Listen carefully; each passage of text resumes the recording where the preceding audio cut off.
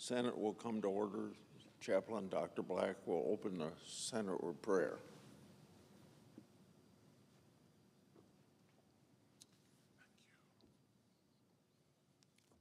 Let us pray. Almighty God, smile on us and lift us with your mighty strength. Lord, develop in us an optimism that will withstand all challenges, bear all burdens, and catapult all obstacles. Guide the members of this body today on your path. Show them your ways as you lead them by the power of your truth. Lord, help them to set priorities that will deliver captives and relieve the oppressed, causing justice to roll down like waters and righteousness like a mighty stream. Direct our senators in their going out and coming in, inspiring them with a resolute determination to fulfill your purposes on earth. We pray in your strong name. Amen. Amen. Thank you. Will you please join me in the Pledge of Allegiance? I pledge allegiance to the flag of the United States of America and to the republic for which it stands, one nation under God, indivisible, with liberty and justice for all. I can get that, sir. Oh, you can? I can, actually. I can.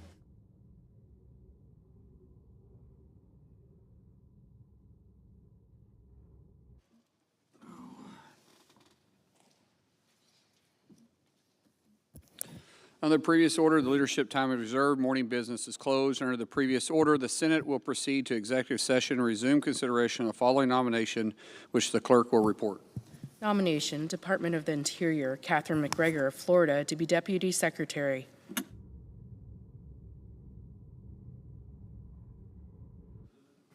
Senator from Iowa. Last week, for the first time ever, Wrigley Field welcomed a high school team, and it was a high school team from my home state of Iowa. The Oskaloosa High School Indians played baseball in partnership with Musco Lighting, also from Oskaloosa, Iowa. They were invited to play an exhibition game at home field of the Chicago Cubs. After the Cubs played the San Francisco Giants, Musco Lighting Company lit up the stadium, and the Indians took to the historic diamond. I imagine it was a dream come true for many, especially those who were Cubs fans. To share in this once in a lifetime experience, the Oskaloosa High School Chamber Choir performed the Star Spangled Banner prior to the Indians' scrimmage game.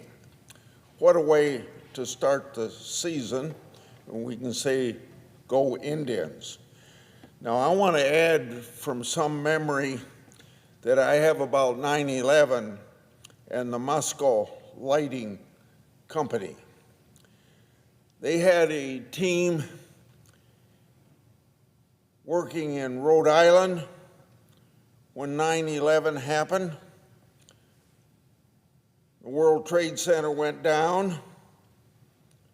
They left immediately from Rhode Island to go to New York to provide lighting for the cleanup as a result of the World Trade Center disaster.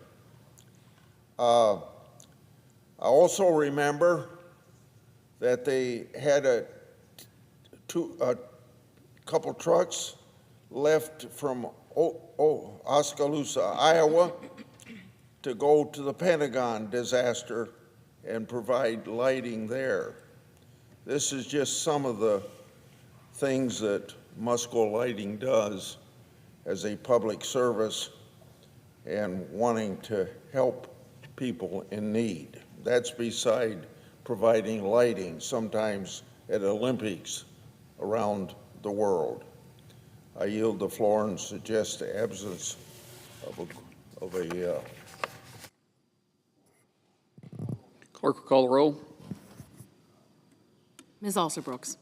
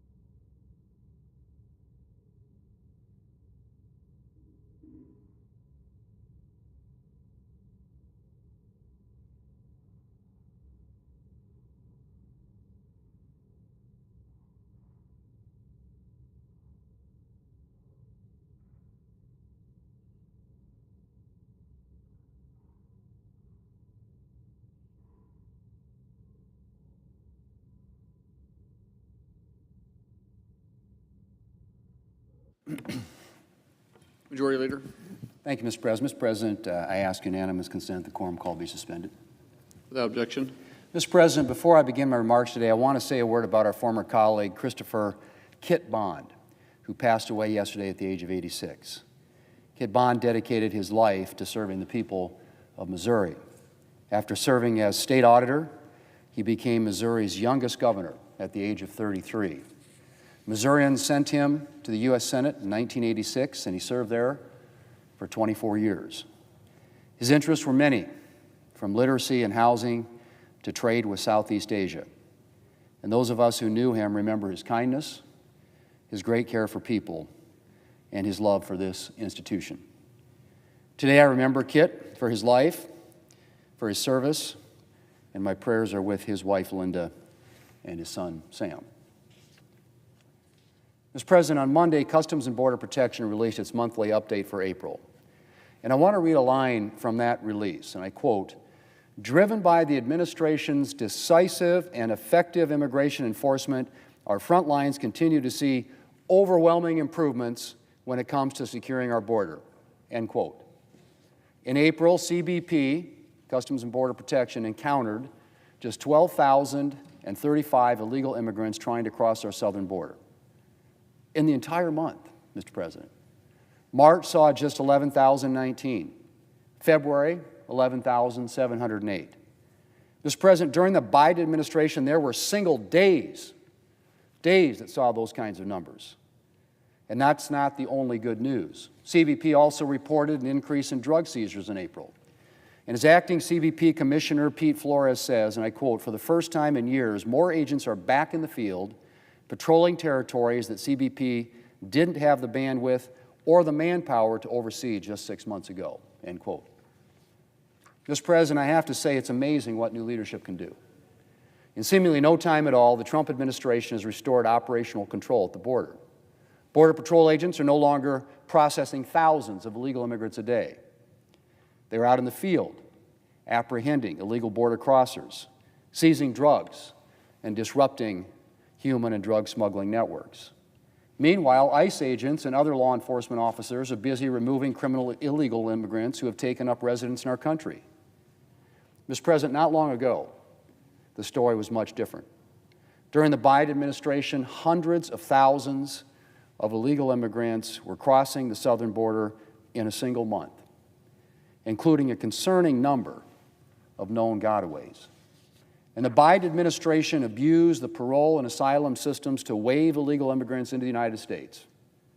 As a result, communities across the country were overwhelmed by the influx. And valuable resources had to be used to process and transport these migrants. Resources that could have gone toward securing the border, arresting criminals, and stopping the flow of illegal drugs. Mr. President, I'm grateful at the progress that's been made so quickly by President Trump and his administration. Our country is safer today than it was just a few months ago. And we want to ensure that President Trump and his administration and future administrations have the resources they need for this success to continue. That's why the reconciliation bill that we'll take up will make a generational investment in border security. That means money to finish the border wall. It means technology to help border agents stop illegal immigrants and drugs from entering our country in the first place. It means additional Border Patrol agents on the front lines, more immigration and customs enforcement agents to carry out removals, more detention capacity and transportation resources to facilitate deportations, and certainty for the President's team that it will have the resources it needs to execute its mission for the entirety of the Trump administration. Mr. President, Republicans don't just want to turn the page on the border crisis of the Biden years. We want to close the book. And that's what this bill will help do. Democrats may not support our efforts, Even now, I'm not sure border security really even registers on their priority list. But the American people, Mr. President, support border security, and we intend to deliver it. We are committed to ensuring that the success we've seen so far can continue long into the future for the men and women on the front lines and for the safety and security of the American people. Mr. President, I yield the floor, and I suggest the absence of a quorum. Clerk will call the roll. Ms. Also Brooks.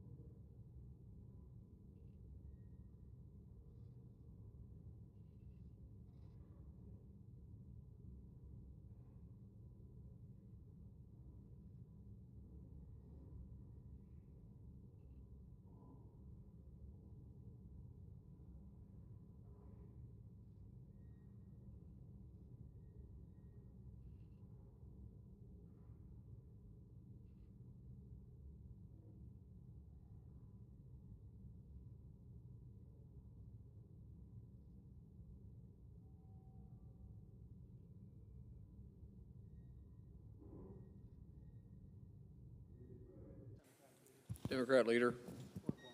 I ask unanimous, excuse me, I ask unanimous consent the quorum be dispensed with. Without objection. Thank you. Now, Mr. President, there's really nothing to celebrate about Republicans' quote, big, beautiful bill, unless you're a billionaire or an oil company.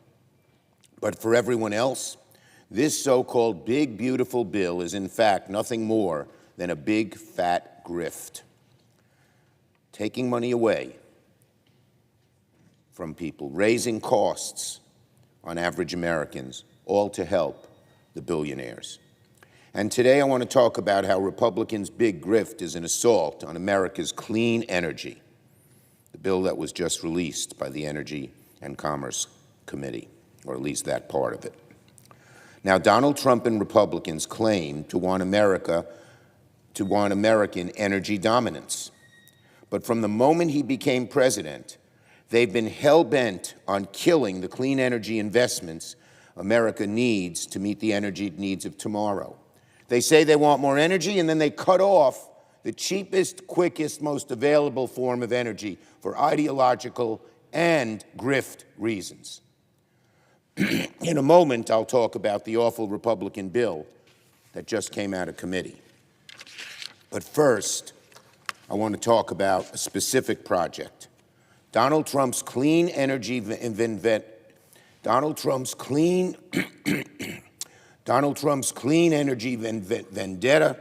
is wreaking particular havoc on New York's offshore wind industry.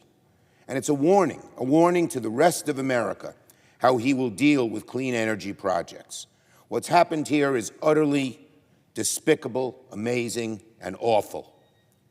A few weeks ago, the Trump administration suddenly and without explanation issued a stop work order on New York's Empire Wind Farm, a $7 billion project already underway by the company Equinor. This is not some project in the planning stages. No. This was approved years ago. $3-4 billion has been put into developing the offshore windmills that will provide energy for hundreds of thousands of homes, clean energy, cheap energy. And all of a sudden, out of the clear blue, the Secretary of Interior says you must stop the project because the environmental impact statement was rushed. The company asks why. And the Interior Secretary says, well, there's a report that NOAA has issued, that's in the Commerce Department, that says it, that says this was rushed and inadequate in terms of the environmental impact. So the company asked, I have asked repeatedly, for the Commerce Department to show us what the reasoning is, which we think there's none. To show us the specifics of why they halted this project out of the clear blue, a project employing hundreds and hundreds, thousands of people, a project where there are boats, I think close to 50 of them, right offshore, actually building these offshore wind turbines. Now it's stopped, but there is no explanation. This is like a dictatorship. No due process, no explanation. Out of the blue, just as billions have already been spent, and just as construction is underway off the coast, just as 30% of the project is built, Donald Trump and Howard Lutnick say halt. It's outrageous. Give us a reason, says the company. We've invested billions here in America. They're a Norwegian company, one of the largest offshore wind companies in the world. They're well qualified. They're well known. They have a good history. Give us a reason. Show us what's wrong with the approval previously, 2-3 years ago, of the environmental statement. And there's silence. No answer. No reason. And the project is now on hold. All the boats are out there. The workers are out there. No explanation has been given, nor has Equinor been given any opportunity to discuss and address potential problems. This is not how businesses operate. Our friends on the other side like to talk about running government more like a business. Well, this is just outrageous. And every week that Empire Wind sits idle, it costs $50 million. So now the project may die altogether. Why? We know why. Donald Trump hates offshore wind. He hates offshore wind because supposedly years ago they built a wind farm off the coast of his Scotland golf course. He fought to kill it, he lost. So now he's taking it out on all offshore wind to the detriment of the American energy needs in a way that is it's like a dictatorship. Stop, they say. We're not giving you a reason.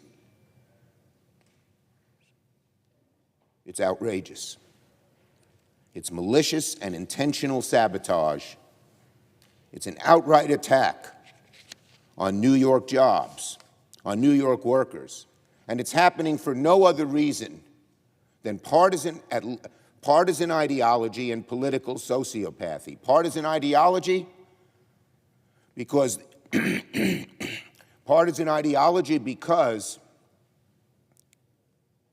the right-wing oil and gas barons hate clean energy, even though it's the cheapest way to reduce our energy needs. And political sociopathy because Donald Trump hates offshore wind because he didn't like windmills off his golf course in Scotland. The Trump administration must at least give an explanation so the company can answer why they should continue with the project. I call on Secretary Lutnick to immediately release the National Oceanic and Atmospheric Administration report that was used as justification to halt work on the Empire Wind project. New Yorkers, Americans, the company which invests heavily in America deserve to know why halt this project. What's the deal? What's the justification? And what's the plan to get the jobs back on track? These are good jobs, good-paying jobs. If everything's on the level, the administration should not fear being transparent with Equinor. What's the answer? How can they shut the project down and give no explanation? We've called the Secretary of Interior. He says it's up to Lutnick and NOAA, the National Oceanic and Atmospheric Administration. They're the ones who say that this was approved too quickly, even though it's been working with no problems for years. And work is ongoing, and the construction is ongoing. And by the way, to everyone investing in America, whether you're an American company or not, this should be a shot across the bow, a warning of what this administration can do. Out of the clear blue, just say stop. No explanation, no reason, no ands, ifs, or buts. Our business community should be outraged about how this business is being treated. Not just the energy business, they can do this anywhere. We need answers, and at the very minimum, the explanation as why they ordered this project stopped, which I imagine is very flimsy and came from Donald Trump's sociopathy because he hates offshore wind because of what they did. He didn't like those windmills off the golf course in Scotland. It's well known that's why he hates offshore wind. So what happened with Equinor is just a disgusting travesty that must be reversed. It is so outrageously unfair, malicious, and counterproductive for America's energy needs. Now, let me go talk to the broader issue, the Republican bill that just came out of committee on the House side. What's happening with Equinor is frankly part of a larger pattern of clean energy destruction from Donald Trump and Republicans. Before our very eyes, Republicans want to kill American clean energy in its tracks.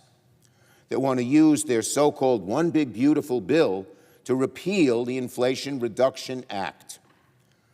Most of all, they want to cut taxes for the ultra-rich and big corporations and make Americans pay for it with higher energy costs by rendering unusable the wind and solar tax breaks that were put into the legislation in the IRA. And what do American people need to know? Republicans are raising taxes on Americans' electricity. One independent study, it's raising costs on Americans' electricity as well. One independent study shows families and businesses will see their electricity bills go up by 10% as soon as next year. Hear that, America? This ideological craziness that we shouldn't have wind and solar. Some people don't think, there are some, I guess, who feel we shouldn't have coal, oil, and natural gas. But actually, if we're going to meet America's energy needs, we need clean energy. It's the only way to go, even if you're for natural gas and oil to be used, even though those are far less now efficient and productive than solar and wind energy. But to do this, to meet the ideological thirst to shut this process down, to shut clean energy down, they're going to raise your electric bills, Mr. and Mrs. America, all Americans, as much as 10% by next year. States like Kansas, Missouri, and South Carolina could see prices rise by 15%.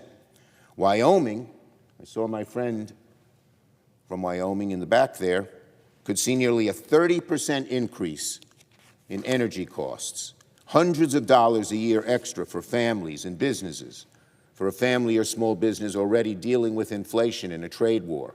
An extra 10% in costs could mean the difference between staying open and shutting down. If Republicans repeal the IRA, a generation of American manufacturing jobs will also be an immediate risk, most of them in red states, although they'll be in red states and blue states alike. The IRA has already spurred more than $270 billion in clean energy investment. And that's in addition to the $100 billion in domestic manufacturing to build these projects right here at home. All of this will be shut down if the House Republican bill passes the House and passes the Senate and is signed into law. Here's something for my Republican colleagues to think about. 9 of the 10 top congressional districts receiving manufacturing investment from the IRA are Republican districts. Those investments are over $5 billion each. For a party that claims to be pro-business, what they're doing with Equinor is so anti-business and so disruptive of business decision-making. And what they're doing here is just the same. Just the same. The restrictions they put in the bill are such that if a project, as I understand it, if a project is not completed by 2028, it loses all its credits, which means project after project after project, clean energy projects for wind and solar, and others will be shut down. So I have a message to the House Republicans in the Ways and Means Committee who just passed the bill on a strict party line vote. To approve these cuts is to approve a death sentence for energy and manufacturing jobs for your communities. These investments include a $700 million battery manufacturing plant in Fort Worth, Texas, the more than $5 billion in battery manufacturing at new and existing facilities in Fayette County, Ohio, or multiple solar manufacturing facilities in the Phoenix metro area of Arizona. And mark my words, if Republicans gut the IRA, it would be a gift to the Chinese Communist Party. Jobs that should belong in America will go to cities like Chengdu, China, because China's not cutting back on clean energy. No way. They're going to get way ahead of us on this industry like they did on electric cars, and Americans will pay the price in higher energy costs, in fewer jobs, and in losing the leadership on another industry to China. But this one didn't have to happen. The IRA did a great job at getting America moving and ahead of China, and now they're taking it away. So putting it all together, the Republican bill, what does it mean for the middle class? Higher electricity bills, hundreds of thousands of good-paying jobs erased around the country, rising insurance premiums, particularly on states by the water, Florida, Texas, Mississippi, South Carolina. Their insurance premiums are going up now because we don't have enough clean energy and there's too much climate change with tornadoes and hurricanes and floods and Lord what else. And so insurers, they don't want to insure anymore. They want to insure at such high prices that people can't sell their homes in those states and across the country. And people, young people who want to buy a home can't because the insurance is too high. And it's too high because we don't have enough clean energy and they're cutting it off.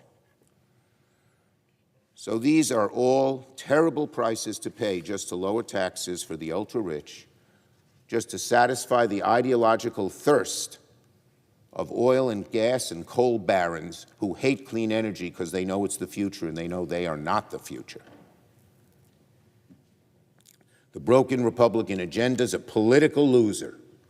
Americans are learning that, whether it's on Social Security or Medicare or Medicaid or veterans benefits or housing. And certainly it is here on clean energy, which has the broad support of the American people, Democrat and Republican alike. So the warning signs, my Republican friends, are flashing. Last night in Omaha, Nebraska, a 3-term Republican mayor was voted out of office. The Washington Post described how, quote, disquiet over Trump's agenda produced a surge of Democratic energy, unquote. And so the 3-term Republican mayor lost to a Democratic candidate.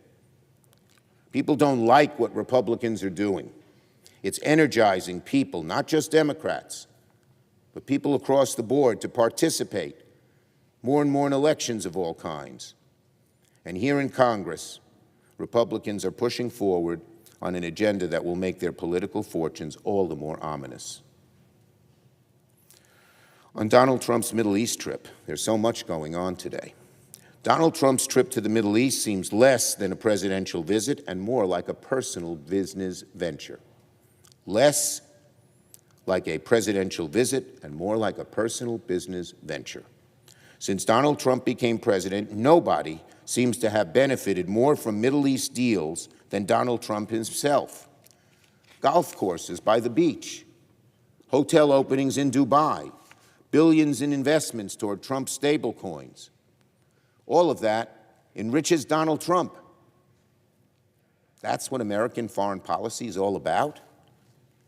To make a rich president richer? And then, of course, there's the matter of a $500 million private jet that Qatar wants to gift Donald Trump to use as Air Force One. On this Middle Eastern trip, who exactly is Donald Trump working for? The American people or for his own bottom line and the bottom line of the companies he brought on the tour?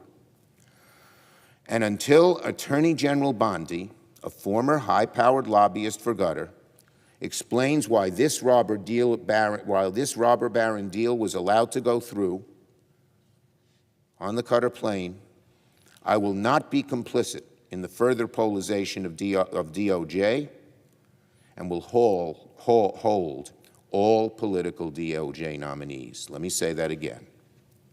Until Attorney General Bondi, a former high-powered lobbyist for Qatar, explains why, resolves the issues of this robber baron deal for Qatar to gift to President Trump a $400 million airplane with huge security issues, until they resolve those issues in a way that is satisfying to the American people in terms of security and in terms of fairness, I will not be complicit in the further polarization of the DOJ, and so I'm holding all political DOJ nominees.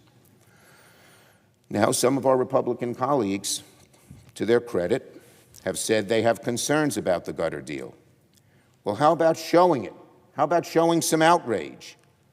Republicans should join us in getting answers, or else they can expect this hold on nominees to persist. If this were done by a Democrat, you'd all be out here screaming. You know how bad it is. You know how bad it is. So speak up. Maybe that'll stop the president, because there's a real national security risk. We cannot let a foreign country, Air Force One, is the most complicated, sophisticated plane in the world by a lot, because it must protect a president when he or she is communicating. And in case there's a nefarious action against that plane, God forbid. And to let Kuwait, to let Qatar rather, in on those secrets, you'd have to dismantle the plane they gave us down to every screw and every ratchet to see if they put little devices in there. It is estimated it will end up costing more to make this gift, quote unquote gift, secure than it would to buy the new planes that are 2 years from Boeing that are 2 years, in 2 years will be available for delivery. There are laws on the books precisely designed to prevent the naked corruption of a foreign country paying for a luxury Air Force One. We should apply those laws, and that's why I'm deploying these holds. Americans deserve to know the answer to a basic question. Again, who is Donald Trump working for, the American people or himself? And finally, on the shooting anniversary, the anniversary of the shooting in Buffalo.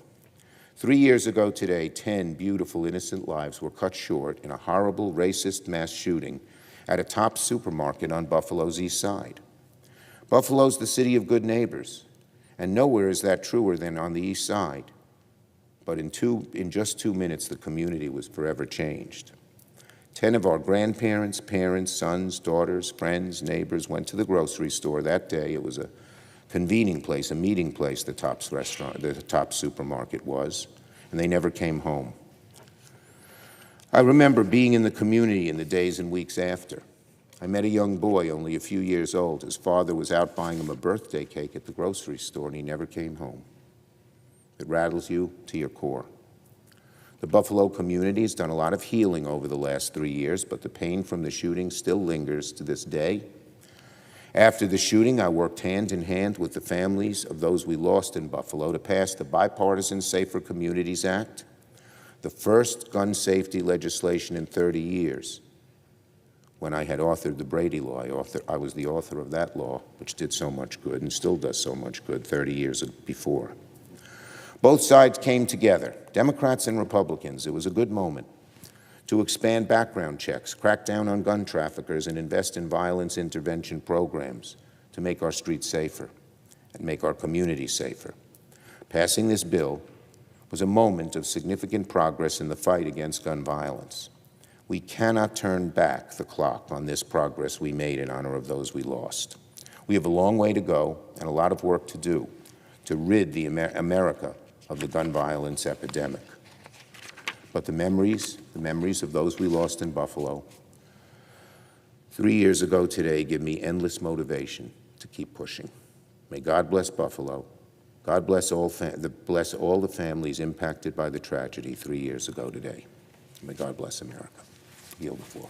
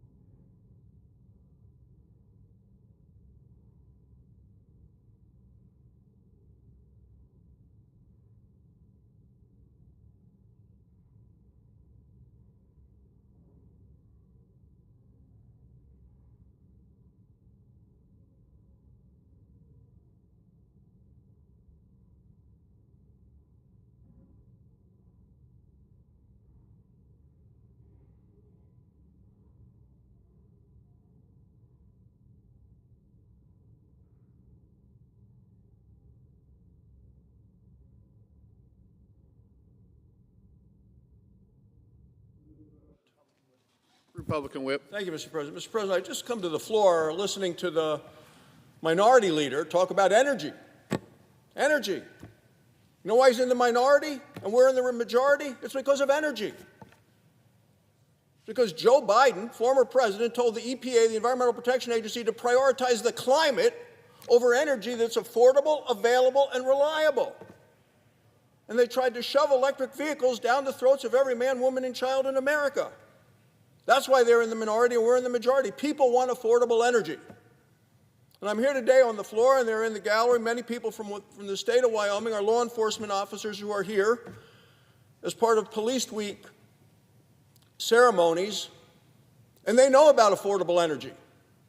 They know that this week in Wyoming, graduation week at home, gas at the pump is 50 cents a gallon cheaper than it was a year ago.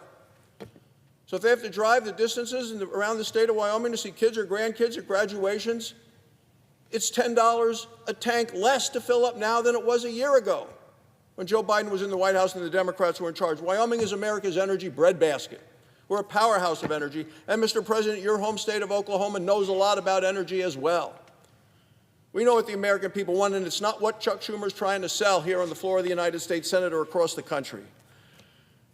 So when I come to the floor to talk about Police Week and hear the minority leader talking about energy, I just can't help but think about how much better we are now with this effort to unleash American energy than we were the last 4 years when they wanted to keep American energy in the ground and made it so hard for the hardworking men and women who produce that energy to do their jobs in ways that respect the environment, ways that protect the environment. That's what the American people want. That's what they voted for. And to hear the minority leader come to the floor where, when they left office, Biden left office, energy prices were 30% higher than they were the day he came into office. American people said, we can't afford this. We need a big change. And they got that change on Election Day. And I'm proud to be part of those who are being able to restore American energy dominance. I know the men and women who listen are from around the country, and certainly our officers who are here today know how important affordable energy is to our home state of Wyoming. But, Mr. President, I rise today during Police Week with a message to our law enforcement officers, and it's one they don't hear often enough. And it's a message of thank you. Thank you for the job you do each and every day, and not just to you, but to your families as well. Thank you for protecting our communities. Thank you for protecting our children. Thank you for protecting our nation. Look, in Wyoming, we are so blessed to have law enforcement officers, bravery, professionalism, capability, incredible individuals. There are 2,340 police officers in Wyoming. They serve across 77 departments in 23 Wyoming counties. For these protectors of peace, keeping our communities safe is more than a job, it's a way of life. And it comes clearly with unique challenges. Wyoming is a state with vast distances. That means officers face long drives, harsh winters, and moments where backup can be miles and miles away. There are also hiring challenges. We see these challenges nationwide. It means longer shifts and heavier burdens and fewer hands to answer the calls for help. Law enforcement officers are tested each and every day, and they deserve our nation's strongest support. Today we honor one such hero, Sergeant Nevada Krinke, who was of the Sheridan Police Department. Sergeant Krinke was a man of strong faith, selflessness. His colleagues said he always put other people first. Tragically, last year, he became the first Sheridan officer to lose his life by homicide in the line of duty ever. He's also the first Wyoming officer since 1997 to die in the line of duty. He was only 33 years old. I attended his funeral last year in Sheridan, the same community that he vowed to protect and to serve showed overwhelming support. More than 1,800 people attended. It was the largest single event in Sheridan, Wyoming since Queen Elizabeth's visit more than 40 years ago. Strangers stood shoulder to shoulder, often 4 deep, along the streets as the car bearing his body drove by. They waved American flags. They lined the streets as police cars escorted the family to the memorial service at the college. People came from all around the country to attend, even though they had never met and did not know Sergeant Krinke. The local newspaper asked one of them who had come from a long distance why he came. He replied, "I stand with those who stood for us." That's the Wyoming spirit. That's the cowboy code. Live each day with courage. Take pride in your work. Do what needs to be done. Sergeant Krinke was a shining example of what it means to serve others. Fittingly, his name will now be etched onto the roll call of heroes at our National Law Enforcement Officers Memorial here in Washington, D.C. To pay tribute to Sergeant Krinke, 39 law enforcement officers and their families from 13 Wyoming communities are here in Washington today. Many are joining us in the Senate gallery. With them is the Sheridan Chief of Police, Travis Koltiska. Chief Koltiska has worked at the Sheridan Police Department for 24 years. His job has allowed him to make his hometown a safer community and raise his 5 children with his wonderful wife, Mandy. They're also here. When Sergeant Krinke was killed, Chief Koltiska led the department through its darkest hour. Thank you, Chief, for all of your actions and for your leadership. Your actions helped so many in Sheridan during a difficult time. In a community where you grew up, where you were educated, where you raised your family, and where you continue to serve today. You are a high tribute to every man and woman in blue. It's been more than a year since that tragic day. To Sergeant Krinke's family, to his wife Carla, and their daughter Bella, know this: your husband, your father, was a hero, and we will never forget him. Law enforcement officers face risks each and every day. The National Fraternal Order of Police reports in the first 5 months of this year, 109 law enforcement officers were shot in the line of duty. 25 were injured in ambush-style attacks. The solution to safer communities is to support law enforcement. And in the Senate, we are doing exactly that. This year, we passed the Laken Riley Act. It's now the law. The President has signed it. The Laken Riley Act included a provision from Senator John Cornyn of Texas that protects police officers from violent, illegal immigrant criminals. It requires Immigration and Customs Enforcement to detain any illegal immigrant who attacks a police officer. The Senate also passed the Halt Fentanyl Act. This legislation imposed tougher penalties on illicit fentanyl traffickers. It gives law enforcement the tools that they need to get deadly drugs off of the streets. To address recruiting challenges, I support President Trump's effort to increase officer pay, to improve training, and to seek tougher penalties for crimes against law enforcement. For 4 long years, Americans heard calls from Democrats to defund the police. America must leave those divisive anti-police policies in the past. We must focus on solutions to strengthen our communities and our law enforcement. It's not enough to fully fund the police. They must know that we have their backs. They must have both the tools and the trust to serve. And that's exactly what President Trump and Republicans in Congress are doing. This Police Week, Mr. President, let's renew our commitment to our law enforcement. Senate Republicans salute you, our officers, and we will always support you. Thank you, Mr. President. I yield the floor. Mr. President. Democratic Whip. Mr. President, as has been noted by my friend and colleague from Wyoming, this is National Police Week. And I just want to join his chorus in saluting the law enforcement officials from his state who are here in Washington this week, as well as those in law enforcement from across the nation.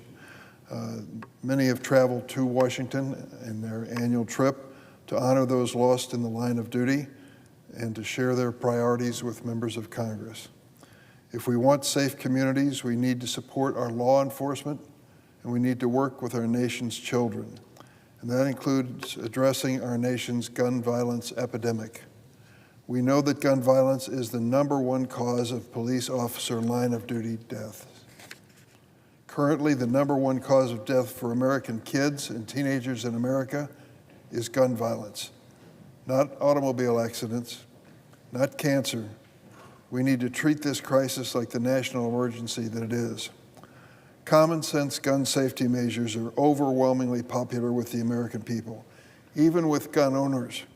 including banning high-capacity assault weapons meant for the battlefield, as well as universal background checks and requiring safe storage of guns.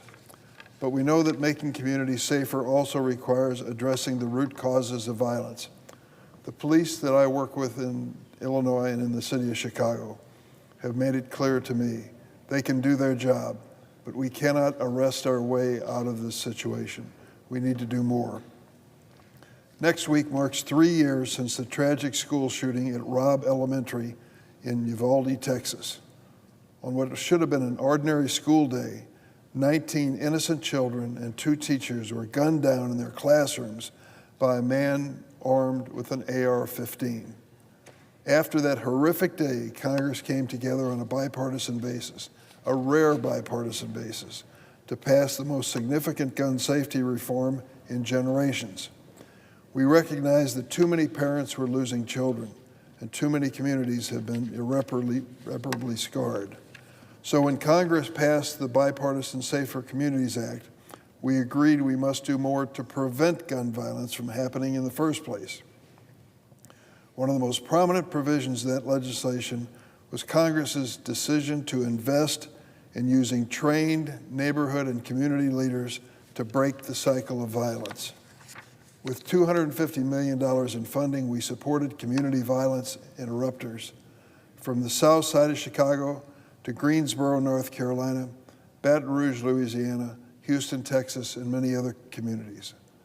Unfortunately, the DOJ committee had a different idea when it came to preventing violence.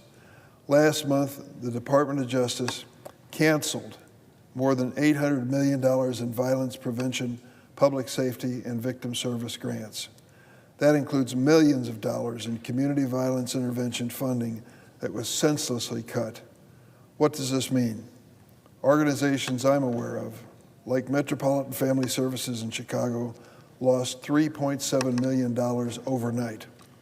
These funds had been providing mental health training and job skills to hundreds of individuals who are most likely to perpetrate or be victims of violence. We went right to the source.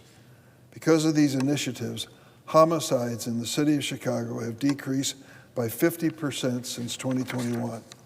But now, just a few days before the start of summer months, when gun violence will be at its peak, neighborhood organizations across the country, including Chicago, have had the rug pulled out from under them. Does Attorney General Bondi really think that eliminating these grants will stop the violence? Ignoring reality won't stop the bloodshed that will occur without these funds. Does President Trump really think that cutting this funding makes America safer? The next time the president or any of his friends go to Fox News or some other news source and start scapegoating Democrats for gun violence in Chicago, they should remember that the president and his billionaire cronies eliminated these successful bipartisan grants. To make matters worse, the Trump administration doubled down on its decision to rescind another $1 billion in school mental health grants, which were also passed into law in the Bipartisan Safer Communities Act. Mr. President, there's a detention facility in the city of Chicago for teenagers awaiting trial, charged with serious crimes, violent crimes, some of them being charged with murder. They wait months, sometimes years, for their trial. I visited that facility. It, of course, is a detention facility, a correctional institution, but it's also a high school. These teenagers from all across the city of Chicago waiting for trial go to school in classrooms, eat in cafeterias, and of course stay on the premises. I asked the teachers and counselors at this facility for teenagers who've been involved in violent crime, who are these kids? You must get to know them in this facility. What's their background? Well, one counselor I remember said, Senator, virtually every mental health challenge that you can think of, we see in these kids. They came to the earth in the usual way, but something happened in their lives that changed them. But there's one thing that they virtually all have in common. They're all victims of trauma, witnessing murders, having someone they love lost to gunfire. It's the kind of thing which can change a life for the better or for the worse. and in this case, many of them are being changed for the worse. And so counseling them and working with them to conquer these haunting experiences in their lives is central to putting them on the right track. Now we have a decision by this administration to cut back in school mental health grants. That was part of a bipartisan solution to deal with gun violence. After any mass shooting, many are quick to explain away the tragedy as just a mental health issue, not a result of the fact that America has too many deadly weapons. Yet barely 100 days into this administration, they have dropped any pretense about mental health in dealing with gun violence. Apparently, preventing gun violence by providing treatment to children is just too much for them to take. At one time, this was part of the bipartisan solution. In Illinois, tens of millions of dollars in school mental health services have now been canceled, forcing students to face the future without this counseling. One program had brought graduate psychology students to low-income elementary, middle, and high schools to provide treatment services to students and bolster the mental health workforce. Another initiative in Lake County, Illinois, received nearly $6 million in federal funds to recruit and train mental health providers to work in the schools. In an outrageous and unsubstantiated justification, the Department of Education claimed that these funds, quote, violated the letter or purpose of federal civil rights law, or, quote, undermine the well-being of students these programs are intended to help. There is no evidence of that. Where is the outrage from those who joined in this bipartisan response several years ago, took great pride in it? Democrats and Republicans finally agreed on something. Mental health counseling of children who are most vulnerable as a way to reduce gun violence. I still believe that to this day. And yes, the Trump administration says no, we're not going to invest in that. You know what's going to happen. There'll be more gun violence. There'll be terrible, outrageous events like we've seen so often. Innocent kids will die. Innocent people will die. And people will say, well, we just need more mental health counseling. Keep in mind this administration just eliminated the funds for it. What are they thinking? Where is the outrage from my colleagues on the other side of the aisle? I saw the press releases from my Republican colleagues celebrating the funding when it was originally created. Now, silence. That silence is shameful. I yield the floor.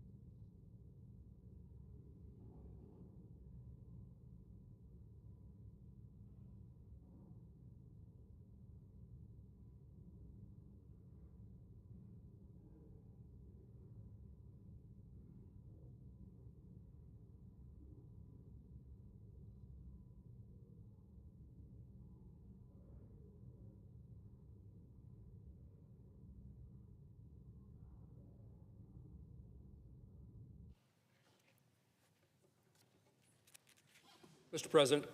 Senator from Kansas. Mr. President, thank you. I rise today to seek the confirmation of retired Army Captain Sam Brown to be the Department of Veterans Affairs Undersecretary for Memorial Affairs. President Trump nominated Captain Brown for this important position. Sam Brown demonstrates a history of service, love of country, and commitment to serving other veterans.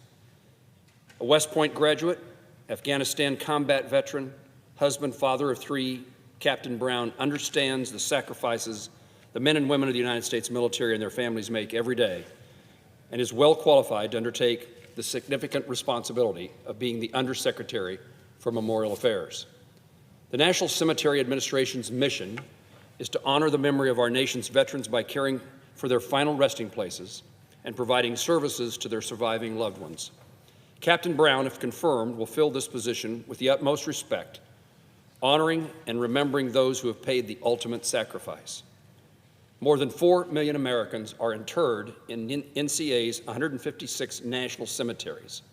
Kansas is home to 3 of those cemeteries where more than 62,000 Kansas veterans and their family members are buried. Another responsibility of the National Cemetery Administration is safeguarding the veterans' legacies by documenting their stories. In doing so, NCA helps make certain that no generation of Americans forget the sacrifices made for our freedoms. Mr. President, notwithstanding Rule 22, I ask unanimous consent that the Senate proceed to consideration of the following nomination. That the Senate vote on the nomination without intervening action or debate, the motion to reconsider be considered made and laid upon the table, and the President be immediately notified of the Senate's action.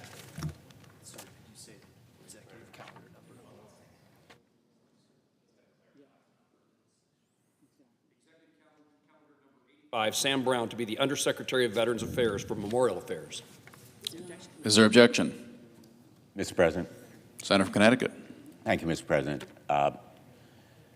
The chairman and I share a bipartisan commitment to putting our veterans first, including providing them with the kind of memorial and cemetery recognition that they have well earned. There is no difference between us on that point. And I think we also share a belief that members of the United States Senate have a duty, it's a constitutional duty, to hold accountable the executive branch and demand information from the executive branch to perform our obligations of oversight and scrutiny. I think we also share a respect for Sam Brown's service to our nation as a veteran, as a decorated veteran who has earned appreciation for his service. The kinds of qualifications he brings to this office are impressive, but this nominee was advanced out of committee by a 10-9 vote, so it's clear he does not have unanimous support. He said, when he was asked about whether he would support the Trump administration's plan to fire nearly 1/5 of the VA's workforce, including many who are veterans themselves. In fact, 1/3 of the VA's workforce are veterans. Quote, "We owe it to the Secretary in good faith to hear his full plan," which none of us have heard yet. And that's really the point. This issue is bigger than Sam Brown. It is about information that has been denied to our committee and to us as senators. The Secretary of the VA is actively working to undermine our bipartisan oversight efforts. Cuts have been made to contracts that deliver critical support and services to veterans. Despite multiple bipartisan requests, the Secretary refuses to share the list of canceled contracts. And thousands of VA employees have been bullied, driven off their jobs, or fired by Elon Musk and Secretary Collins. And there are plans to fire 83,000 employees, and we haven't seen those plans. All the Secretary has told us is that it is his goal, and he will accomplish that goal.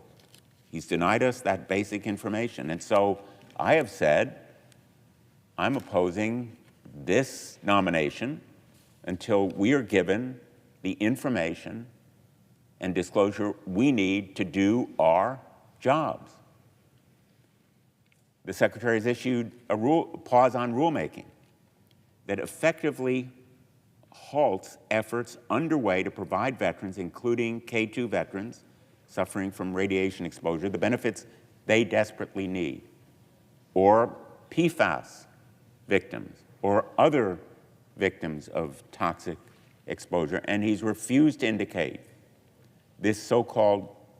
when this so-called pause will be lifted, or whether it's permanent. Again, we have a job to do, and we have a right to demand. In fact, the Constitution requires that we make that demand. The VA must be transparent and accountable. Instead, the Secretary has come before our committee. He's dissembled, he's obfuscated, he's attacked anyone who questions him, and he denies us the basic information, denies the American people the information that he owes us. So my request is simple. If the President or my Republican colleagues believe that a certain nominee is a priority, come clean with the American people. Give us the information we need. What contracts have been canceled? Who's impacted by that action?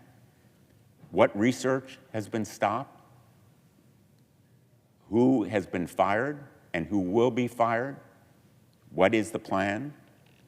Address the unprecedented levels of obstructionism from this administration and give the American people, including our nation's veterans, the full and public debate they deserve.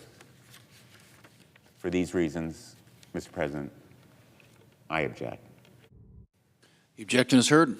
Mr. President, on the last Monday in May, less than 2 weeks away, we observe Memorial Day.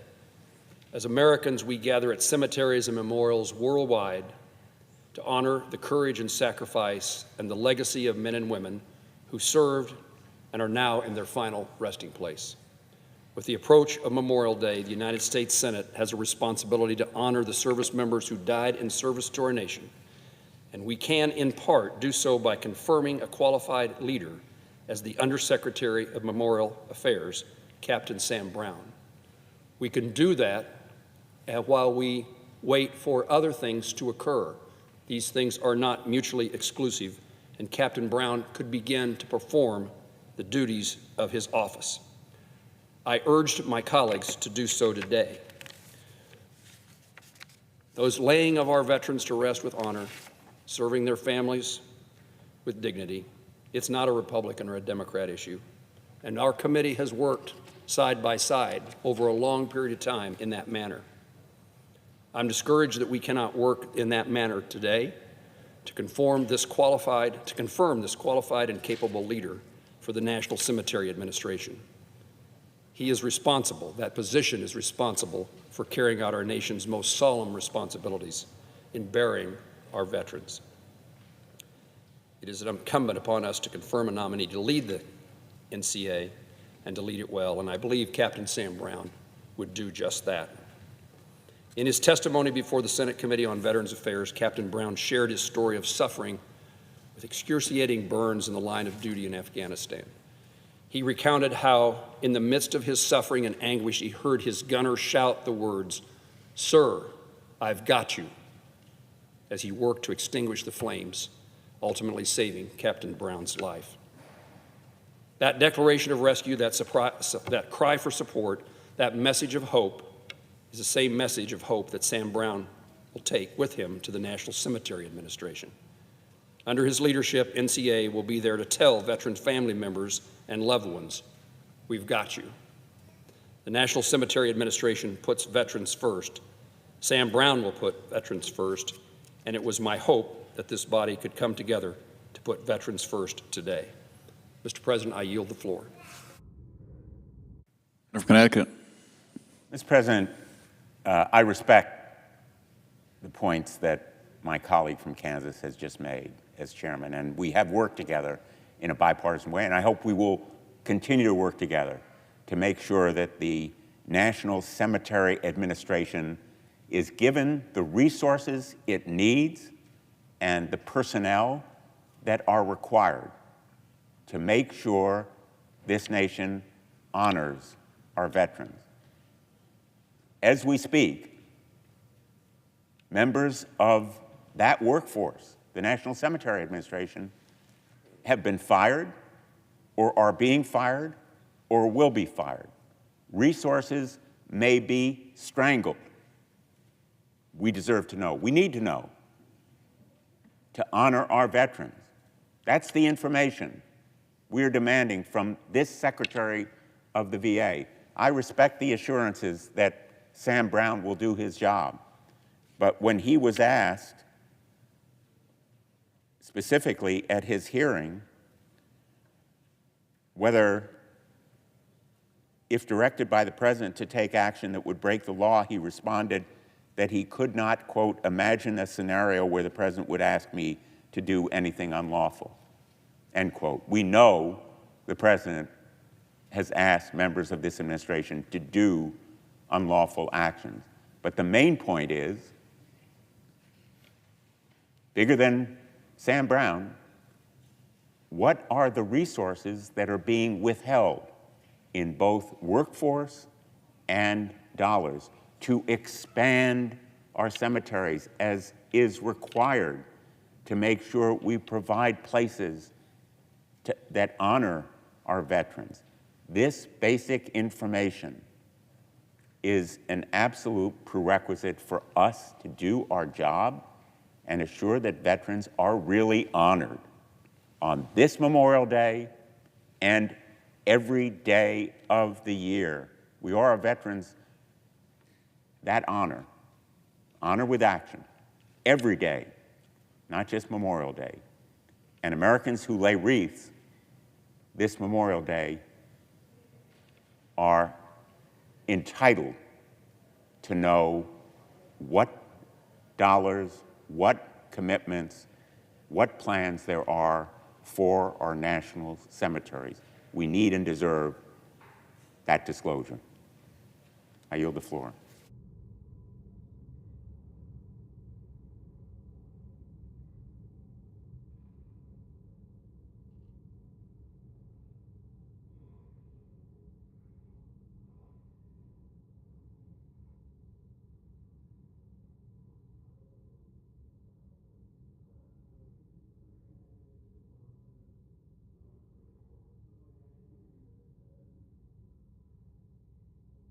And no quorum. We'll just start the vote on time.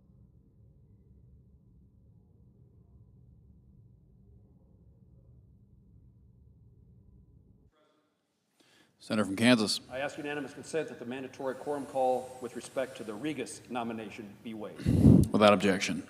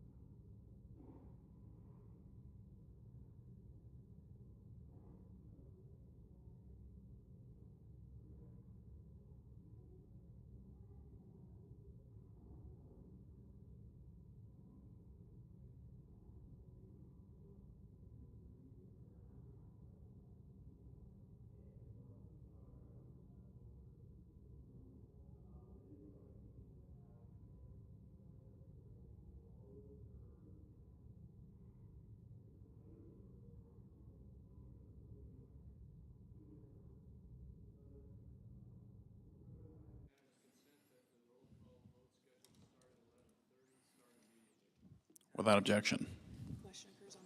The question occurs on the nomination. Is there a sufficient second? There appears to be. Clerk will call the roll. Ms. Alsobrooks, Ms. Baldwin, Mr. Banks, Mr. Barrasso,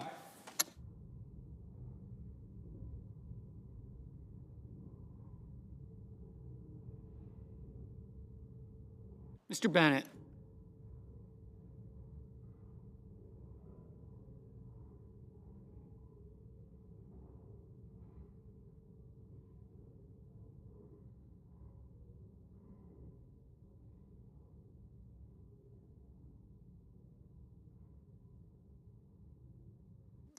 Mrs. Blackburn. Mr. Blumenthal. Ms. Blunt Rochester, Mr. Booker, Mr. Bozeman, Mrs. Britt, Mr. Budd, Ms. Cantwell, Mrs. Capito, Mr. Cassidy, Ms. Collins, Mr. Coons,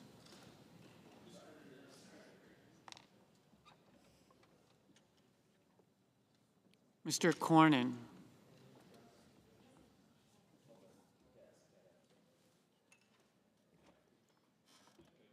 Ms. Cortez Masto,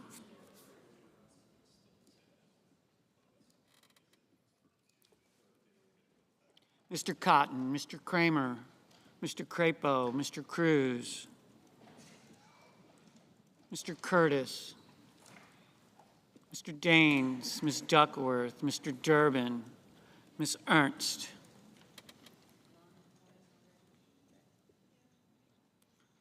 Mr. Fetterman, Mrs. Fisher, Mr. Gallego,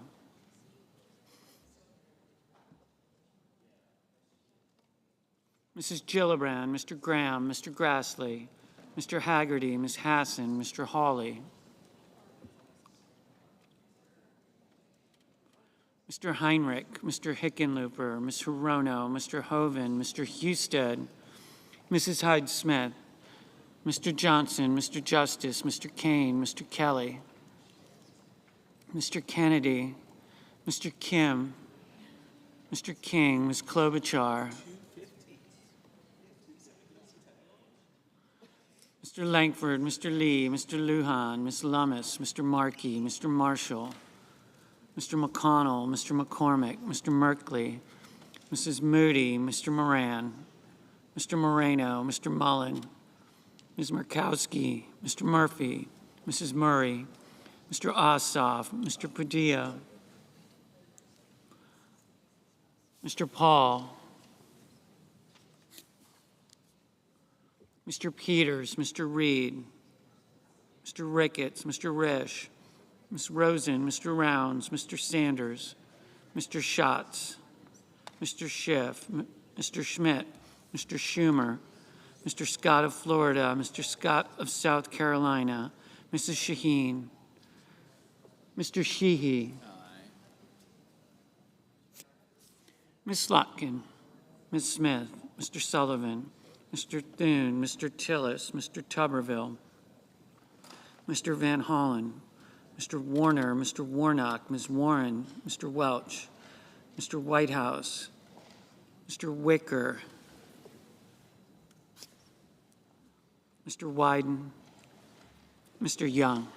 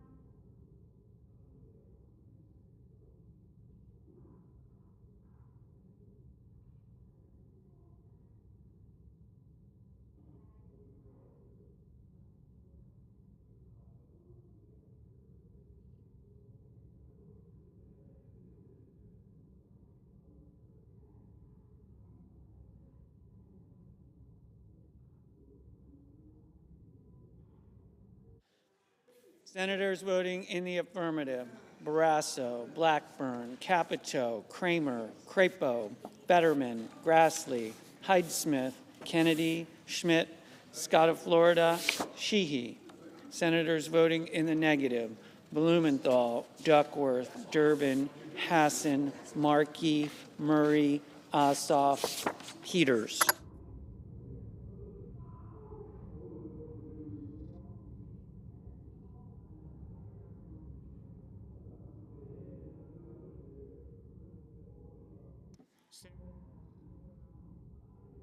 Mr. Kelly, aye.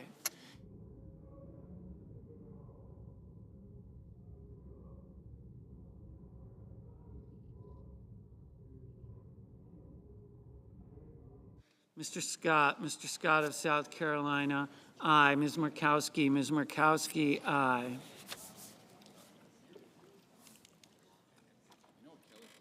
Ms. Warren, no.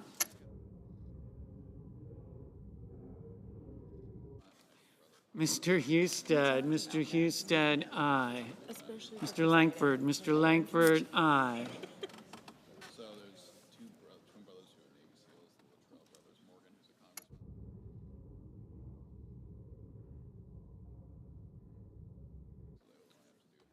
Mr. Padilla,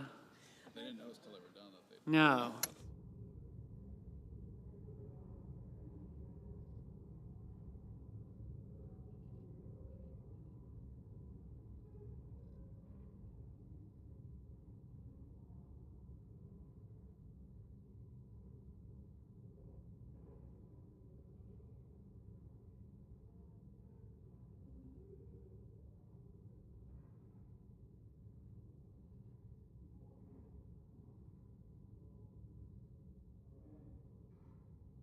Mr. Mullen, Mr.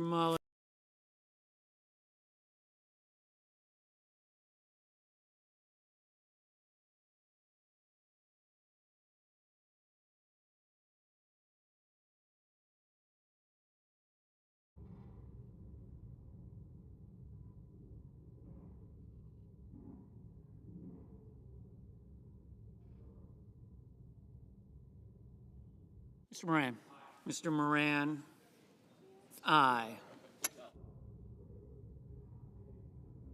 Mr. Cotton, aye.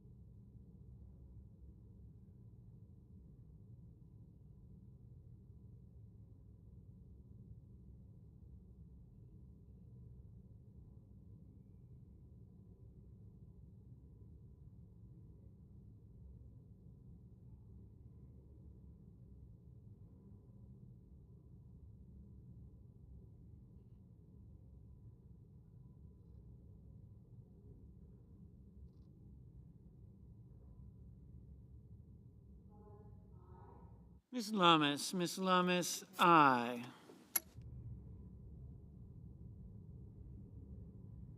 Mr. Coons, no. Mr. Risch, aye.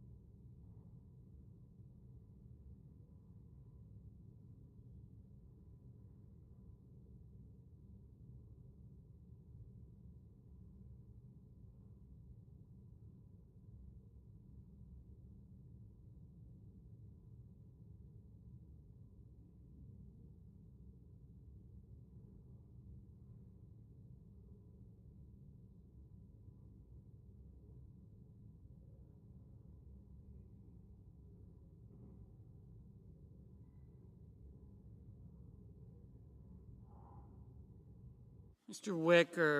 Wicker, aye. Mr. Marshall, aye.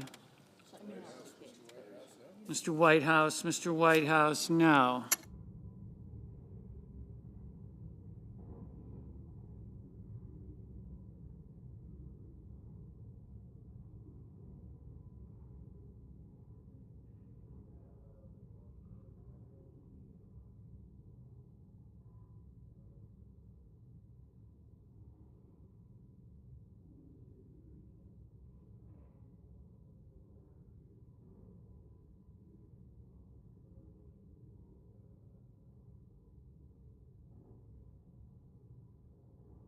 Mr. King, aye.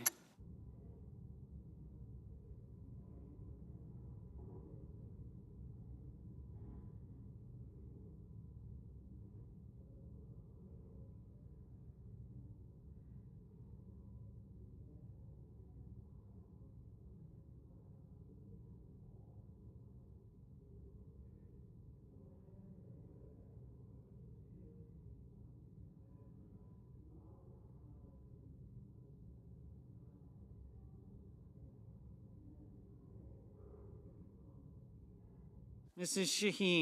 Shaheen, no. Mr. Merkley, no.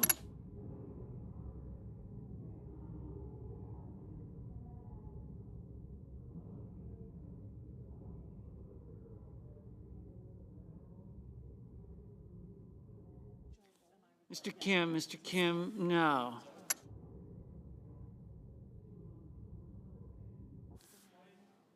Ms. Baldwin, no. Mr. Wyden, no.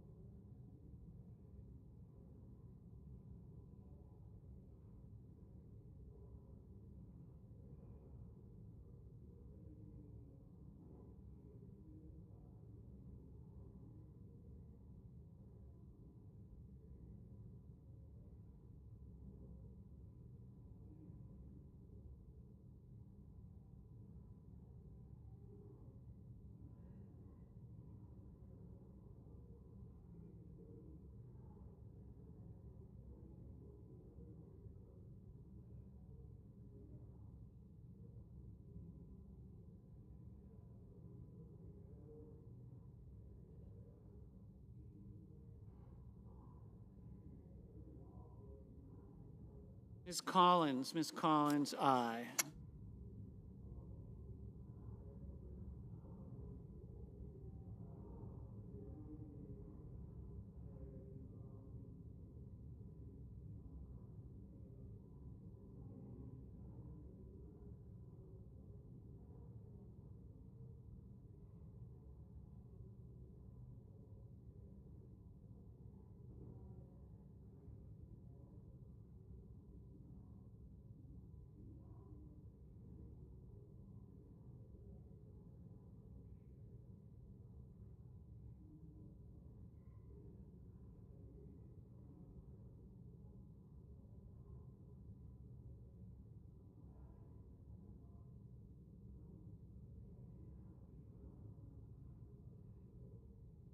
Mr. Hoven, aye.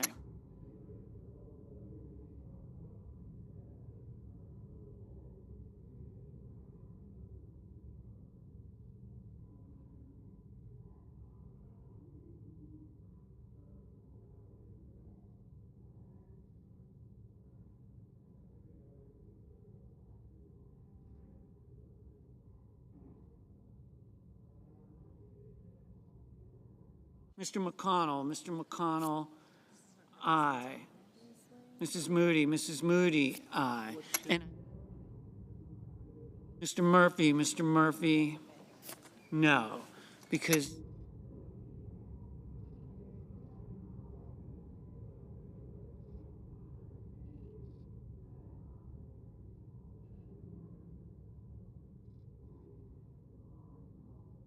Mrs. Britt, aye.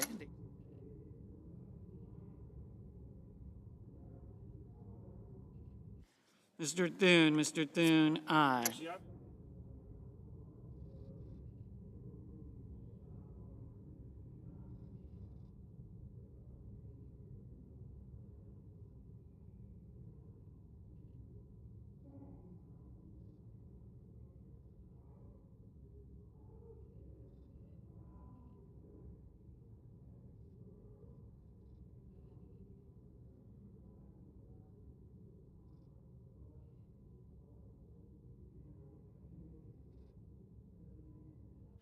Mr. Warnock, no.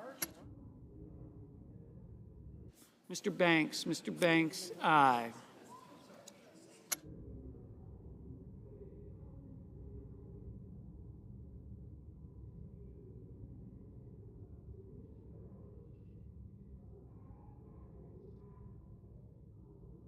Mr. Schiff, no.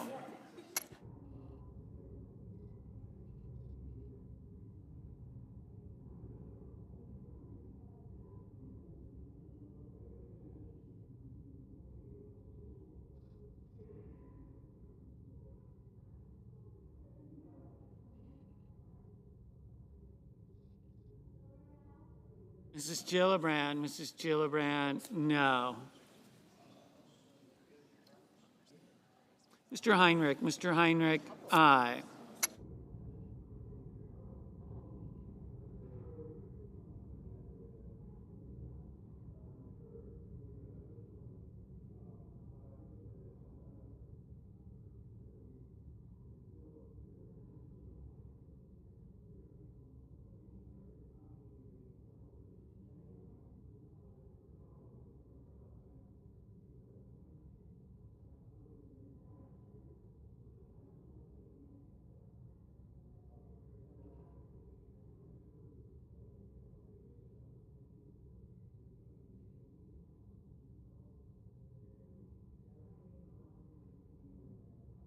Mr. Paul,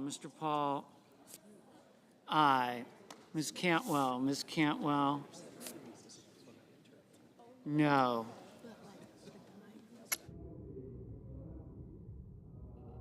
Mr. Cassidy, aye.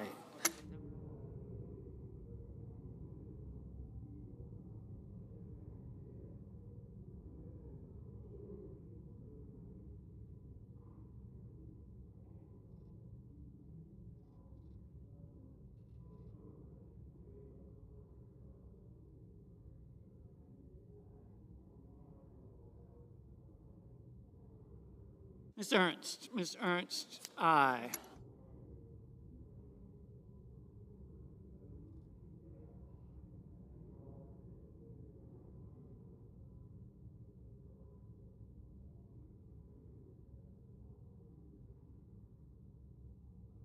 Mr. Lee, aye.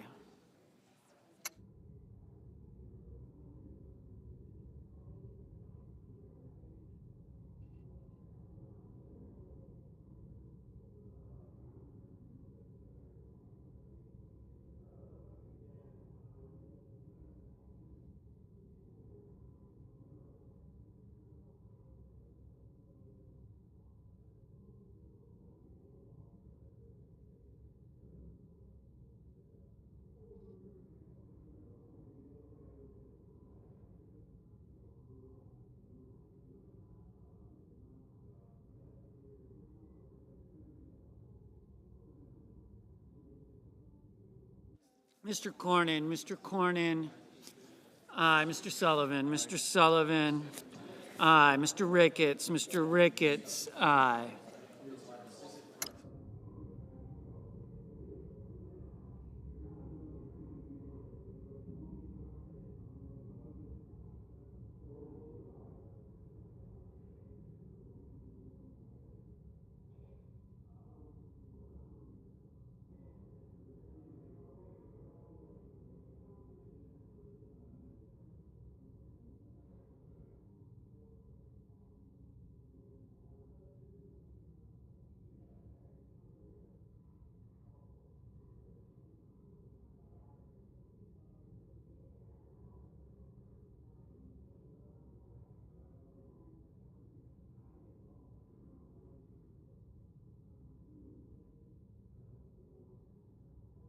Ms. Rosen, no.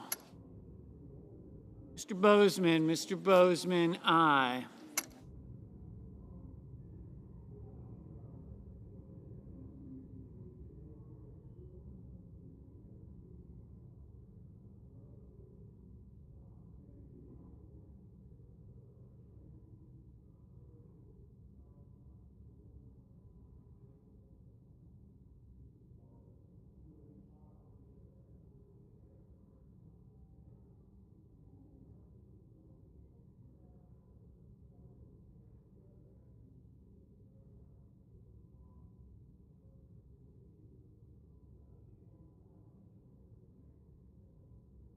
Mr.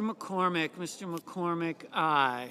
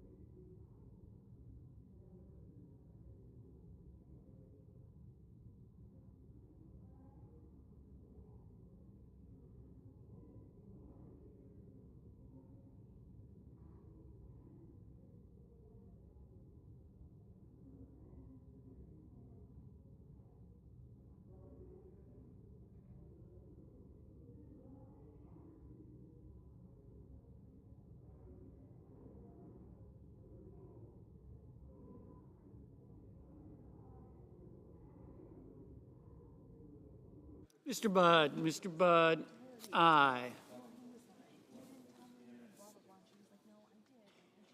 Mr. Moreno, aye. Ms. Cortez Masto, no. Ms. Hirono, no.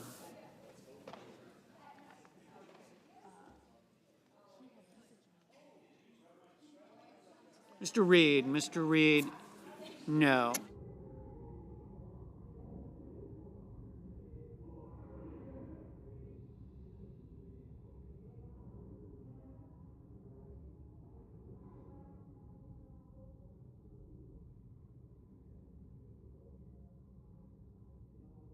Mr. Rounds, aye.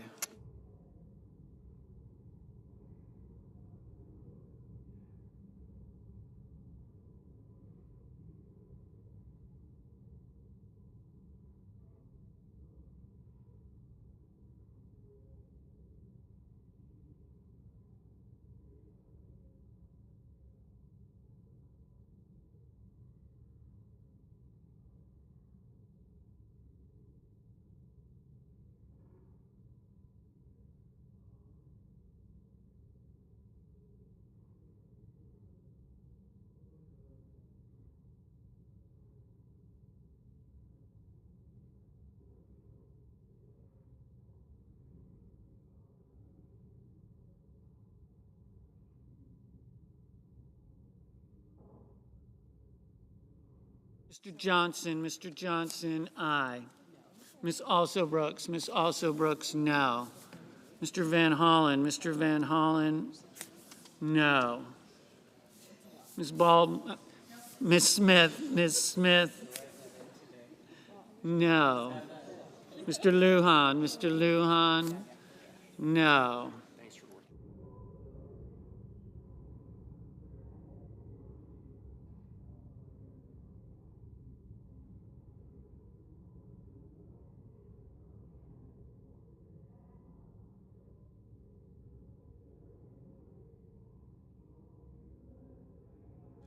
Mr. Haggerty, aye.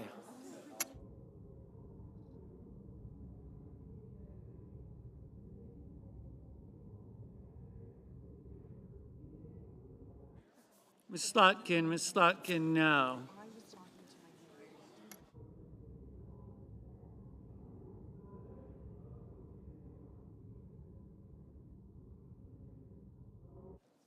Mr. Schatz, no. Mr. Curtis, Aye. Mr. Tillis. Mr. Tillis. Aye. Ms. Klobuchar. Ms. Klobuchar. No. Mr. Welch. Mr. Welch. No. Mr. Booker. Mr. Booker. No.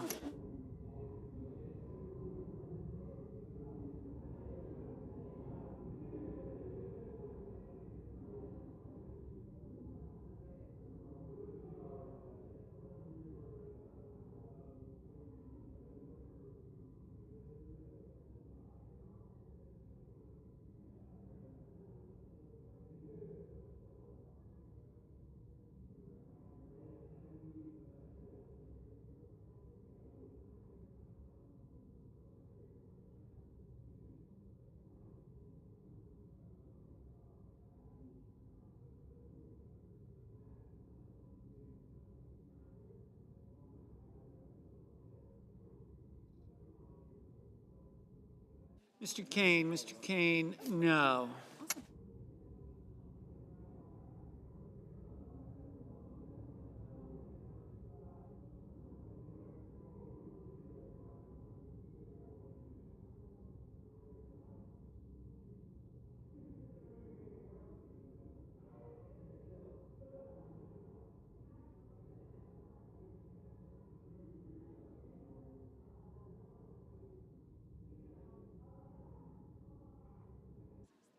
Mrs. Fisher. Mrs. Fisher. Aye.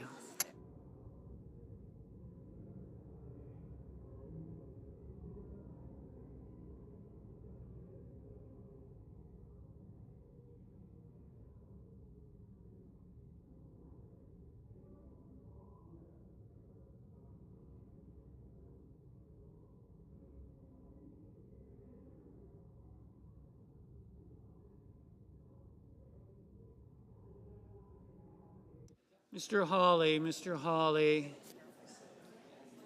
Aye.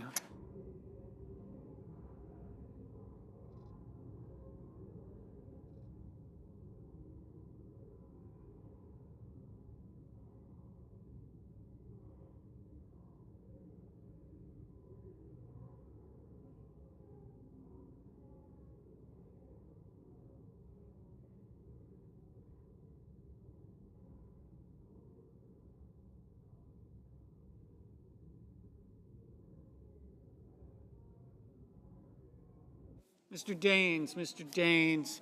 Aye. Mr. Warner. Mr. Warner. No.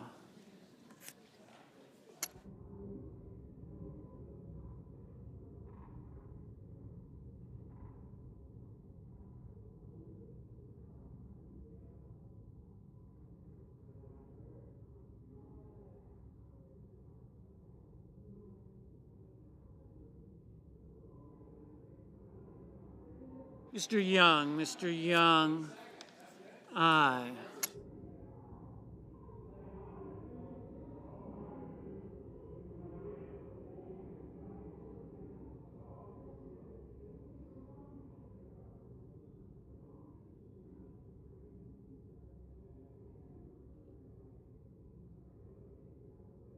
Mr. Schumer. Mr. Schumer.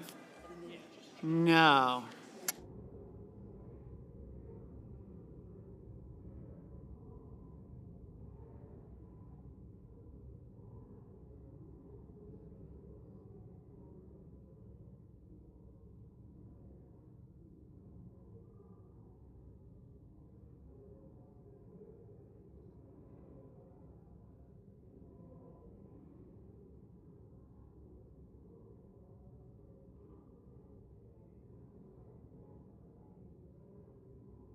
Mr. Bennett. Mr. Bennett.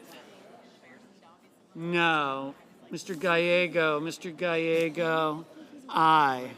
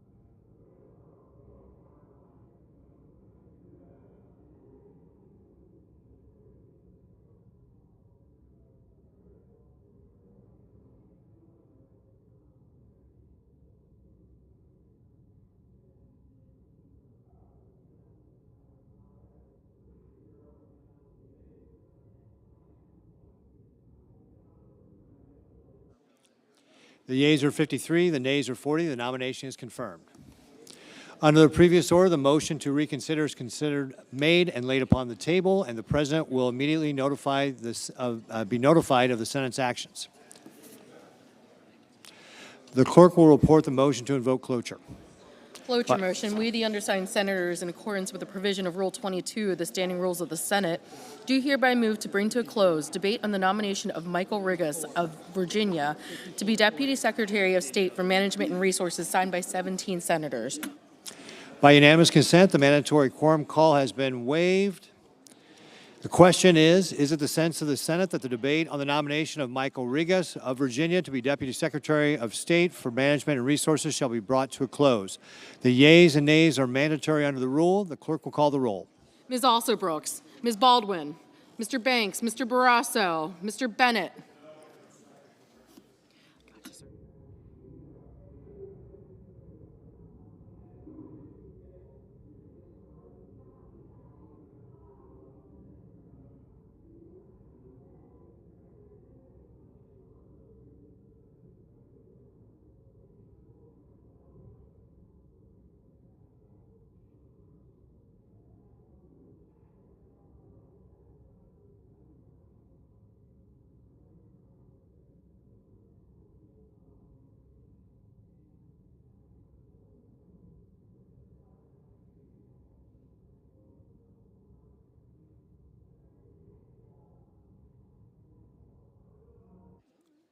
Mrs. Blackburn.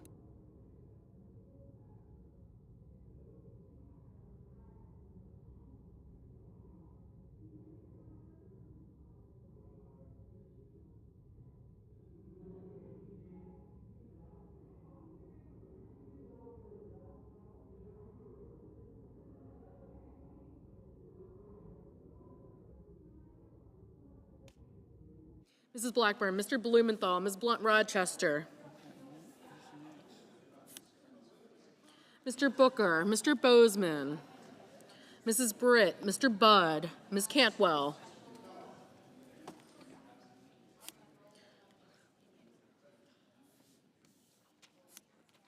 Mrs. Capito, Mr. Cassidy,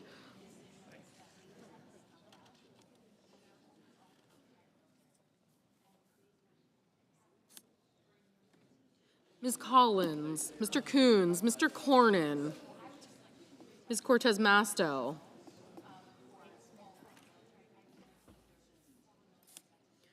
Mr. Cotton, Mr. Kramer, Mr. Crapo, Mr. Cruz, Mr. Curtis, Mr. Daines, Ms. Duckworth, Mr. Durbin, Ms. Ernst, Mr. Fetterman. Thank you. Mrs. Fisher, Mr. Gallego, Mrs. Gillibrand, Mr. Graham, Mr. Grassley, Mr. Haggerty,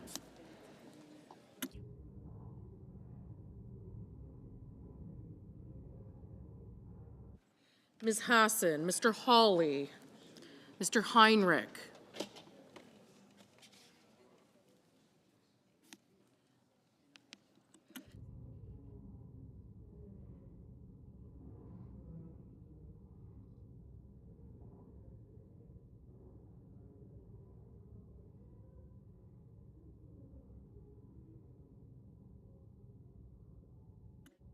Mr. Graham, Mr. Grassley, Mr. Haggerty, Ms. Hassan, Mr. Hawley, Mr. Heinrich, Mr. Hickenlooper, Ms. Hirono, Mr. Hoven, Mr. Husted, Mrs. Hyde-Smith, Mr. Johnson, Mr. Justice, Mr. Kane, Mr. Kelly, Mr. Kennedy, Mr. Kim, Mr. King, Ms. Klobuchar, Mr. Lankford, Mr. Lee, Mr. Lujan, Ms. Lummis, Mr. Markey, Mr. Marshall, Mr. McConnell, Mr. McCormick, Mr. Merkley, Mrs. Moody, Mr. Moran, Mr. Moreno, Mr. Mullen, Ms. Murkowski, Mr. Murphy,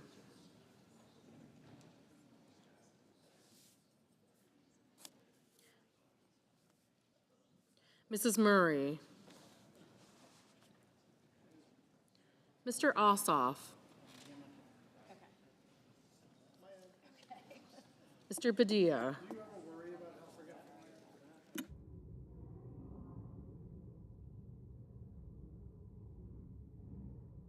Mr. Paul, Mr. Peters,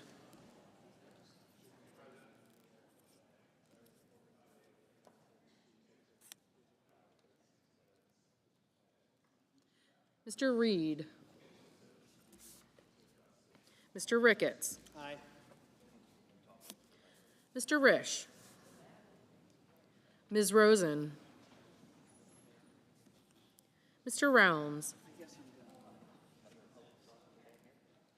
Mr. Sanders, Mr. Schatz, Mr. Schiff,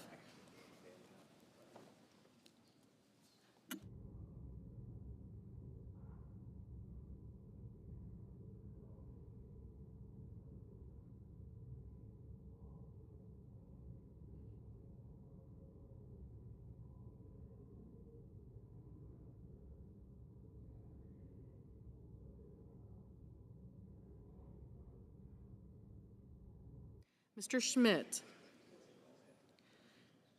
Mr. Schumer, Mr. Scott of Florida, Mr. Scott of South Carolina, Mrs. Shaheen,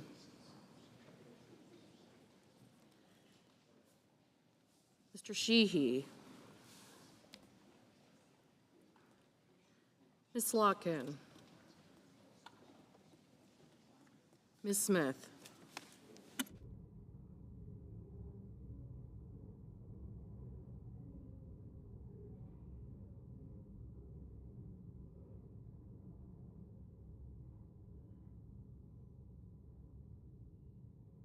Mr. Sullivan, Mr. Thune, Mr. Tillis, Mr. Tuberville, Mr. Van Hollen, Mr. Warner, Mr. Warnock, Ms. Warren, Mr. Welch, Mr. Whitehouse, Mr. Wicker, Mr. Wyden, Mr. Young.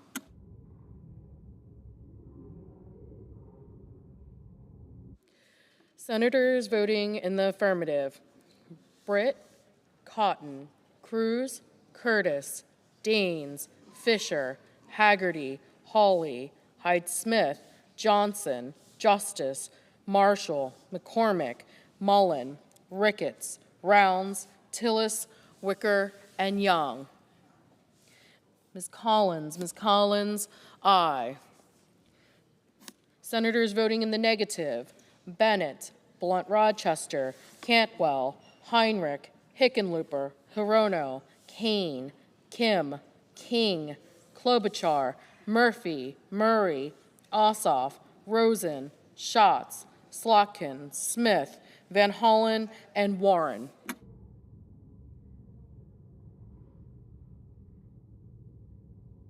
Mr. Crapo. Mr. Crapo, aye.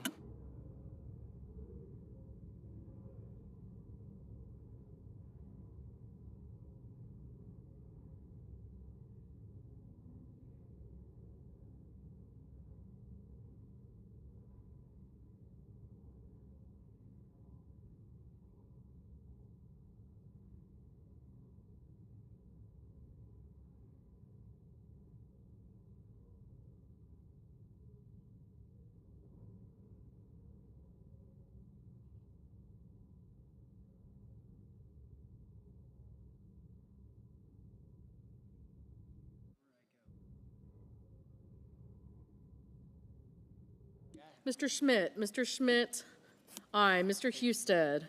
Mr. Husted, aye. Mr. Scott. Mr. Scott of Florida, aye.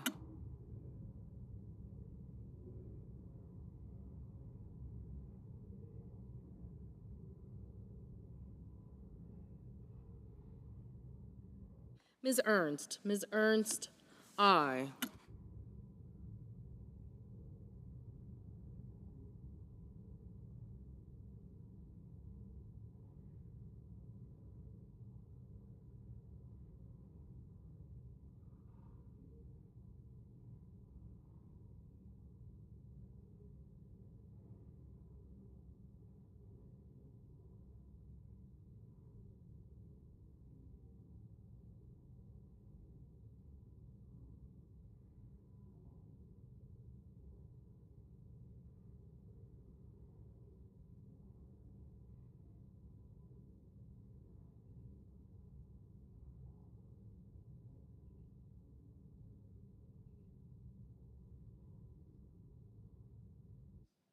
Ms. Baldwin. Ms. Baldwin, no.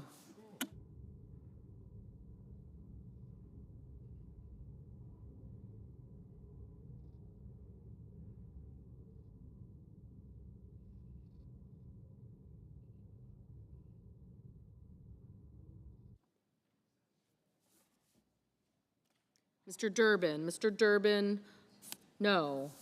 Mr. Bozeman. Mr. Bozeman, aye.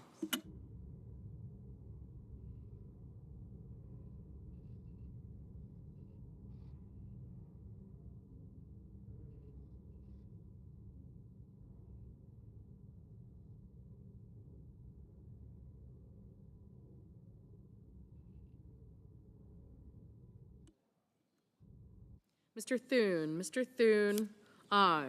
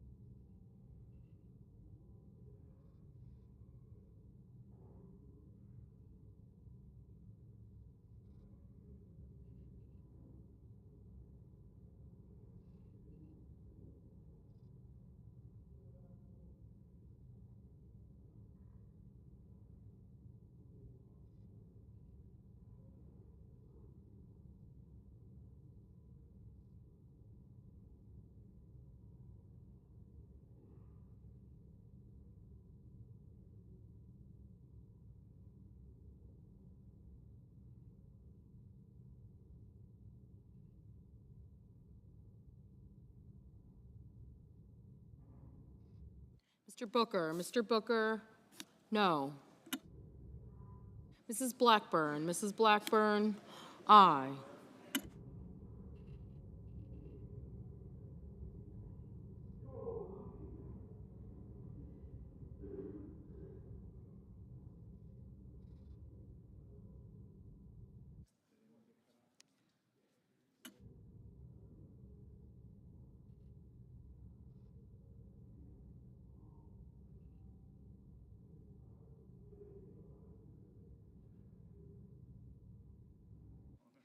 Mr. Sullivan. Mr. Sullivan, aye.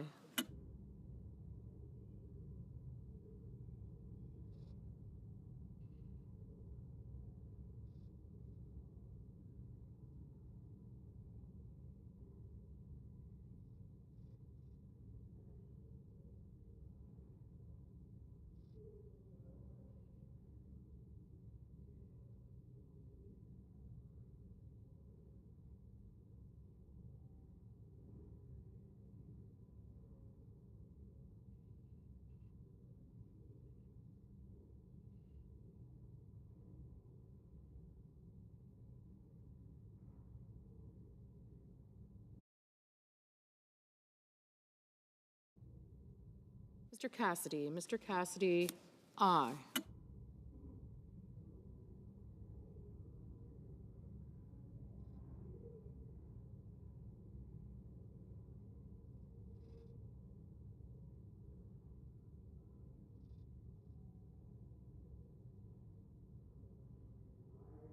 Mr. Grassley. Mr. Grassley, aye. Mr. Fetterman. Mr. Fetterman, no. Mr. Banks. Mr. Banks, aye.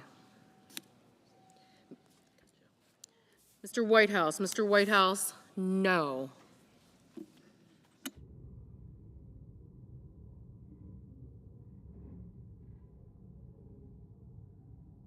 Ms. Duckworth. Ms. Duckworth, no.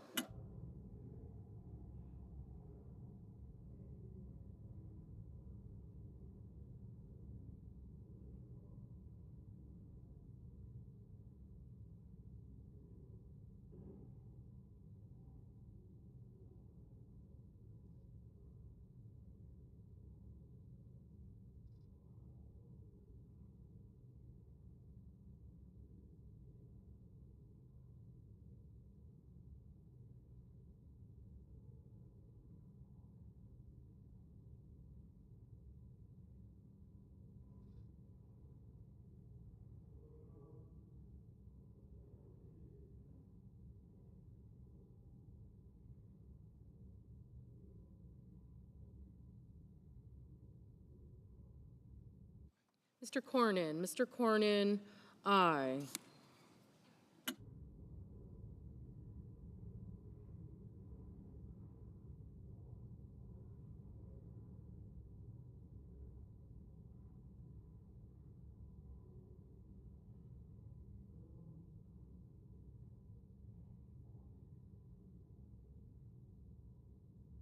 Mr. Hoven. Mr. Hoven, aye.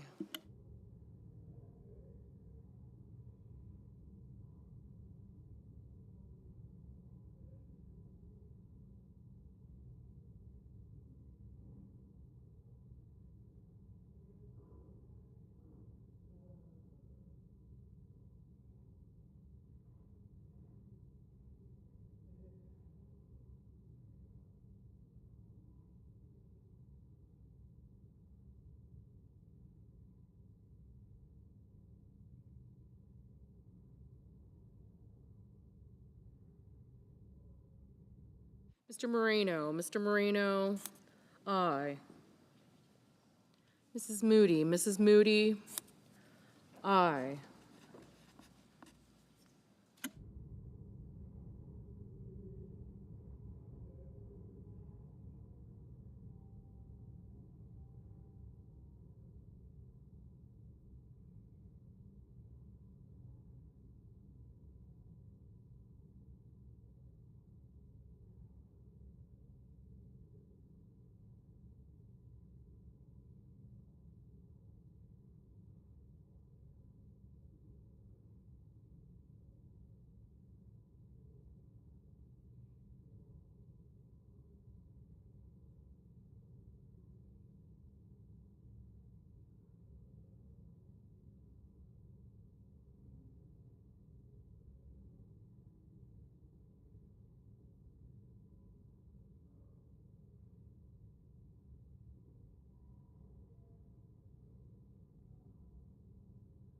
Mr. Paul. Mr. Paul, aye.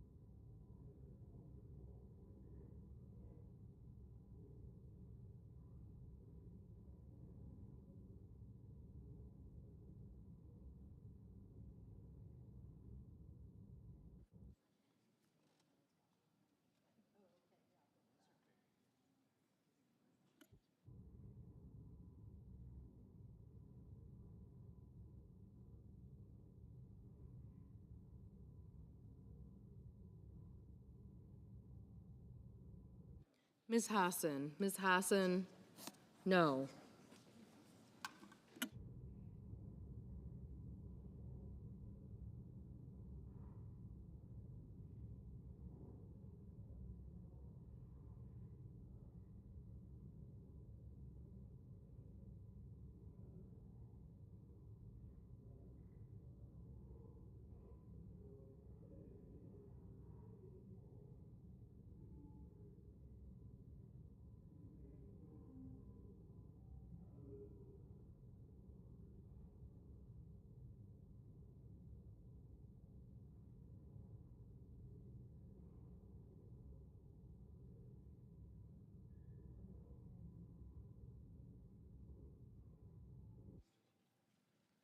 Mr. Sheehy. Mr. Sheehy, aye.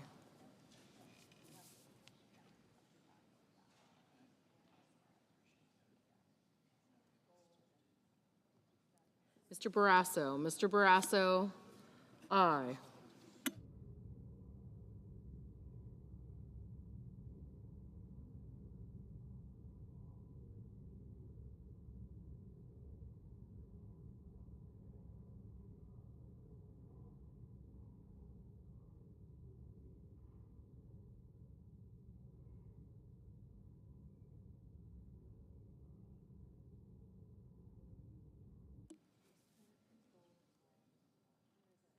Mrs. Shaheen. Mrs. Shaheen, aye.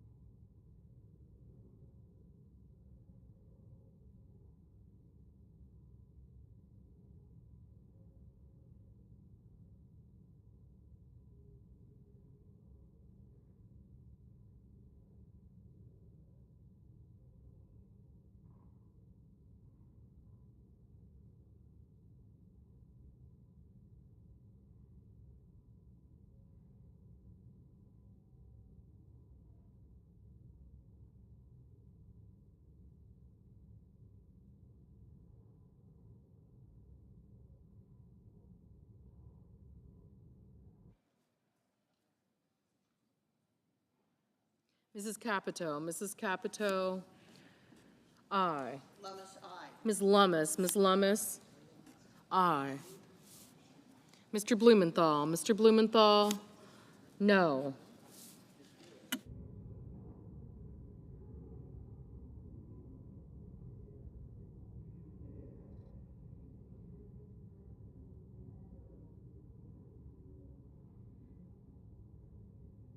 Mr. Schiff. Mr. Schiff, no. Ms. Alsobrooks. Ms. Alsobrooks, no. Mr. Gallego. Mr. Gallego, no. Mr. Coons. Mr. Coons, no. Mr. Risch. Mr. Risch, aye.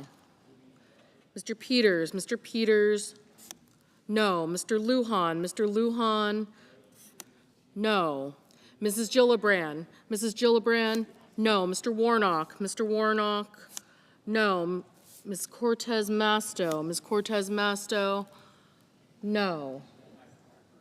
Mr. Lee. Mr. Lee, aye. Mr. Warner. Mr. Warner, no. Mr. Schumer. Mr. Schumer, no.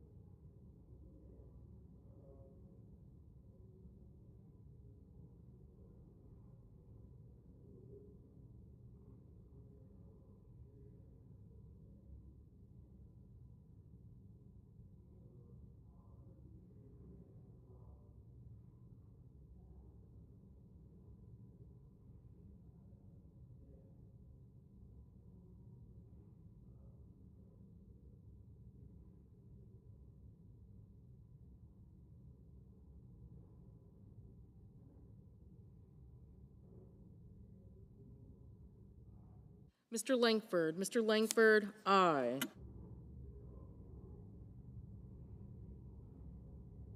Mr. Padilla. Mr. Padilla, no. Mr. Scott. Mr. Scott of South Carolina, aye.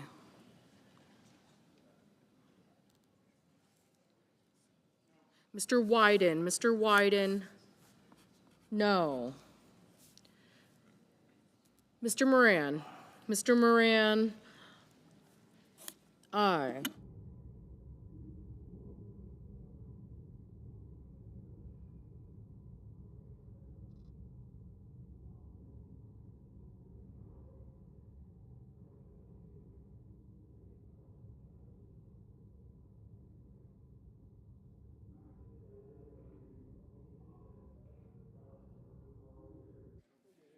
Mr. Kennedy. Mr. Kennedy, aye.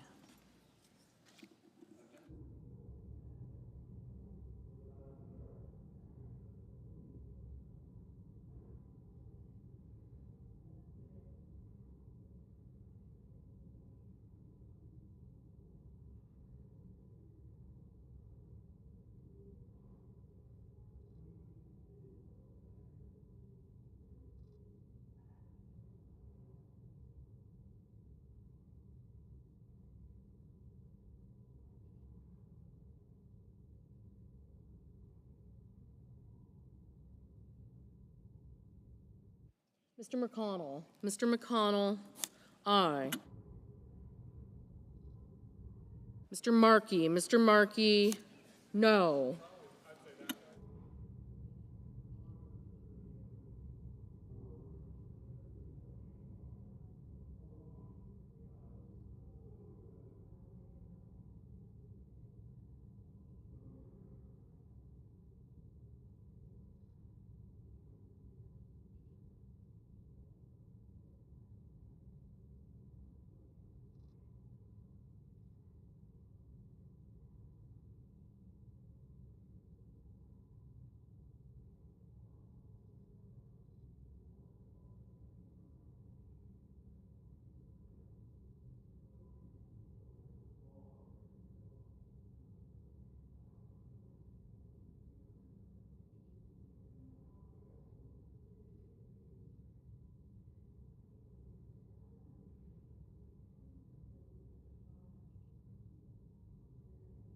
Mr. Welch. Mr. Welch, no.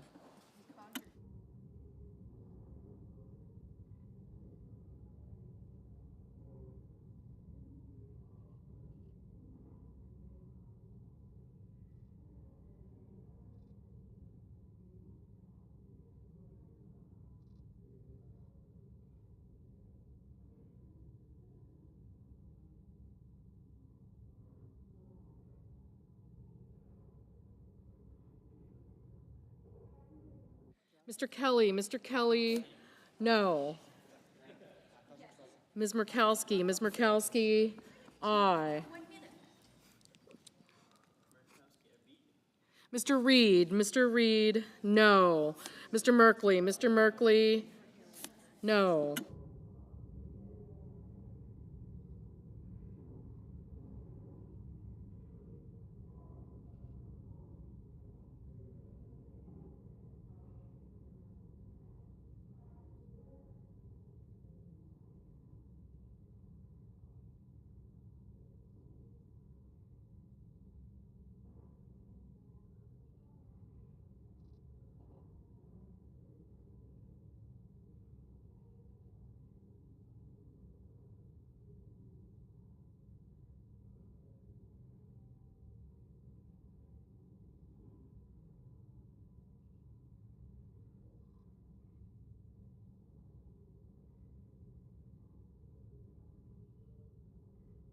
Mr. Budd. Mr. Budd, aye.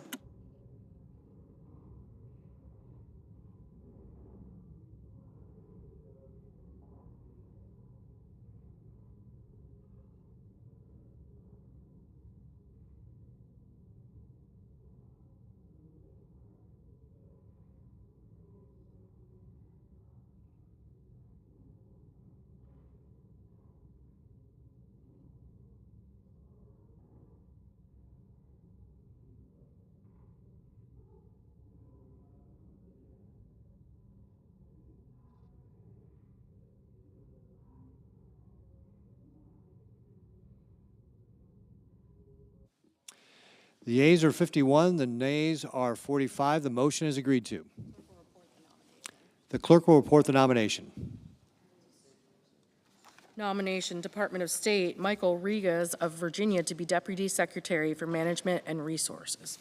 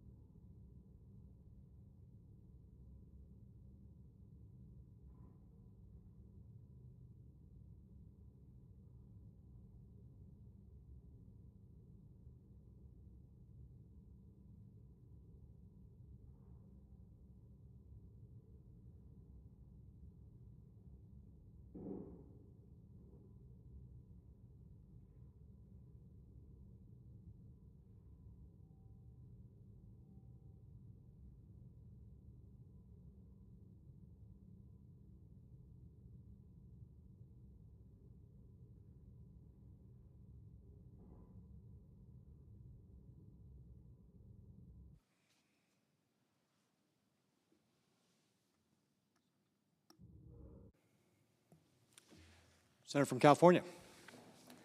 Today I want to talk about the art of the deal, because Donald Trump has been busy making deals. Not his promised trade deals. Those are heavy on promises, but very light on actual deals. Not any deals in Congress to lower costs for the American people that could make it easier to afford a home or to buy groceries. In fact, with fewer cargo ships arriving at our ports and our closest allies and neighbors boycotting American goods, the president has done nothing but make your life more difficult. Medicaid is under attack. Social Security offices are closing by the dozens. Food assistance, rental assistance, energy assistance, all on the chopping block. There is no end to the destruction. The first 114 days of this administration have been one bad deal after another for American families. But if your last name is Trump, these 114 days have been just about the greatest deal of all time. New airplanes from your friends in the Gulf, new hotel deals, new golf courses, new meme coins, new towers, new income is flowing in to the Trump family. You name it.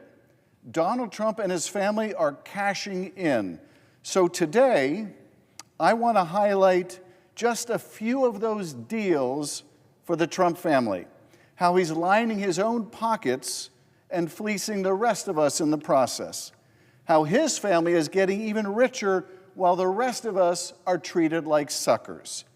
Today, I want to talk about the 10 best deals for Donald Trump and the worst deals for the American people, how the graft is on full display and how you, the American people, are being left holding the bag. You don't have to look far from the White House to find some of the most flagrant examples. So entering in at number 10 of the top 10 deals for Donald Trump and the worst deals for the American people, we only need to look at the South Lawn. We all saw this happen on the White House grounds. Donald Trump and Elon Musk turning the place into a Tesla showroom. But what you might have missed is what happened before and after this photo was taken. Just before Trump turned the White House grounds into a used car lot, Tesla stock had been in an historic and disastrous slump. With their market value cut in half since December, Musk needed a jolt to his ailing company, and he got it. When the president was asked whether his symbolic purchase of a Tesla at the White House might help the company's stock, Trump said, "I hope it does." But that wasn't all, because the best part of the deal for Donald Trump took place after the Teslas had been driven away and the cameras had been packed up. Because not long after the special live stream on X or Twitter had ended, something even more important happened. With Tesla shares on the rebound, Elon Musk promised to pump $100 million into Donald Trump's political operation. That's right, Donald Trump received one of the largest political contributions in American history, all for the price of one measly Tesla Model S and the use of the White House as a sales room. A damn good deal for Donald Trump, if you ask me. For you, the American taxpayer, nothing at all. Zero, zilch, nada. All you got was being taken for a ride. For number 9 of the best deals for Donald Trump, we have to zoom down to Mar-a-Lago, where you can generally find the president golfing on your dime and lining his pockets in the process.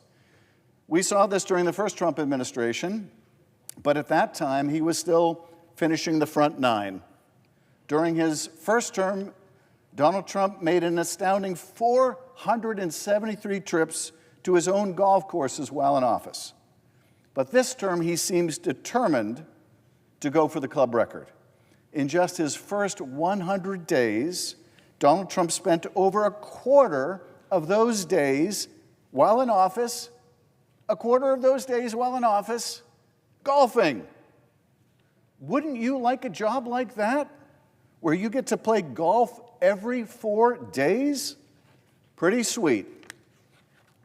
Through market collapses, Donald Trump was out on the golf course. Through national crises, Donald Trump was out on the golf course, enjoying the golden age in his golden golf cart, playing the back nine, while you struggled to pay your rent or your mortgage, which is bad in and of itself, that the President of the United States is spending so much time when there's so many challenges facing American families out on the golf course. But that's not even the worst of it. Because guess who is paying for all that golf? You are. You are, the American people, the taxpayer. That's right, all those drives and those chip shots, all those slices and those hooks, all the missed putts, you're paying for every hole. This term, reports suggest he's spent well over $30 million in taxpayer funds on these golfing trips. That's your tax dollars at work, ladies and gentlemen. And it's not just the use of these taxpayer funds that's a travesty. It's that these taxpayer dollars go to benefit him directly. His golf courses, his hotels charge the U.S. government to pay for the Secret Service agents and other White House staff to play golf with him or to accompany him on his rounds, to rent golf carts, to have meals. In other words, your tax dollars are going to the Trump hotel and golf course organizations directly. And if you're interested and wealthy enough, Mar-a-Lago memberships will cost you a cool $1 million or more, where you can hobnob with the president and his family and see if you too can get any special deals from the federal government. But don't spend all your money at the Trump golf courses, because there is a movie that you're going to want to save some money to rent, because, well, someone has got to watch it. Coming in at number 8 of the top 10 deals for the Trump family is Melania's new documentary. On January 6th of this year, Amazon announced a new documentary coming soon. An unprecedented, quote, unprecedented behind-the-scenes look at First Lady Melania Trump, unquote. And get this, Amazon will be paying out $40 million to the Trump family to license the documentary. Okay, so let me just say that again. Amazon is giving $40 million in cash to his family, the Trump family, to license this documentary. Direct cash into the pockets of the Trump family. But apparently, they're still looking for more. Melania's agent has been trying to sell sponsorships for the film, starting at $10 million to prominent CEOs and billionaires who were at the inauguration. In return for your sponsorship of this Melania documentary, buyers would get thanked at the end of the credits and be invited to the premiere.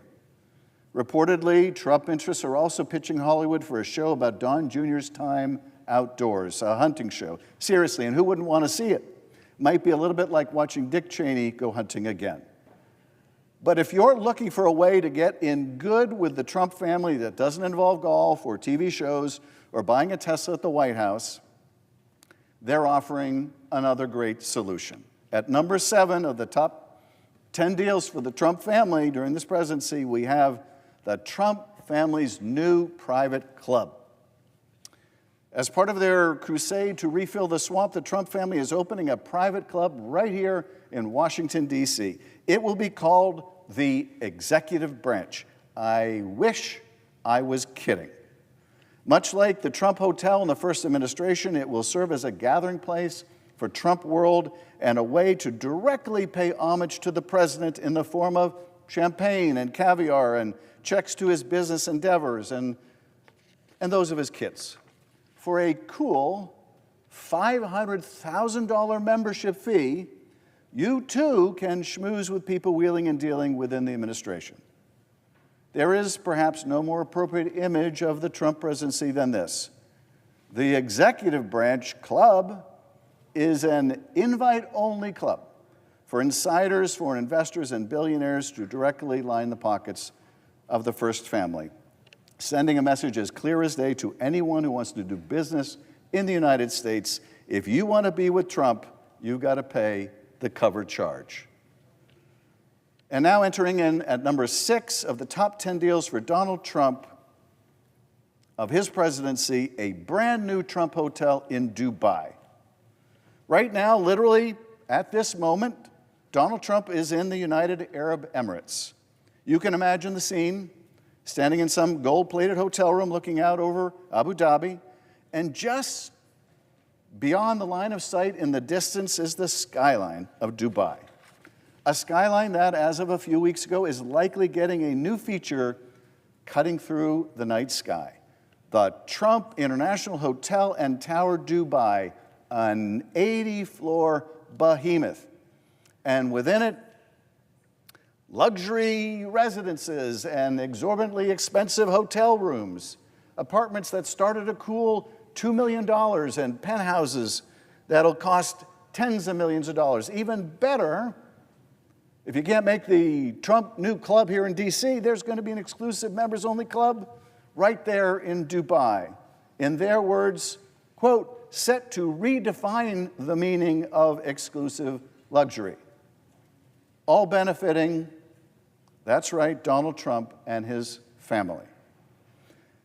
Now, their ventures in the Middle East don't start or end in Dubai, because entering in at number 5 of the best deals for Trump and the Trump family of his presidency, they're cashing in this time in Qatar. Coming soon to Doha, the Trump administration golf course. This is going to be an 18-hole course, a clubhouse, and high-end villas with beach access. A $5.5 billion deal, billion with a B, set to net the Trump family hundreds of millions of dollars. A deal that's reportedly in partnership with Qatari DR, a company owned by, in this case, the Qatari government itself. Now, I'm sure Qatar's multi-billion-dollar investment in the personal finances of the Trump family is entirely coincidental. I'm sure it is not intended to influence U.S. policy towards the country, which also hosts Al Jazeera, in any way. I know it's easy in all the Trump corruption and schemes to miss the forest for the trees, but let's not fail to appreciate just how unprecedented this is, just how corrupt and dangerous this is. The president's namesake company is directly in business with a foreign government. And the money is going into his pocket, not the Treasury, not your pocket as the taxpayer. It's going into Donald Trump and his family's pocket, his. But that's not the only Gulf nation in business with the president and his family, not by a long stretch. There is also Saudi Arabia, because entering in at number 4 is the newly announced Trump Tower in Jeddah and their two brand new projects in Riyadh.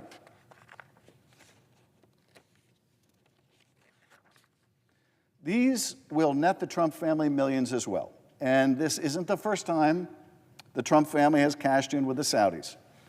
Months after Trump left office the first time, Jared Kushner's investment firm received a $2 billion investment from none other than the Saudi Crown Prince. A deal that was so shady, even the panel that screens investments for the Saudi Wealth Fund recommended against it. Imagine that. But they were overruled by higher-ups in the Saudi royal family, and the money went straight into the Trump family's enterprise. $2 billion. But it's not just Donald Trump and his family that are cashing in at your expense. The world's richest man is using his role, too, as a special government employee to cash in as well. Because even when you're the world's richest man, as Elon Musk is, enough is never enough. Entering at number 3 are Elon Musk's shady Starlink deals. Elon Musk, when he's not tweeting or firing essential government workers, is turning his company Starlink into a global superpower. How?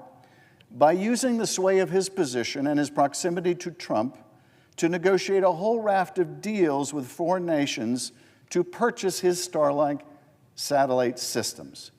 Just look at what happened with the nation of Lesotho, located in South Africa. Donald Trump slapped crippling tariffs on the country. In hopes of a trade deal, they came to the table, and that meant coming to Elon Musk's table. To understand this best, I want to read verbatim from a leaked internal State Department memo. Quote, as the government of Lesotho negotiates a trade deal with the United States, it hopes that licensing Starlink demonstrates goodwill and the intent to welcome U.S. business. As the government of Lesotho negotiates a trade deal with the U.S., it hopes that licensing Starlink demonstrates goodwill and intent to welcome U.S. businesses. This is from the State Department's own cable in black and white. It's just pay to play to get out from under the tariffs that Trump imposed on Lesotho. That country is going to buy Elon Musk's satellite system. Wow. Pay off Trump's machine, and maybe you'll get a trade deal. And of course, it isn't just the poor country of Lesotho. In February, Elon Musk met with Indian Prime Minister Narendra Modi in Blair House, a government building just steps from the White House. Their meeting was private, but the results were very public. Shortly after the meeting, India announced 2 Starlink distribution deals. Millions into Musk's pockets negotiated steps away from the White House. Since then, since the imposition of these tariffs, since the need of other countries to come in and to negotiate tariffs away with the Trump administration, Elon Musk has reached deals with Somalia, the Democratic Republic of the Congo, Bangladesh, Pakistan, and Vietnam. And that's just what we know about so far. But I promise you, this will not be the end of it. It's among the most obvious, egregious, and dangerous acts of corruption in American history. Want out from under a tariff? Make a deal with Elon Musk and Starlink. And they're barely trying to hide it. Which brings us to number 2 of the top 10 deals for Donald Trump as president, and the top 10 ways that the American people are ending up holding the bag. Because Qatar isn't just investing in a new Trump Tower at home. The Qatari government is also gifting the president a new Air Force One. An aircraft so opulent that they're calling it a sky palace, a palace in the sky. A $400 million gift for Donald Trump that taxpayers will have to pay to debug. You can imagine all the national security implications of getting an airplane with all of its electronics and all of the venues you could hide eavesdropping equipment. You can imagine what will be necessary to debug an aircraft like that. It will need to be retrofit and upgraded to meet the standards of an Air Force One. It will cost taxpayers a fortune. And their plan, the Qataris' plan, is to gift the plane to the Trump Presidential Library before Donald Trump's term ends. That way, the president can keep using it as he pleases. That way, Donald Trump, in addition to his own private plane, in addition to Air Force One, which he is very upset with because it's a few decades old and, it just doesn't have the amenities that Donald Trump has come to expect, he gets to keep this palace in the sky. While American airports are in crisis, air traffic controllers, shortages, radar blackouts, massive delays, and surging prices for you, the passenger, this is what the President of the United States is focused on. Not bringing down airfare for you, not dealing with those luggage fees and all the hidden costs when you buy airplane tickets. No, that's not what the President of the United States cares about. This is what he cares about. He cares about getting a $400 million gift from the Gutteries, which he calls a nice gesture. Giving a whole new meaning to the term nice gesture. I kind of associate nice gesture with maybe someone picking up the tab at Chipotle, or maybe giving me a ride instead of having to take an Uber somewhere. But for Donald Trump, a nice gesture is a $400 million palace in the sky that he gets to keep or make use of when he's no longer president. Never mind that the gift violates the Constitution's prohibition on a president receiving gifts or emoluments. Never mind that it violates the Constitution. That seems to be of little concern to the president. But the fact is, the Qataris are not stupid. They're going to want something for that $400 million plane. There's no such thing as a free lunch. There's no such thing as a free $400 million plane. And that's something that the Qataris are going to want, is favorable U.S. policies towards Qatar in the Middle East. If they didn't want something for that plane, maybe they would have given it to you or somebody else not named Trump. This is, in fact, why we have a clause in the Constitution that prohibits gifts like this, because we want to know that the President of the United States is acting on our behalf, on our country's behalf, on our national security behalf, our interests, not some foreign interest that gave them a $400 million gift. And if you really believe that Trump won't return the favor when the time comes, when the Qataris want something that may or may not be in our national interest, if you really believe that Trump won't return the favor when that time comes, then I've got a 747 palace in the sky that I'd like to sell you. But that's not even the most corrupt deal of the 114-day-old Trump presidency, because coming in at number one of the top 10 best deals for Donald Trump and the worst deals for you, the taxpayer, is Donald Trump's crypto scheme. You've heard about the meme coin by now. This is, I think, the logo of the meme coin. The president's most brazen cashing in, a corrupt effort that's already made him and his family billions of dollars between its soaring values and the trading fees.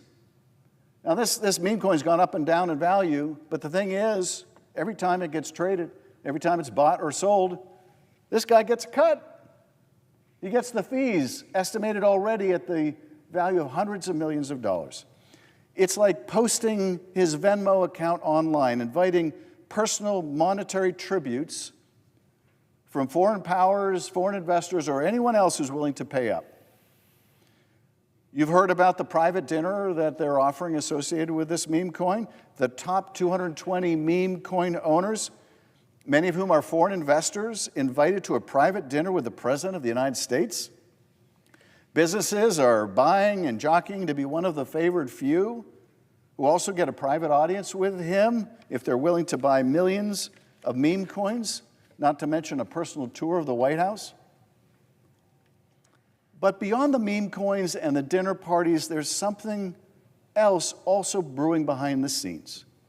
As I speak, Eric, Trump, and Don Jr. are getting into the action, jetting around the world, building their own financial empire in the crypto business space. In Dubai, the Trump family's World Liberty financial firm announced a joint venture capital firm backed by the government of Abu Dhabi that would invest $2 billion using Trump digital currency. Now, I know it's hard to keep all these billions apart.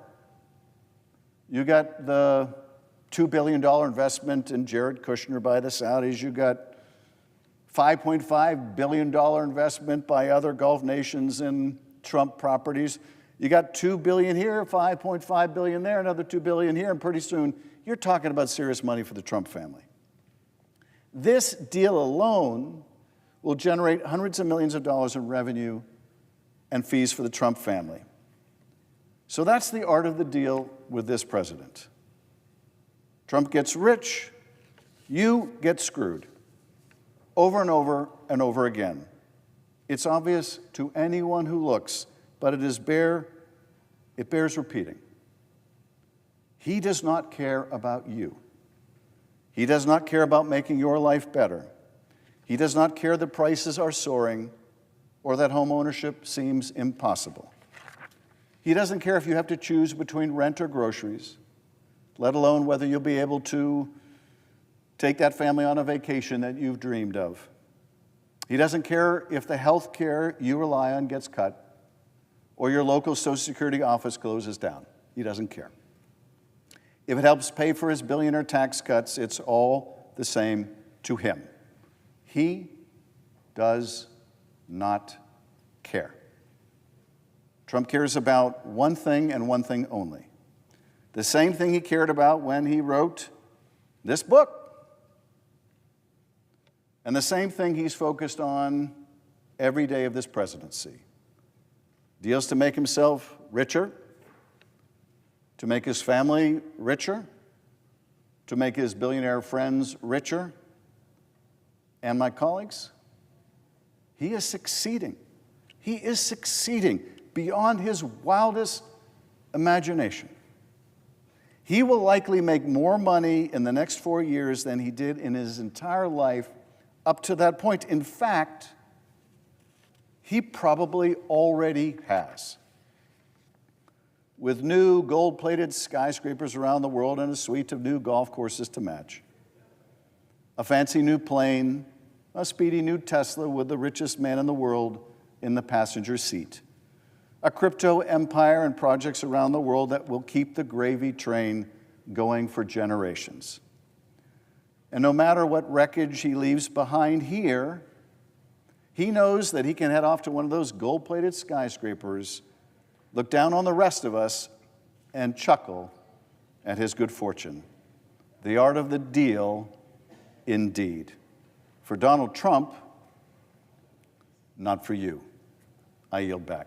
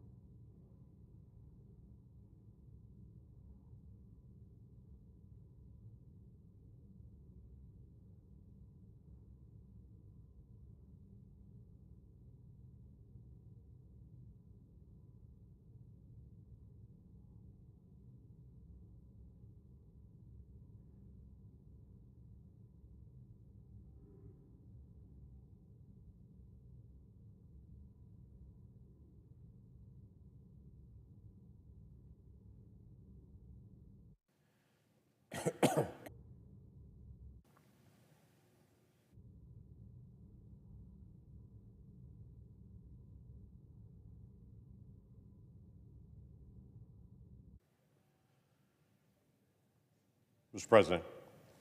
Senator from Oklahoma. This is the Senate currently in the quorum call. No, it is not. Thank you. Mr. President, I flew back to Washington, D.C. from the glorious state of Oklahoma on Monday. It's a normal flight for me to be able to fly in on a Monday morning. As I landed at the DCA airport, stepped off the plane and squeezed out of my coach seat where I've been in for the last 3 hours, walked off the plane and into the terminal, and there was a line of police officers on both sides of the gate. They were an honor guard from all over the country. And as I walked off the plane, I realized there's a family member of the fallen on my same plane. And I didn't know it. Many Americans may not know that this is Police Week. It's a week when the nation stops to be able to pause to thank all those police officers that serve around the country that literally put their lives on the line every single week for our country. Every week. My colleague Ashley Moody, she's helping co-host this time of when we have a conversation about Police Week and what it means to do law enforcement in America now. Now, she's not only a great senator from Florida, but she's also the wife of the deputy police chief of the Plant City Police Department in Florida. She knows what it means to be able to hug a loved one, look them in the eye and say, "Stay safe out there." She knows exactly what that means.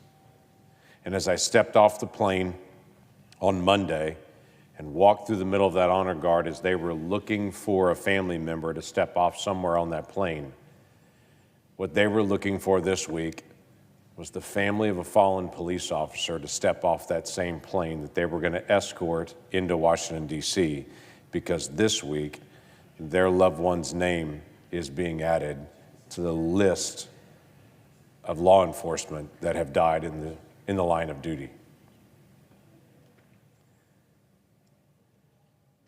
It's a painful reminder of the reality of what it means to be in law enforcement. You get up every day and you take care of your neighbors. Some days you're pulling over a reckless driver and trying to be able to protect the rest of the community from someone who's had too much alcohol, smoked too much marijuana. By the way, I think any is too much, but that's a different conversation for a different day. For that person, they're going to try to protect the rest of society from their dangerous acts. It's that moment when we're in traffic and we're driving down the road and a car whips around us at 90 miles an hour and weaves through traffic, and we think, I wish there was a police officer here to take care of that. They are out there. Some of them are going to get up this morning very early and do a warrant service.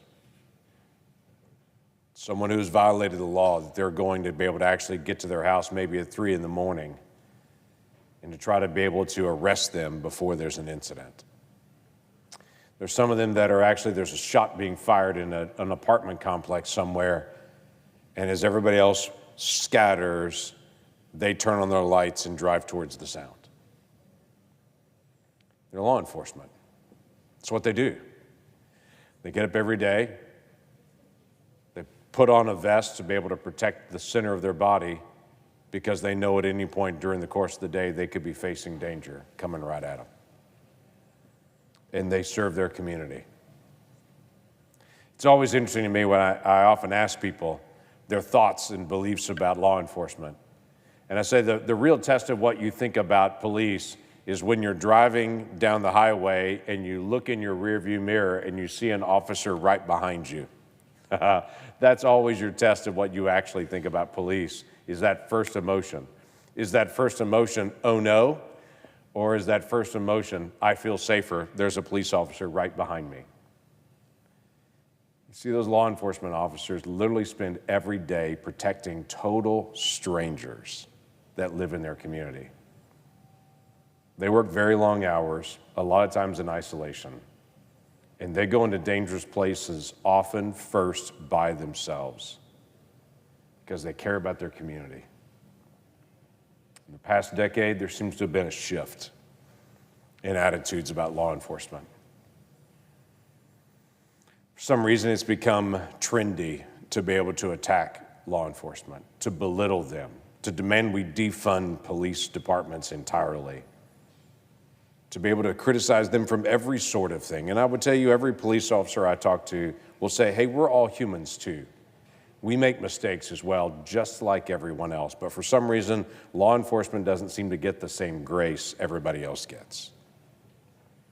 When someone gets pulled over and gets a warning, they're grateful for the grace. But when the news hits of a police officer doing something, it seems the community doesn't want to give them a warning, wants them to always get consequences. And what I hear from most law enforcement that I know is, hey, we're just one of everybody else. But the difference is we've dedicated our lives to protecting people that will cuss us out and will literally lie to us all day long. But we're still committed to protect them. That's what they do. They literally get into a dangerous situation, as has happened recently in Oklahoma, that could have been shots coming at them or an attack coming at them, but instead that person turns the weapon on themselves.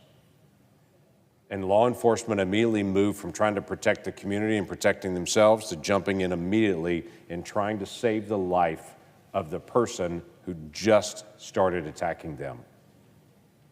How many people would do that? Law enforcement does it every day. Every day. There's an old adage in tax policy: if you tax something more, you get less of it. Raise the taxes on it enough and people just stop buying it. You know, it works exactly the same with criticism. If you criticize something more and more and more, you get less and less and less of it. I remember a day when I was growing up that everybody wanted to be a police officer because everyone had respect for police officers. And now there's a generation growing up that all they've heard is criticism of law enforcement. And you know what? It's hurting recruiting. Why don't we look people in the eye and see them for who they are? They're folks that get up every day, defend their neighbors, and do what they can to bring calm to a crazy, chaotic situation, and serve total strangers. I have the benefit of my dad being a small-town cop for decades. I know what it's like to be in a family and to be able to think about how's your family member doing today. So when I talk about law enforcement, maybe it's a little different for me. But I think it should be a little different for our whole community, actually. And I think it should be different for our nation. So in this police week, I have two things to say. Thank you to those that are serving all over the country right now, some right here in this Capitol. Thank you to those folks that are serving today our nation. We are exceptionally grateful for you. And for those of you that this year have lost a loved one in the line of duty, I want you to know that our nation is grateful. We see their sacrifice. And we are of the tribe to be able to say, we want this to be different. 2020, Sergeant Johnson, Craig Johnson, I'm going to say his whole name. Sergeant Craig Johnson in 2020 was shot during a traffic stop in Tulsa. He was 45 years old. He had a wife, Christy, and two sons, Connor and Clinton. When Sergeant Johnson's killer was sentenced in 2022, his wife, Christy, just had one clear thing to say. She said, "My request at this time is that the silent majority that I've seen and heard from start speaking up and changing the anti-police culture being created." Christy, we still hear you 3 years later, and we are still grateful for the sacrifice you and your family have made and for other families like yours. And we are not silent. We are grateful. With that, I yield the floor.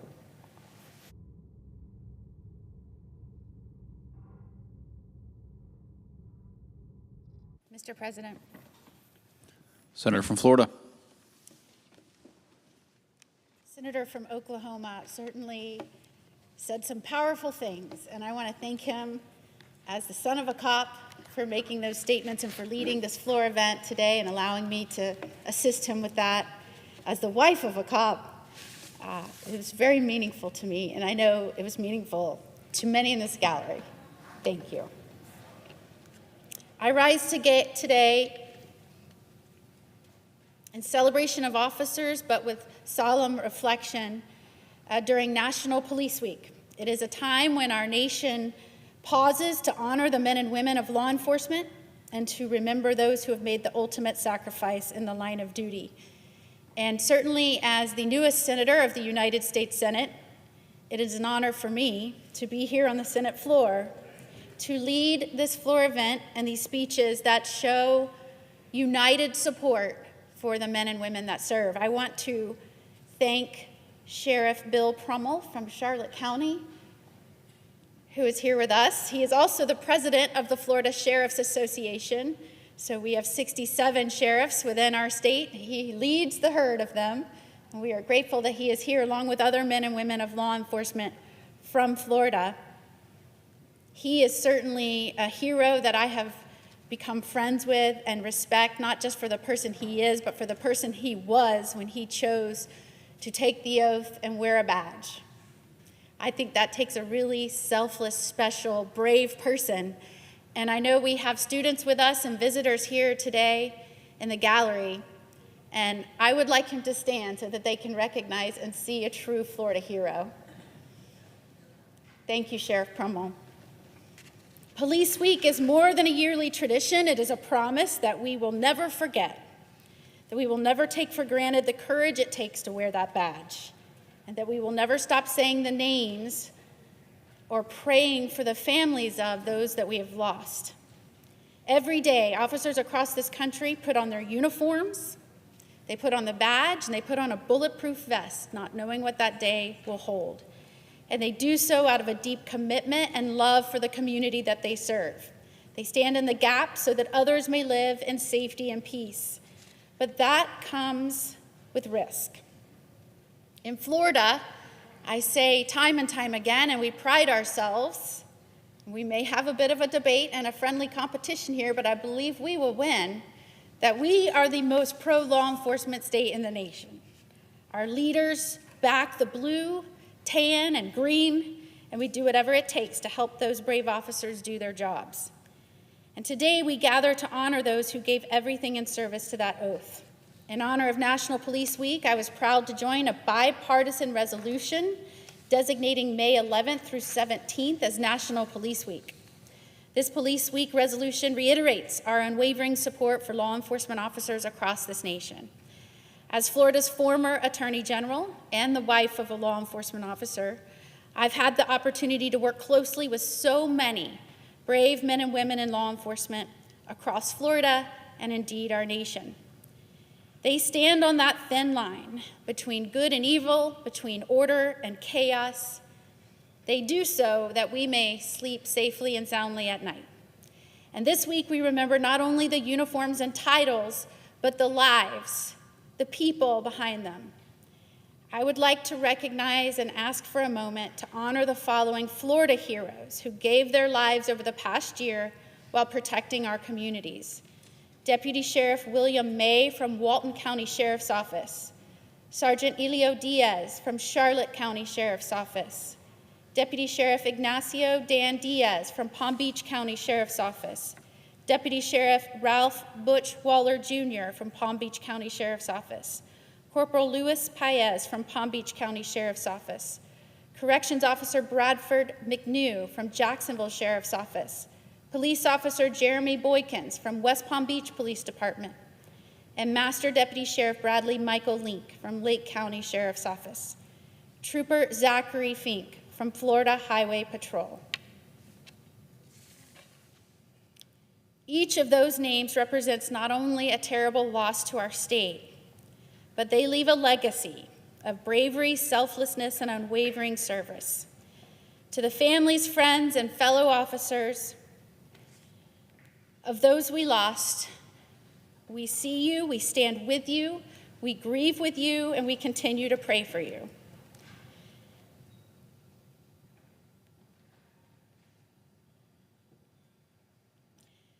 As the wife of a career law enforcement officer, I cannot imagine this loss or express words to ease pain. But we offer our deepest gratitude and our support, and we are here for you in every way possible.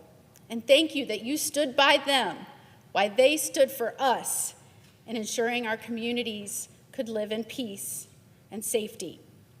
Your loved ones were the heroes, the Florida heroes, and their memories live on in the communities that they protected and the lives that they touched. And to every active duty officer here in Washington, D.C. this week for National Police Week, and those back at home protecting our communities right now as I'm speaking on the Senate floor, thank you for your courage. Thank you for answering this important call to stand strong and brave on that line.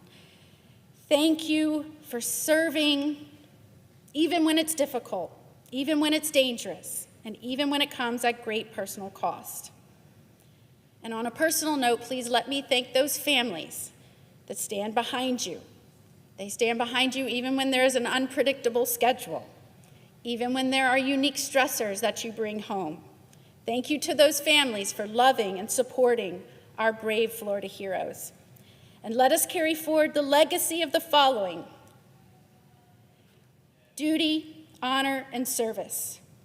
Those indeed were the mission and the dedication and service of those that we have lost. That is how they lived their lives every day. They stood for something greater than themselves. Thank you so much, Mr. President, and I yield the floor. Senator from Missouri. Thank you, Mr. President. I rise today for National Police Week to honor the courageous men and women of law enforcement in Missouri and across our great country. Over the past decade, our police officers have weathered a flood of propaganda and lies, repeated and pushed by many of the most powerful voices in America. They've been villainized and smeared by the press, undermined and attacked by politicians, and targeted by a great wave of violent anarchy that has terrorized towns and cities across the country. They carry this burden with the same quiet courage and resolve as the generations of American police officers that came before them. They put on their uniforms every morning and ran towards the danger. It's been my honor to back the blue every step of the way. I did it as Attorney General of Missouri. I backed tougher sentencing rules, fought anti-police policies pushed by city officials, led the charge to secure more boots on the ground for our police in St. Louis, and launched the Safer Streets Initiative, partnering with federal prosecutors to go after violent criminals in Missouri's most dangerous neighborhoods. When I ran for the Senate, I was proud to be endorsed by the Fraternal Order of Police, and I've worked every day to make good on the trust our law enforcement officers have placed in me. Last month, I introduced the Public Safety Free Speech Act to defend the First Amendment rights of our police and our firefighters and our first responders who have been disciplined, suspended, or even fired for their political speech. In many parts of our country, first responders have little to no legal protections for constitutionally protected speech, even when they're off duty, leaving them at the mercy of activists, supervisors, and city officials. Police and other first responders have been fired or suspended criticizing Black Lives Matter, voicing support for President Trump, or even donating $25 to Kyle Rittenhouse's defense fund. That's wrong, and our bill would make it right. If you want to know the kind of danger our first responders face every day, look at what happened just a few weeks ago.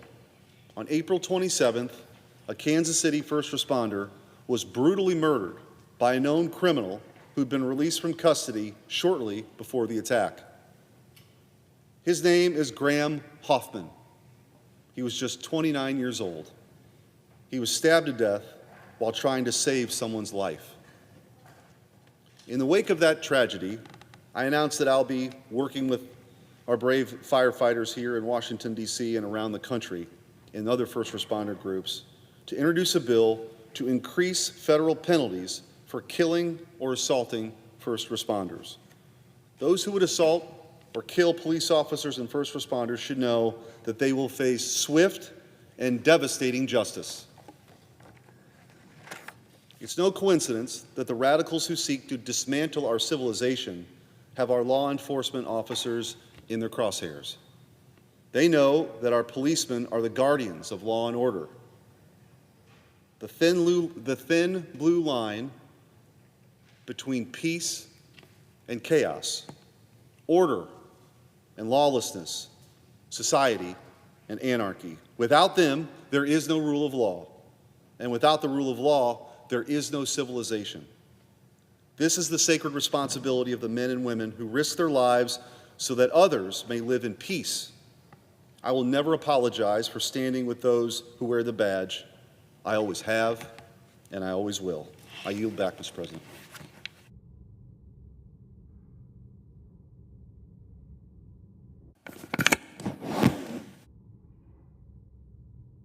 Mr. President, Senator North Dakota. I rise during National Police Week, joining my colleagues to recognize the sacrifices of the brave men and women of law enforcement and honor those who choose to serve their communities while experiencing the reality every day that they may not return home to their loved ones. It was nearly 2 years ago that I stood on the floor here in the U.S. Senate and spoke about one such example of that self-sacrifice in my state of North Dakota. In July 2023, Fargo police officer Jake Wallin was tragically killed in the line of duty. He and his fellow officers were ambushed while responding to a traffic incident. In addition to Officer Wallin, officers Andrew Dotis and Tyler Hawes were shot and injured before a fourth Fargo police officer, Zach Robinson, overcame a barrage of gunfire and eventually subdued the assailant. Last year during Police Week, Officer Robinson was recognized for his courage under fire by the National Association of Police Organizations and received the Top Cop Award for his actions during that tragic event. At the same time, the name of Officer Wallin, along with another North Dakota hero, Mercer County Deputy Paul Martin, were inscribed onto the National Law Enforcement Memorial here in Washington, D.C., a lasting tribute for making the ultimate sacrifice. We can never forget these officers, and we can never repay all of our police officers for the enormous sacrifices that they make. But we can continue to show respect for law enforcement, honor those we've lost, and recognize the sacrifices of their families and their loved ones. To honor men and women in blue, I helped introduce a resolution along with my colleague from Missouri and others commemorating the National Police Week and paying tribute to their bravery. National Police Week provides us with the opportunity to come together as a nation to honor the peace officers who put their lives on the line to protect and serve in our communities. In addition, our resolution recognizes and honors the 233 law enforcement officers that were killed in the line of duty during 2024. Unfortunately, this number has increased since 2023, when 220 law enforcement officers died in the line of duty. The recent examples we've seen of law enforcement officers being targeted, even in broad daylight, are unacceptable. That's why I've also helped introduce the Thin Blue Line Act, legislation to increase penalties for criminals who target law enforcement and first responders. And I encourage my colleagues to support legislation like this to protect the men and women of law enforcement. As we again mark National Police Week, let us recognize the selflessness and commitment of our police officers and the sacrifices they make on behalf of our communities. Today and every day, we recognize the bravery and dedication of our law enforcement to keep our communities safe. They are our neighbors, our friends, our family, and our leaders in our communities. May God bless our peace officers and keep them safe. With that, Mr. President, I yield the floor.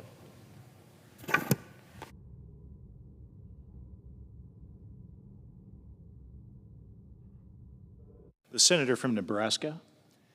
Mr. President, this week is National Police Week. Thank you to all of our law enforcement officers across this great country who work to keep our communities safe. And in particular, thank you to the women and men who put on the blue in the state of Nebraska. They face danger every day on our behalf, and they serve with courage. I believe that Nebraska's law enforcement is a model for the rest of the nation. Their professionalism, their diligence, and I'll use the example of the Omaha Police Department. The Omaha Police Department has a homicide clearance rate of 100%. This is at a time when the national homicide clearance rate is under 60%. It's a testament to their excellence and dedication. Omaha has also seen its murder rate decline in each of the last 4 years. Many cities saw the crime rate go up during COVID. What we see in Omaha now is that murder rate coming down in our great city. In Nebraska, we back the blue. We support the women and men who protect our communities. It's one of the things I'm very proud of Nebraskans and the way they do this. We give them the tools, the training, and we have strong laws. In Omaha, we have a prosecutor, Don Klein, who prosecutes the criminals. We have a great police chief who enforces the law, and that's one of the reasons why we're able to bring down, for example, the murder rate. When I was governor, we passed one of the most comprehensive law enforcement and public safety packages in our state's history. We were able to create hiring bonuses for our police departments to be able to help attract and retain law enforcement officers. We increased the educational benefits, the retirement benefits. We invested in our law enforcement training center to be able to do a better job training our officers. And we invested in our crime lab to be able to help our law enforcement agencies solve those crimes and be able to provide that justice to the victims of crime. All this is because we in Nebraska support the blue. Americans want this Congress to support our law enforcement officers as well, just like we do in Nebraska. I'm also very proud of the work our law enforcement did when we had the southern border crisis under Biden. Joe Biden's lack of attention and terrible policies led to a flood of illegal drugs coming across our southern border. Law enforcement agencies like the Nebraska State Patrol stepped up to be able to interdict those drugs. In fact, in my last year as governor, the Nebraska State Patrol was able to take off the streets twice as much methamphetamine, 3 times as much fentanyl, and 10 times as much cocaine as they had done just 2 years prior because of the open border policies of the Biden administration and what that allowed for those illegal drugs again. But our law enforcement stepped up to be able to keep our communities safe. Here in the U.S. Congress, this year, we passed the HALT Fentanyl Act. That will create stronger penalties and make sure that fentanyl is listed as a Schedule I drug. When you have stronger penalties, you're going to have tougher sentencing and less fentanyl in your streets. That's important because we in Nebraska have seen the tragedies of fentanyl overdoses. Taryn Lee Griffith was a young mom whose life was taken because she took a pill that was laced with fentanyl. These are the stories that we want to end. We got to make sure our young people are not being killed by the scourge of fentanyl. I'm continuing to work with President Trump to secure our border, to give some relief to our law enforcement officers across this country so that they don't have to continue to see stories and tragedies like Taryn Lee Griffith. We've got to make sure we're supporting our law enforcement officers. I will continue to fight to give our law enforcement officers the tools they need. I co-led the Back the Blue Act, which would increase the penalties for those criminals who were targeting law enforcement officers. and give law enforcement other tools to protect themselves. My colleague from North Dakota was just talking about the Thin Blue Line Act. And I'm a co-sponsor of that as well. Senator Cruz introduced that bill. We need to make sure we in the Congress are doing what we can to support our law enforcement officers. During this Police Week, we also recognize those officers who lost their lives in the line of duty. Ross Bartlett was a police officer from Ceresco, Nebraska, the Ceresco, Nebraska Police Department. He lost his life in the line of duty. His cruiser was rammed by a driver who allegedly was distracted while texting and came into the shoulder. He was killed last year. This week, his family is in Washington, D.C. as part of Police Week. And they rented an Airbnb in Maryland. When the owner of that Airbnb discovered why they were here, and by the way, that owner is a Capitol Police officer. When that Capitol Police officer found out why they were there, he comped their entire stay this week at that Airbnb. That's the demonstration of the brotherhood and sisterhood among law enforcement officers. And it's one of the stories that all too often gets overlooked of how our law enforcement officers take care of each other as well as take care of our communities. We recognize the loss of the Bartlett family and honor Ross Bartlett for his service and sacrifice to the community of Ceresco and our state of Nebraska. During Police Week, I encourage everyone in Nebraska across the country to say thank you to our law enforcement officers.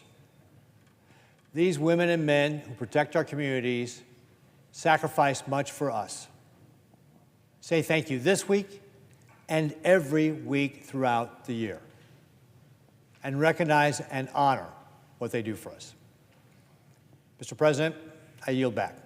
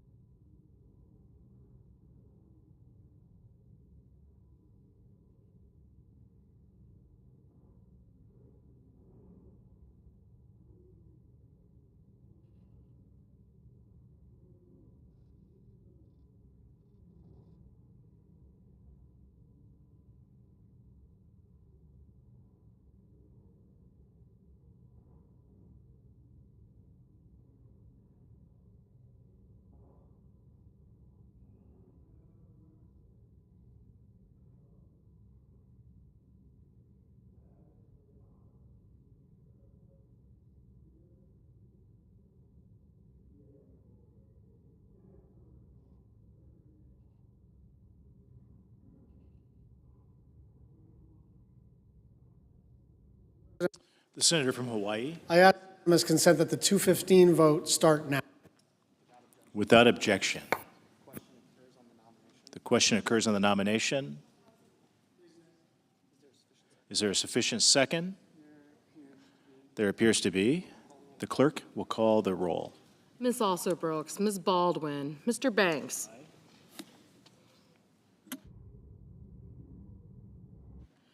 Mr. Barrasso.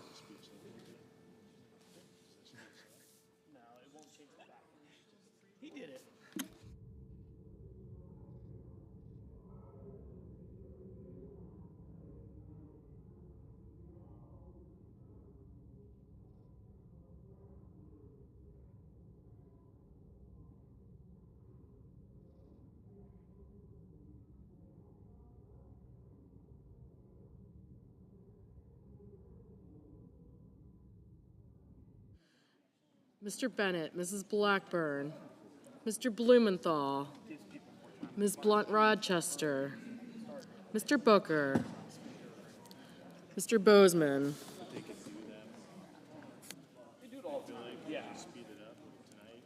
Mrs. Britt, Mr. Budd,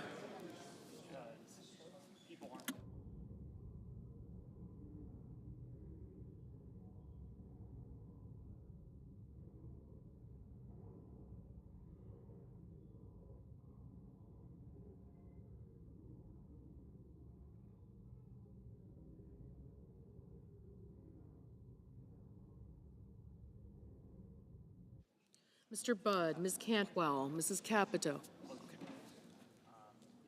Mr. Cassidy, Ms. Collins, Mr. Coons, Mr. Cornyn, Ms. Cortez Masto, Mr. Cotton, Mr. Kramer, Mr. Crapo, Mr. Cruz, Mr. Curtis,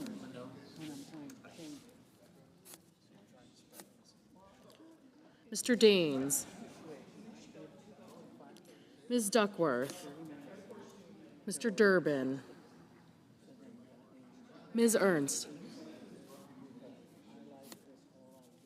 Mr. Fetterman, Mrs. Fisher, Mr. Gallego, Mrs. Gillibrand, Mr. Graham,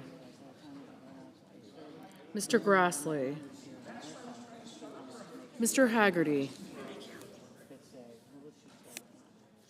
Ms. Hassan, Mr. Hawley, Mr. Heinrich, Mr. Hickenlooper, Ms. Hirono, Mr. Hoven, Mr. Husted, Mrs. Hyde-Smith, Mr. Johnson, Mr. Justice, Mr. Kane, Mr. Kelly, Mr. Kennedy, Mr. Kim, Mr. King, Ms. Klobuchar, Mr. Langford, Mr. Lee, Mr. Lujan, Ms. Lummis, Mr. Markey, Mr. Marshall, Mr. McConnell, Mr. McCormick, Mr. Merkley, Mrs. Moody,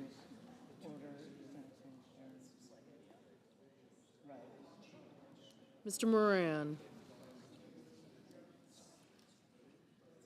Mr. Moreno, Mr. Mullen,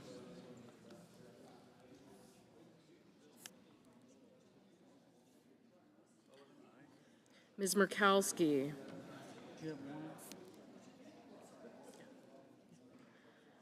Mr. Murphy. Mrs. Murray. Mr. Ossoff. Mr. Padilla. Mr. Paul. Mr. Peters. Mr. Reed. Mr. Ricketts. Mr. Risch. Ms. Rosen. Mr. Rounds. Mr. Sanders. Mr. Schatz. Mr. Schiff. Mr. Schmidt. Mr. Schumer. Mr. Scott of Florida. Mr. Scott of South Carolina. Mrs. Shaheen. Mr. Sheehy. Ms. Slotkin. Ms. Smith. Mr. Sullivan. Mr. Thune.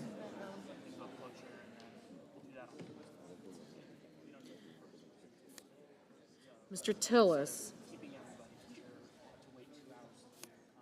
Mr. Tuberville. Mr. Van Hollen. Mr. Warner. Mr. Warnock.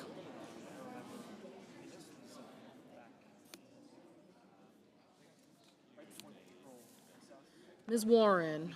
Mr. Welch. Mr. Whitehouse. Mr. Wicker. Mr. Wyden. Mr. Young.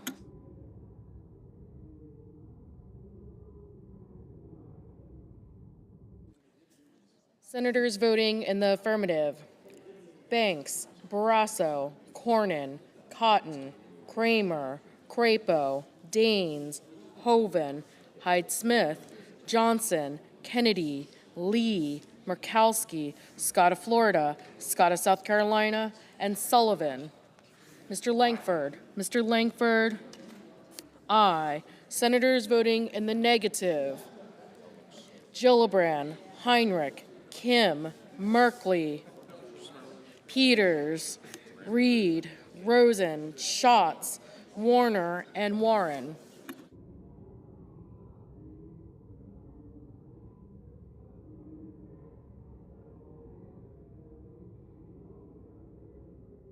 Mr. Husted. Mr. Husted. Aye.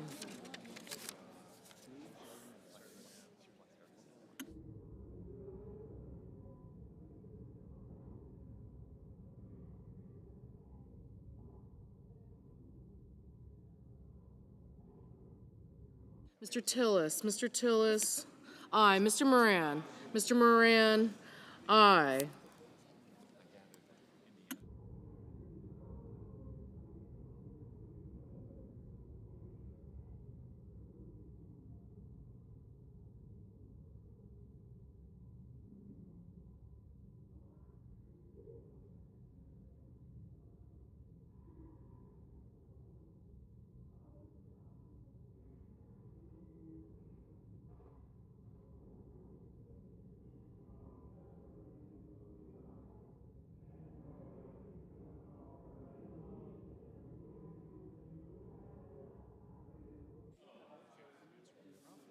Mr. Young. Mr. Young. Aye.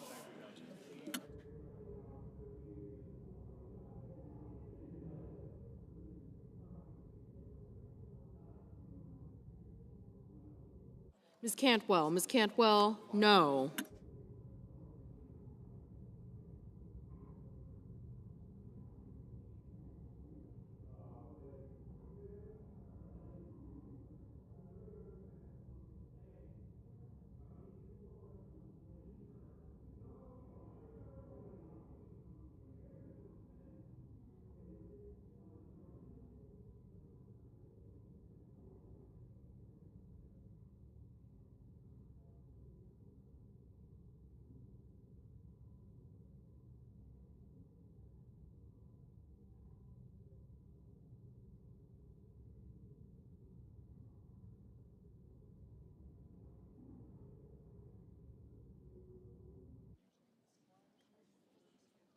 Mr. Kane. Mr. Kane, no. Ms. Blunt Rochester. Ms. Blunt Rochester, no.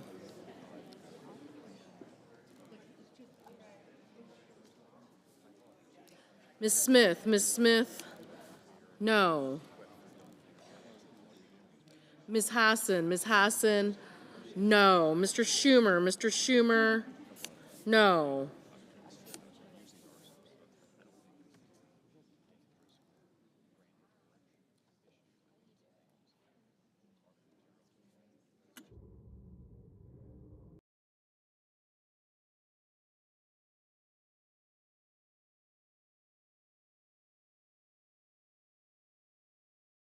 No.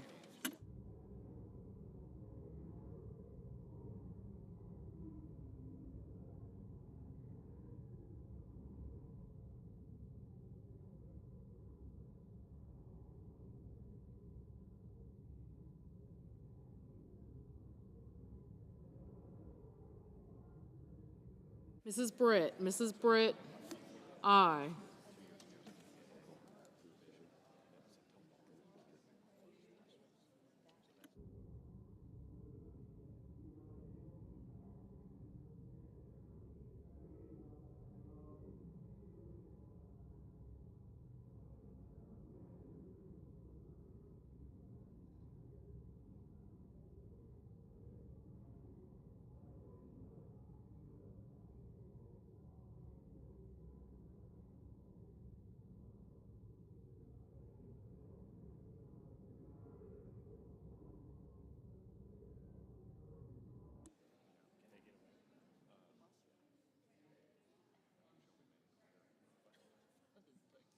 Mr. Paul. Mr. Paul, aye. Mr. Markey. Mr. Markey, no.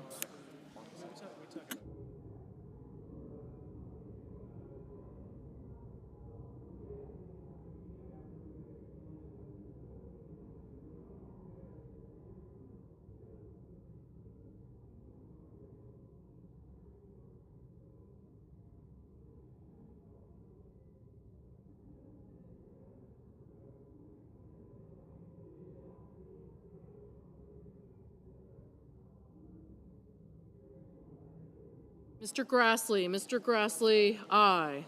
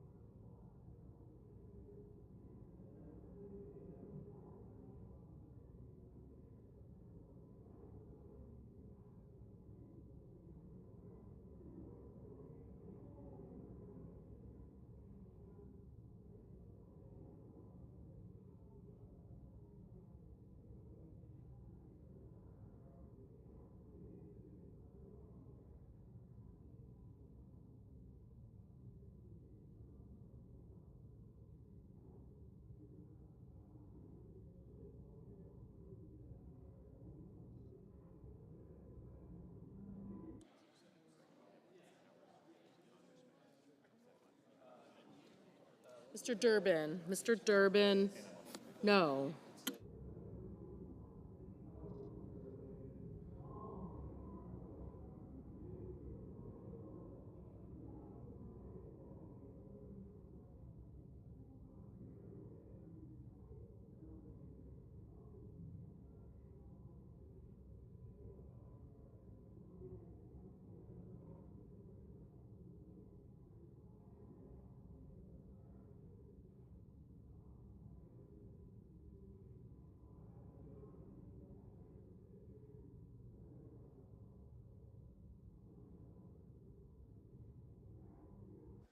Mr. Warnock, Mr. Warnock, no.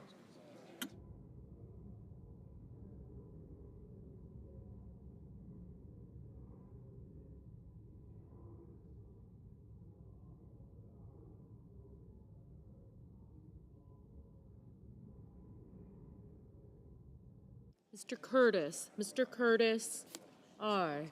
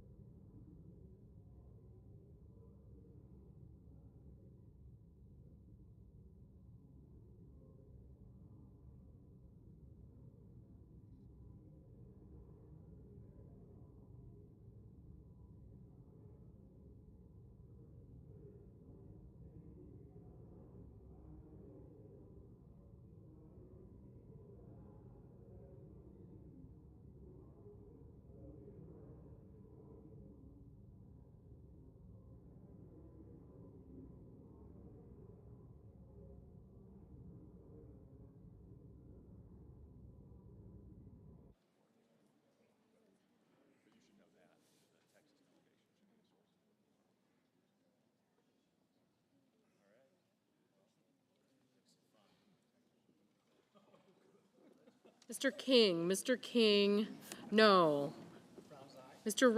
Mr. Rounds, aye.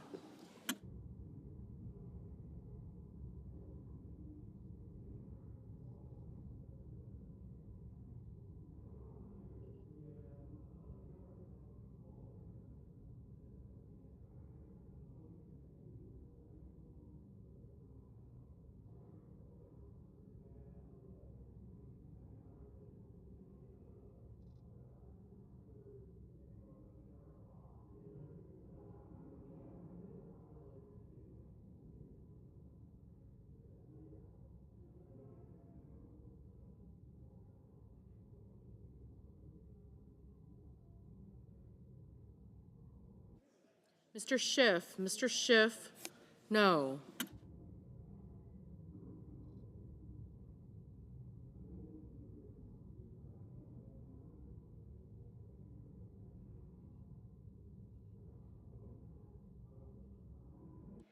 Ms. Hirono, no. Ms. Ernst, aye.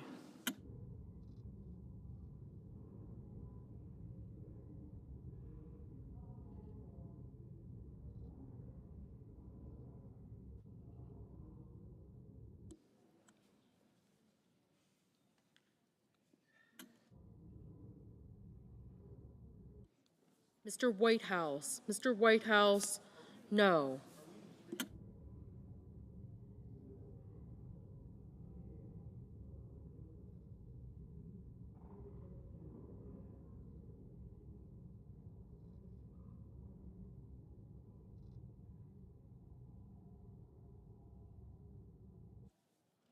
Ms. Duckworth, no.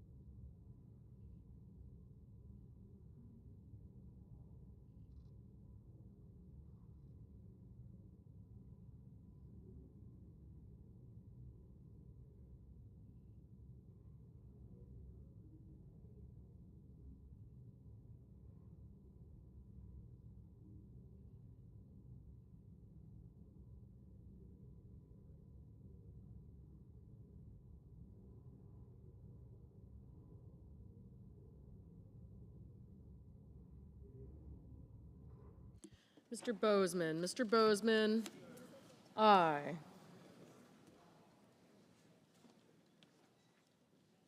Mr. Justice. Mr. Justice, aye. Mrs. Shaheen. Mrs. Shaheen, aye.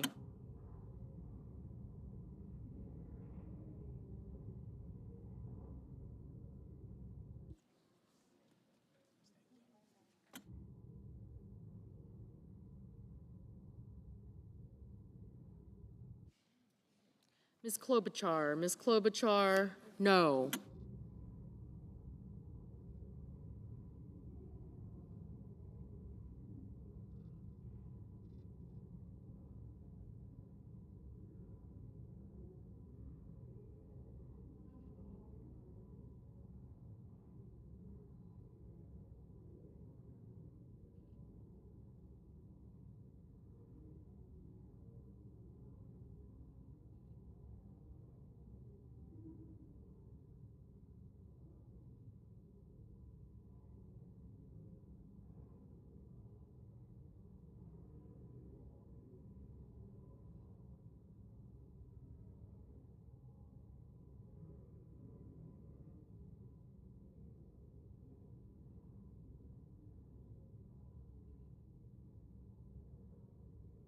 Mrs. Murray. Mrs. Murray, no.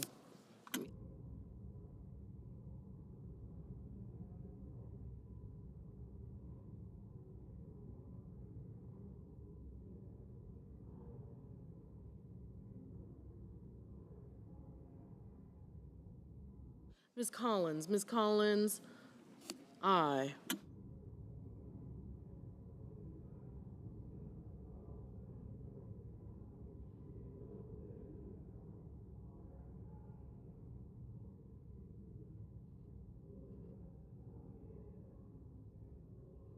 Mr. Booker. Mr. Booker, no.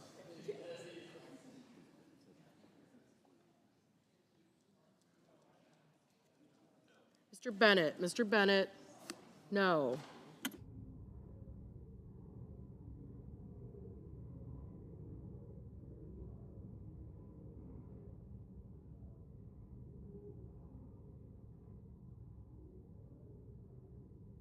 Mr. Haggerty. Mr. Haggerty, aye.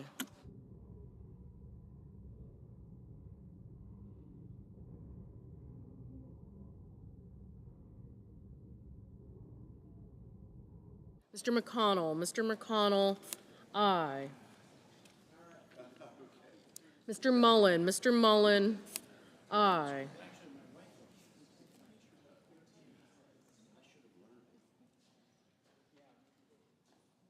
Mr. Kelly. Mr. Kelly, no. Mr. Wicker. Mr. Wicker, aye. Mr. Welch. Mr. Welch, no.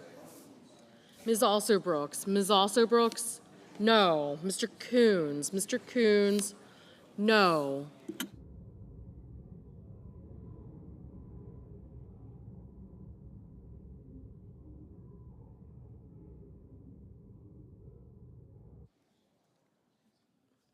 Mr. Ossoff. Mr. Ossoff, no. Mr. McCormick. Mr. McCormick, aye.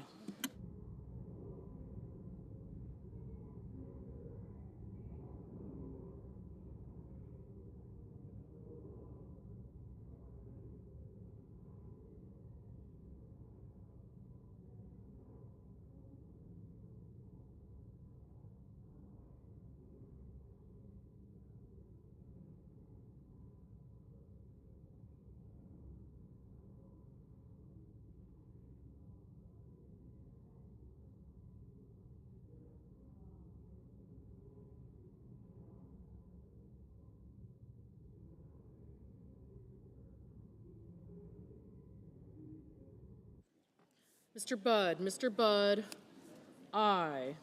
Mr. Moreno. Mr. Moreno, aye. Ms. Slotkin. Ms. Slotkin, no.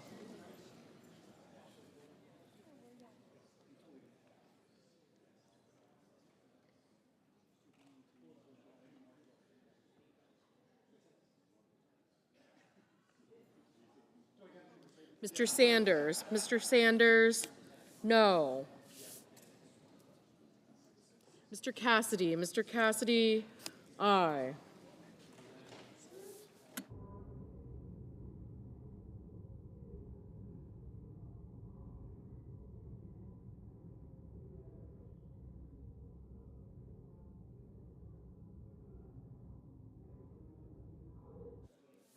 Mrs. Blackburn. Mrs. Blackburn, aye. Mr. Schmidt. Mr. Schmidt, aye.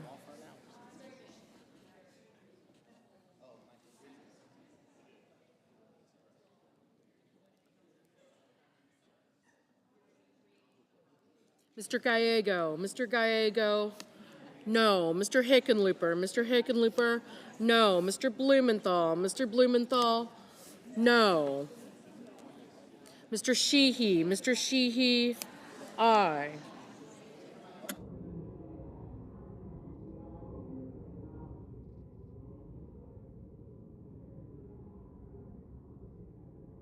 Mr. Cruz. Mr. Cruz, aye.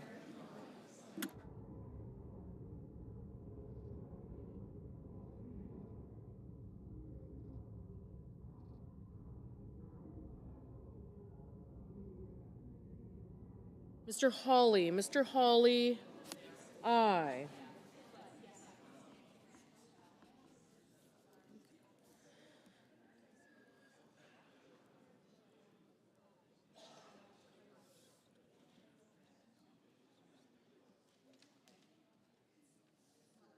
Ms. Lummis. Ms. Lummis, aye.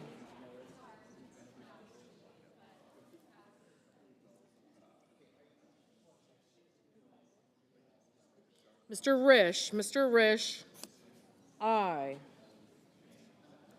Ms. Baldwin. Ms. Baldwin, no.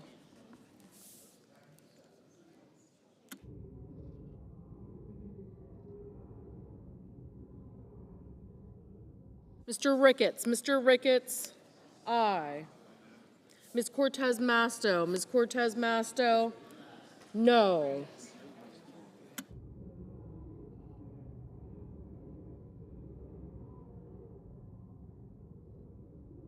Mrs. Capito. Mrs. Capito, aye. Mrs. Fisher. Mrs. Fisher, aye.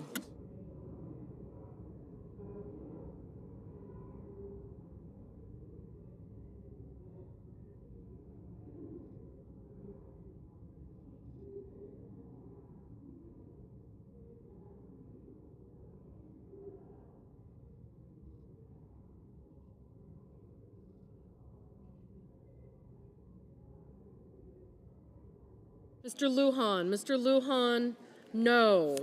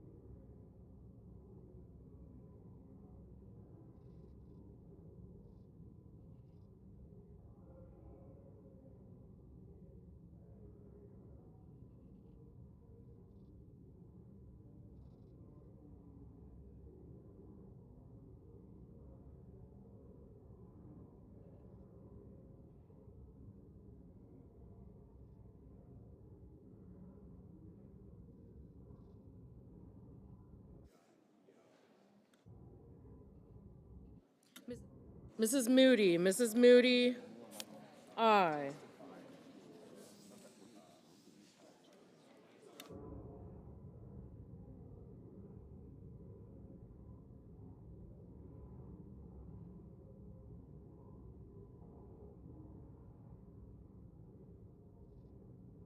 Mr. Fetterman. Mr. Fetterman, no.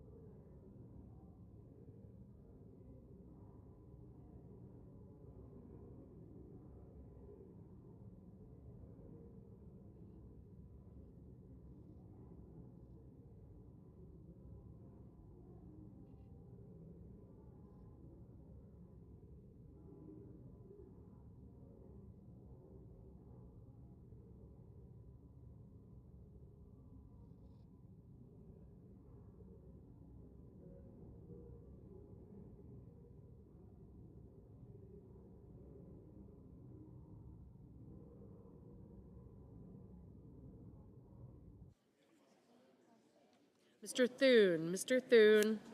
Aye.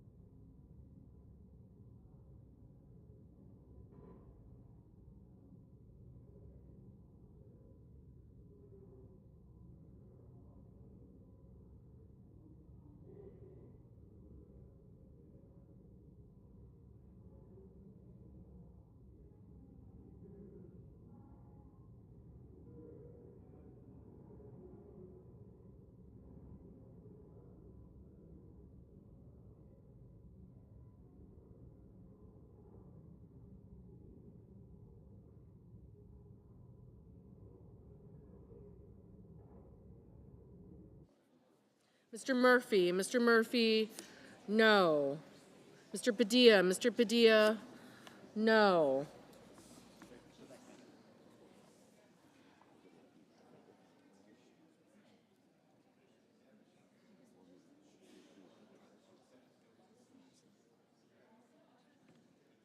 Mr. Van Hollen. Mr. Van Hollen. No.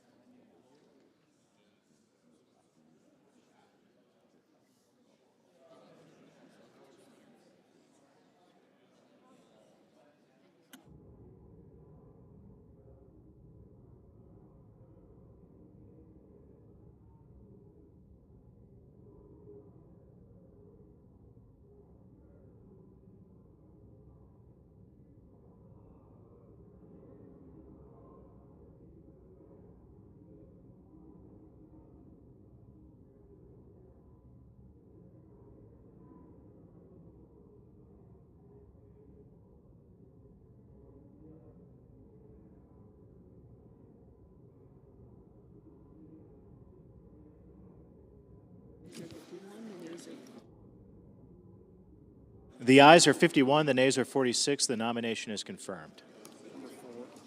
Under the previous order, the motion to reconsider is considered made and laid upon the table, and the President will be immediately notified of the Senate's action. The Majority Leader, I ask unanimous consent to waive the mandatory quorum call with respect to the Michael nomination. without objection. The clerk will report the motion to invoke cloture. Cloture motion. We, the undersigned senators, in accordance with the provisions of Rule 22 of the Standing Rules of the Senate, do hereby move to bring to a close debate on the nomination of Emil Michael of Florida to be Under Secretary of Defense for Research and Engineering, signed by 17 senators. By unanimous consent, the mandatory quorum call has been waived. The question is it the sense of the Senate that debate on the nomination of Emil Michael of Florida to be Under Secretary of Defense for Research and Engineering shall be brought to a close? The yeas and nays are mandatory under the rule. The clerk will call the roll. Ms. Also Brooks.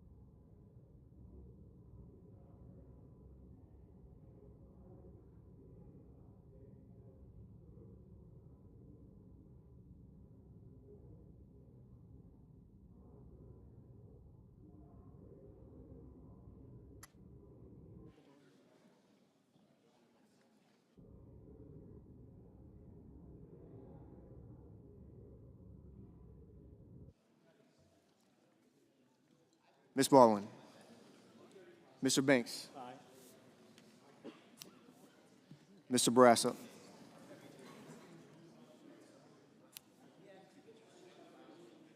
Mr. Bennett.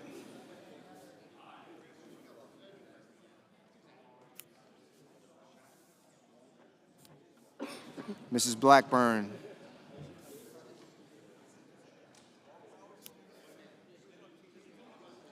Mr. Blumenthal. Ms. Blunt Rochester.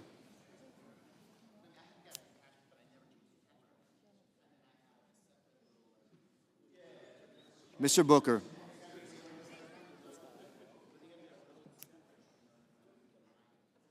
Mr. Bozeman. Mrs. Britt. Mr. Budd. Ms. Cantwell. Mrs. Capito.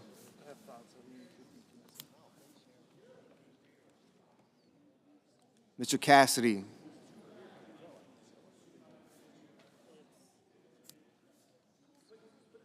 Ms. Collins. Mr. Coons.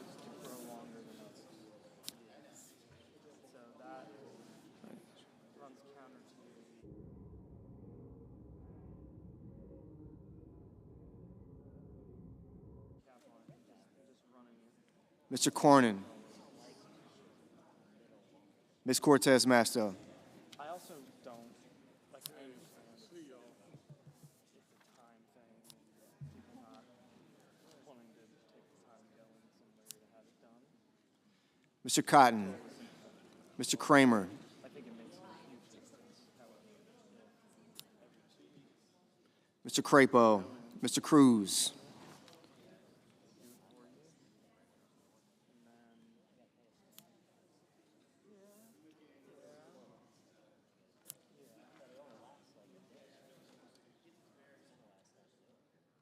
I have a different tolerance for it. And I keep my neck done.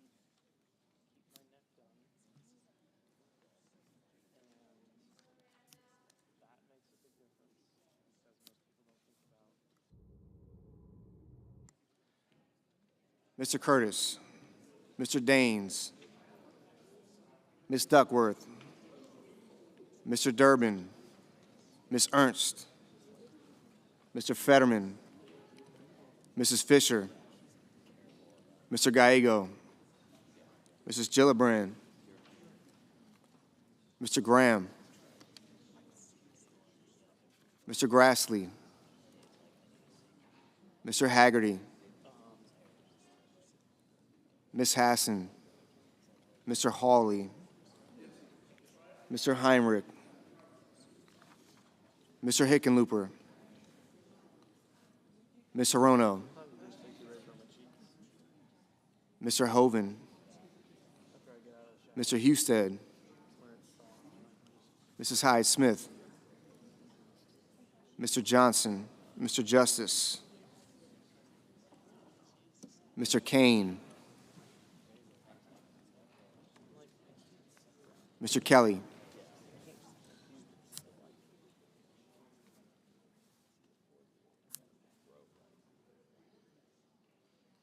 Mr. Kennedy. Mr. Kim. Mr. King. Ms. Klobuchar. Mr. Langford. Mr. Lee. Mr. Lujan. Ms. Lummis. Mr. Markey.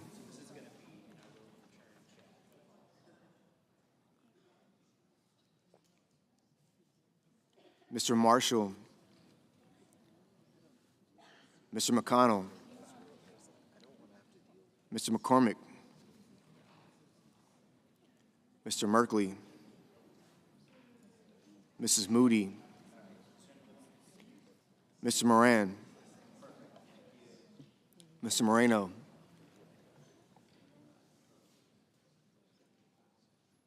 Mr. Mullen. Ms. Murkowski. Mr. Murphy.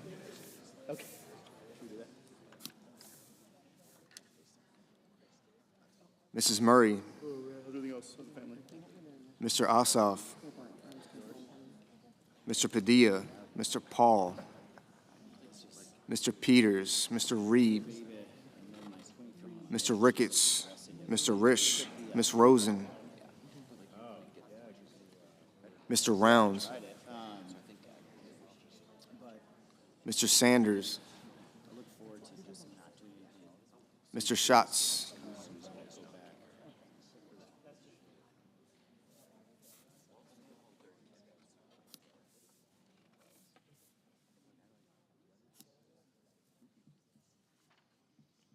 Mr. Schiff, Mr. Schmidt, Mr. Schumer, Mr. Scott of Florida, Mr. Scott of South Carolina, Mrs. Shaheen, Mr. Sheehy,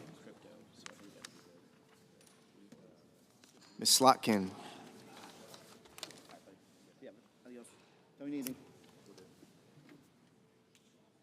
Ms. Smith,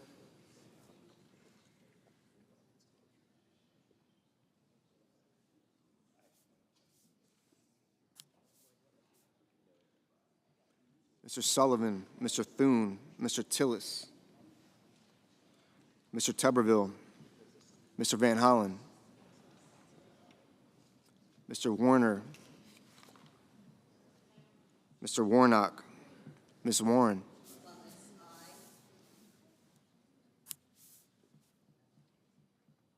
Mr. Welch, Mr. Whitehouse, Mr. Wicker, Mr. Wyden, Mr. Young.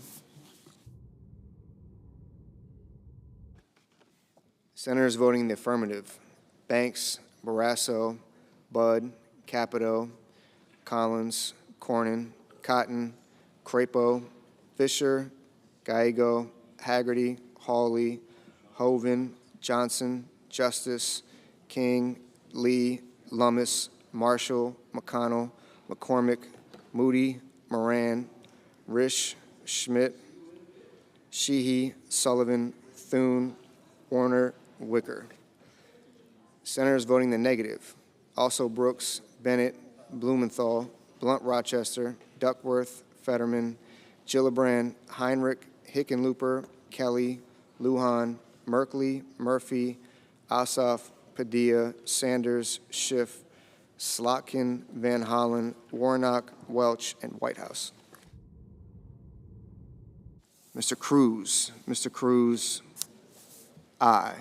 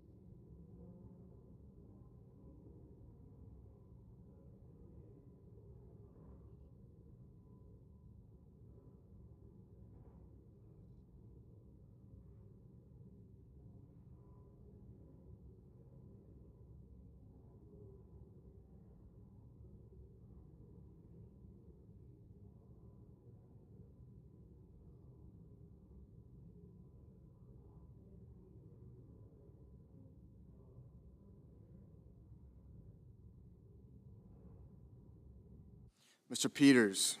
Peters, no.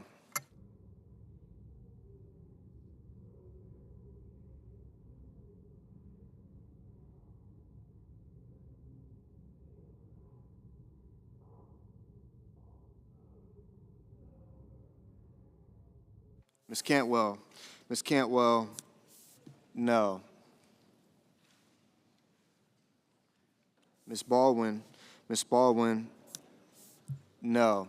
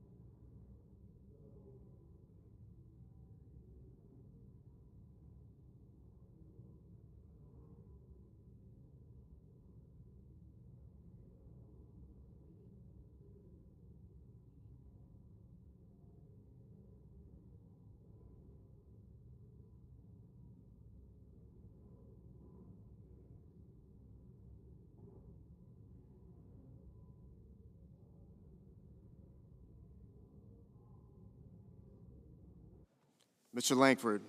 Mr. Langford, aye.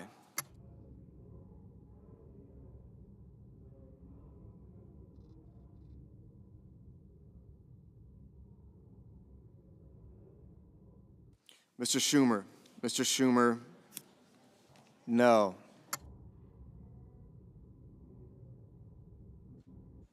Mr. Curtis. Mr. Curtis, aye.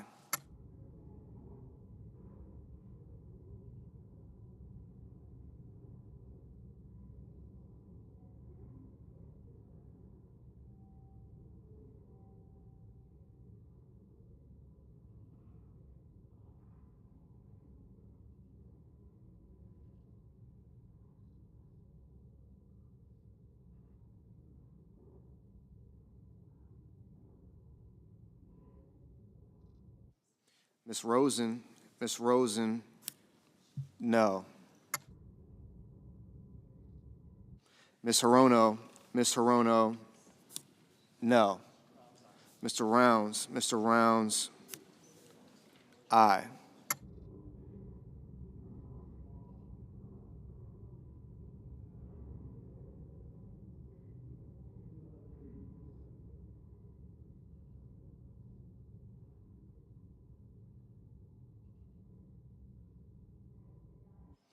Mrs. Hyde Smith. Mrs. Hyde Smith, aye.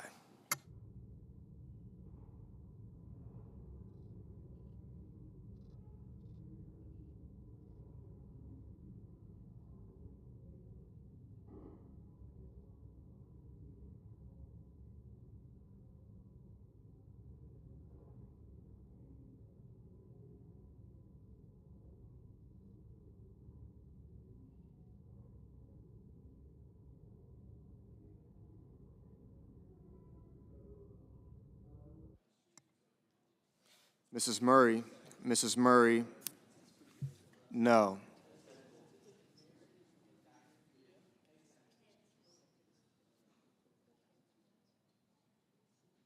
Mr. Kennedy. Mr. Kennedy, aye.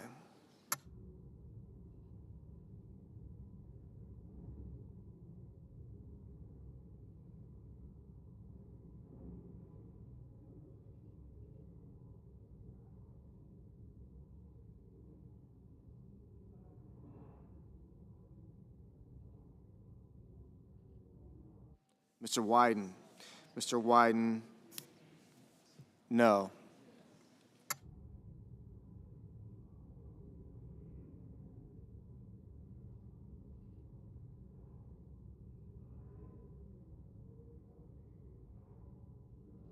Mr. Mullen. Mr. Mullen, aye.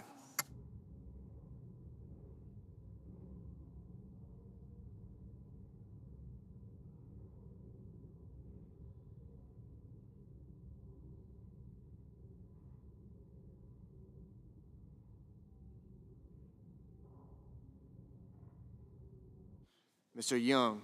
Mr. Young, aye. Mr. Bozeman. Mr. Bozeman, aye.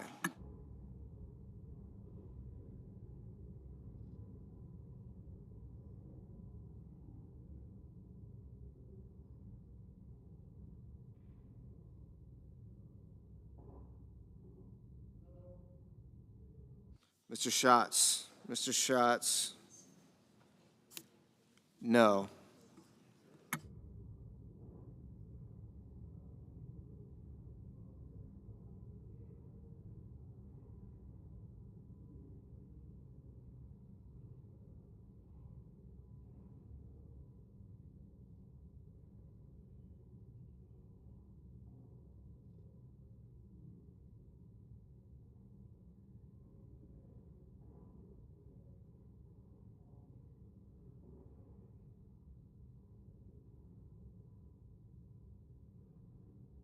Mrs. Britt. Mrs. Britt, aye. Mr. Cassidy. Mr. Cassidy, aye. Mr. Ricketts. Mr. Ricketts, aye. Mrs. Blackburn. Mrs. Blackburn, aye. Mr. Kim, no. Mr. Husted, aye.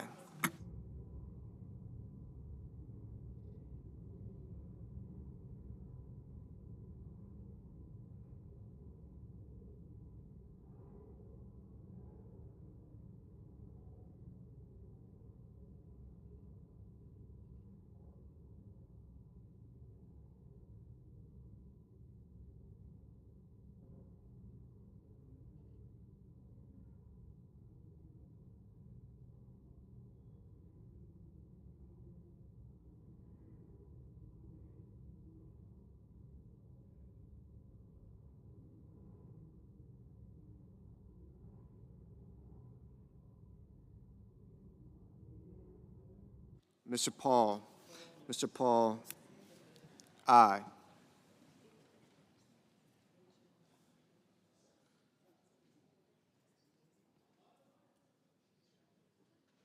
Mr. Reed, no.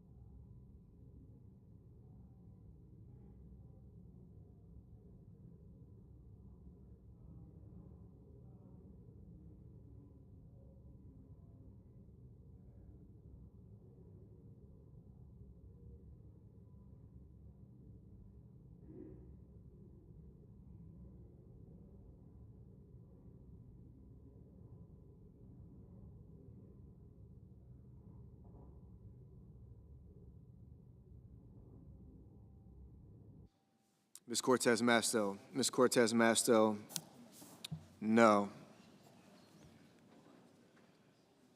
Ms. Warren, no. Mr. Kramer, aye.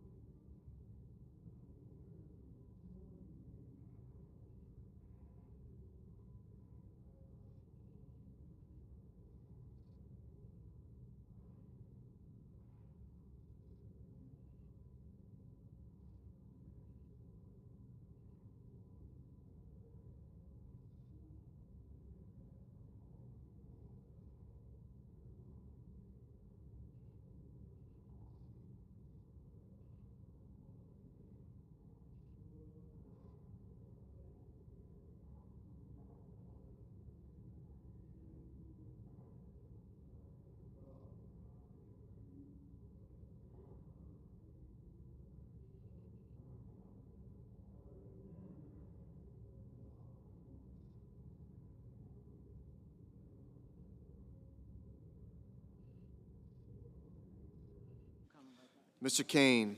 Mr. Kane, no.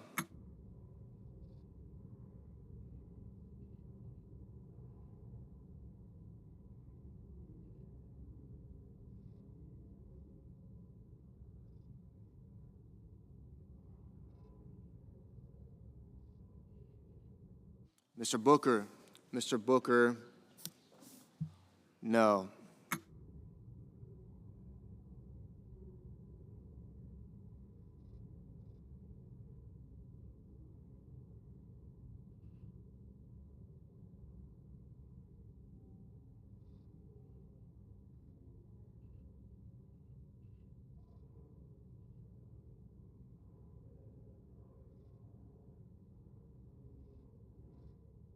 Mr. Coons. Mr. Coons, no.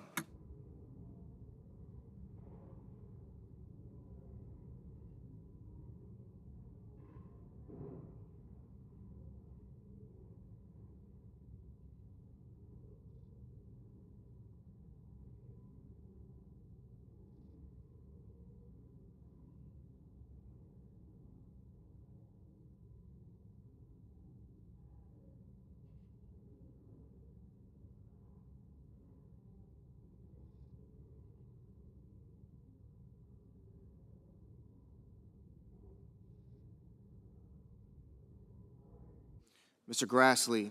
Mr. Grassley, aye. Ms. Klobuchar. Ms. Klobuchar, no. Ms. Murkowski. Ms. Murkowski, aye.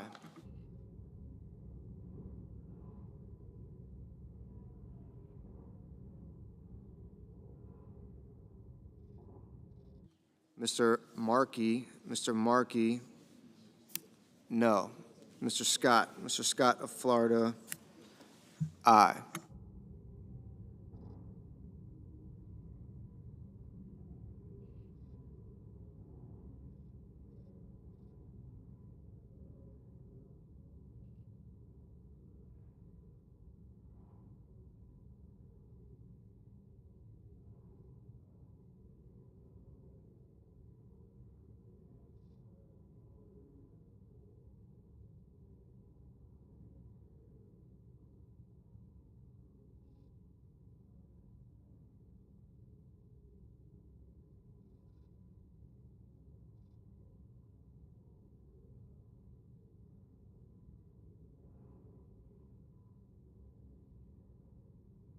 Ms. Smith.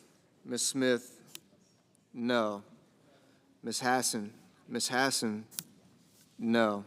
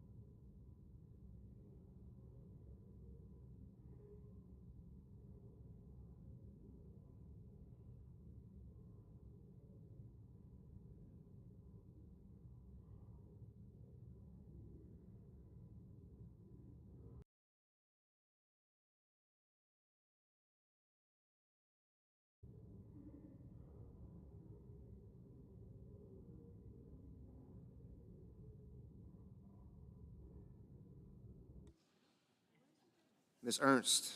Ms. Ernst. Aye. Mr. Moreno. Mr. Moreno. Aye.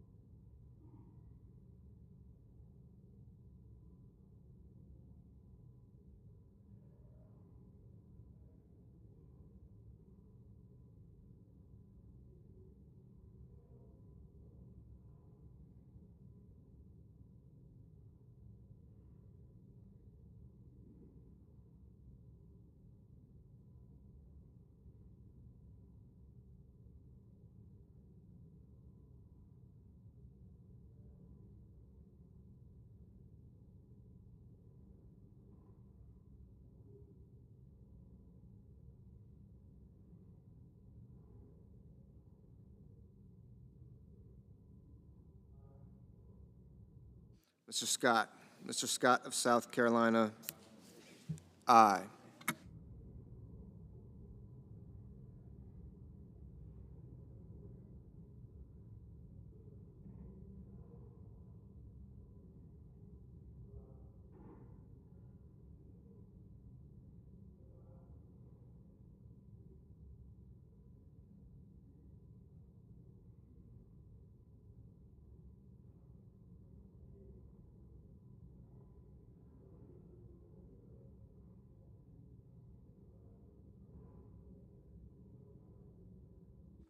Mr. Daines. Mr. Daines. Aye.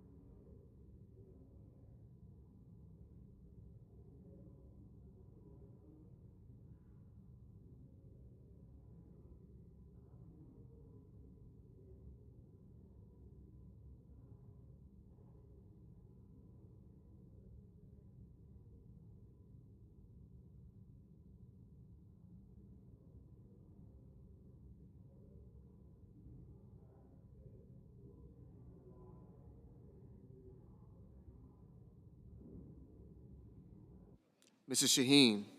Mr. Shaheen, no.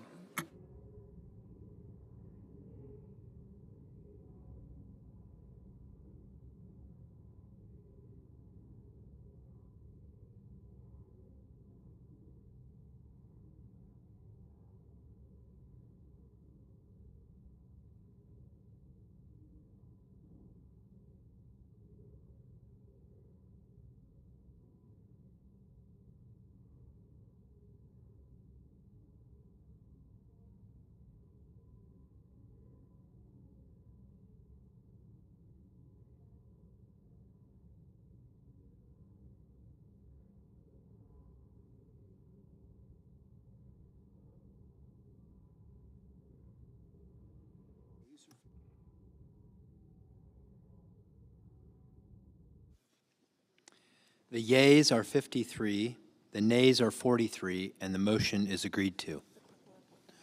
The clerk will report the nomination.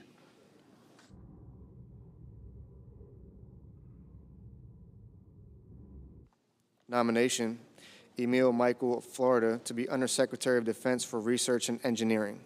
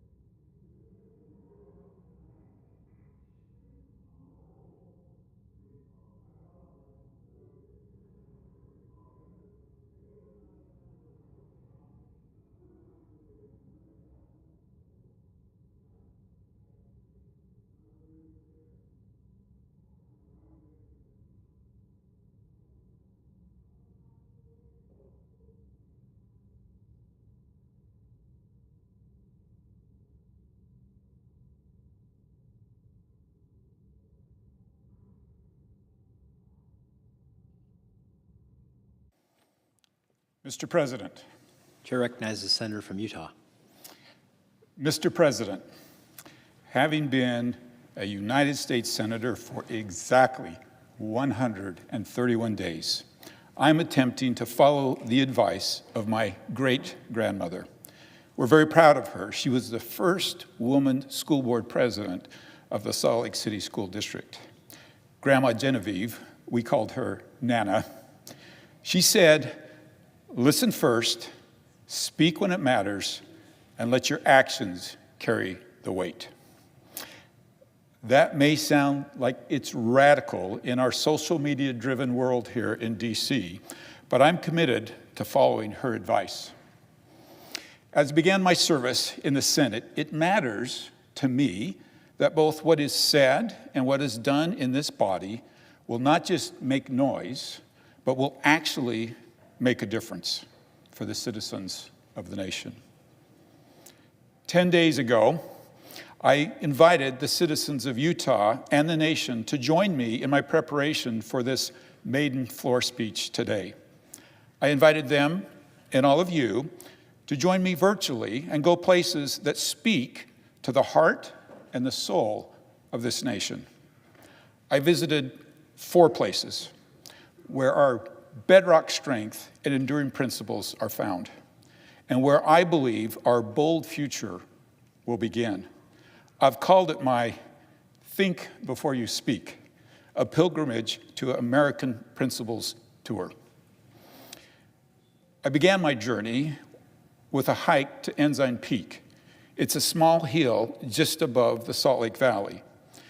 It's where my pioneer ancestors went to talk about pioneer values and visions. Just after arriving in the Salt Lake Valley, my pioneer ancestors climbed that very peak, where what they saw there wasn't what was, but what would be. They looked out over a barren desert, and I'm talking not hardly a tree in the Salt Lake Valley. They envisioned a home for faith and family and a crossroads, not just for the West, but for the world. President Gordon B. Hinckley, who's a pioneer descendant and a leader of the church, once reflected on that moment atop Ensign Peak. He said, if a reporter had been there that July morning of 1847, they would have scoffed at the idea. Imagine this, a ragtag group of exiles driven from their homes, standing in worn-out boots that they'd walked 1,000 miles in, nearly 1,000 miles away from the nearest settlement. They were in an untried climate. They'd never raised a crop there. They'd not built a structure of any kind. What were they thinking? Well, they didn't just dream. They came down from that peak and went to work. As I stood at that summit, I had a strong wind against my face, and I couldn't help but think of my pioneer ancestors who faced those same winds with much heavier burdens. I saw them pushing forward with courage and faith, laying the foundation for the life we now enjoy. From that height, up there on the hill, I couldn't see beneath the green canopy. That same place where there was hardly a tree now had a green canopy. But even though I couldn't see it all, I knew the secret to Utah's success. And if you've been there, you know it too. It's the people. People known for their kindness, for their hard work, their resilience, their independence, and for their deep, abiding faith in God. The spirit that built this place is still alive, and it calls us all to be what our pioneer ancestors need us to be for the generations they saw. We don't get everything right in Utah, but we've built something remarkable: a strong economy, fiscally responsible government, educational opportunities, and real upward mobility. Those aren't accidents. Washington could use a little more Ensign Peak thinking and a lot more pioneer doing. My listening tour next took me to hallowed ground. When I visited Arlington National Cemetery, I found myself drawn to reading the names and the words on those white stones. Korea, World War I, World War II, Vietnam, and where names should have been unknown, unknown, unknown. And occasionally, strangely, on the back of the markers, names like Ruth, Ethel, Alta, and the words, his wife. I paused and I tried to hear the voices of those who rest in that sacred ground. What would they say to me, to us, U.S. senators, charged with safeguarding the Constitution and the freedom they gave their lives to defend?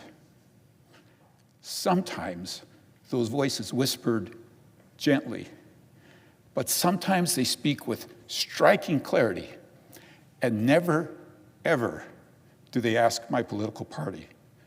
Those honored dead don't care if future generations have the latest gadgets or a life of ease, but they do care deeply that those generations have souls, souls with the strength forged by doing hard things, souls that cherish freedom, pursue peace, and carry their moral courage to stand for what's right. They remind me that the Constitution was not just a clever document. It was and remains divinely inspired. President Ronald Reagan said, "Freedom is one of the deepest and noblest aspirations of the human spirit." Those who rest beneath the white stones at Arlington didn't die just so Americans could live free. They died so that freedom could take root wherever the human spirit longs for it. Their legacy isn't just national, it's universal. Their sacrifice calls us to something higher. Two headstones right next to each other caught my attention. William W. Kirby and William W. Kirby, Jr. The father had fought in World War I and lived 85 years. The son fought in World War II and died in combat, earning the Purple Heart at age 20. Then it hit me. Family. I recognized that families fight for freedom. As Americans, we should all stand at Arlington as if we lost our son, our daughter, our wife, our friend, because we have. Our honored dead are indeed our brothers and sisters. So let's remember, we honor best those who have gone before by standing for freedom today. I walked into the Holocaust Museum.